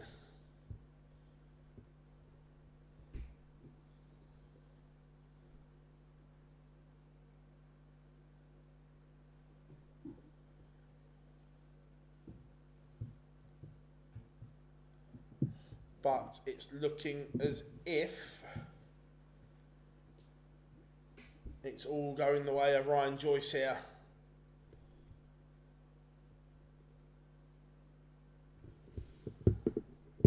He is going to set up this 181 and he'll say to Dave Chisnall, I've hit 142 today, can you?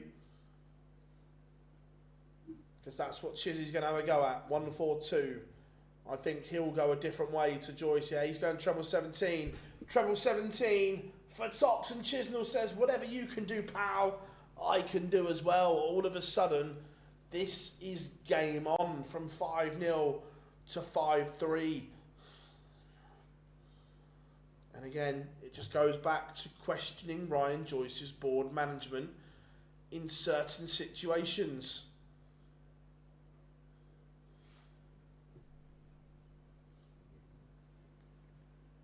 Chizzy is growing in confidence here.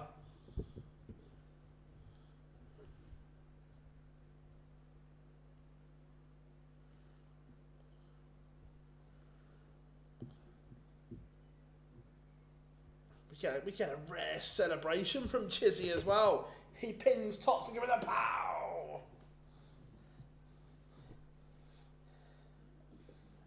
And he's asking questions here. All of a sudden, this game has turned.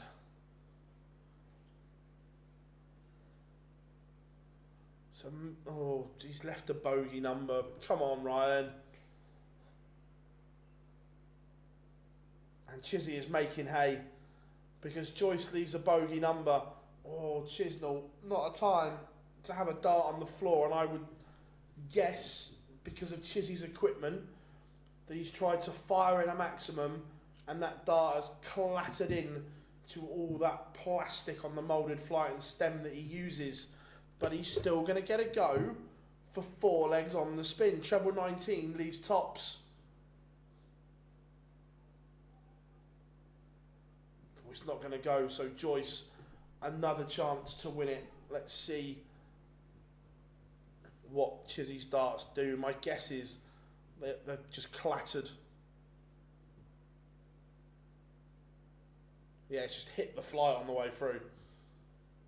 So 74, 20 and tops, match darts, and he's missed another. The match darts column is adding up.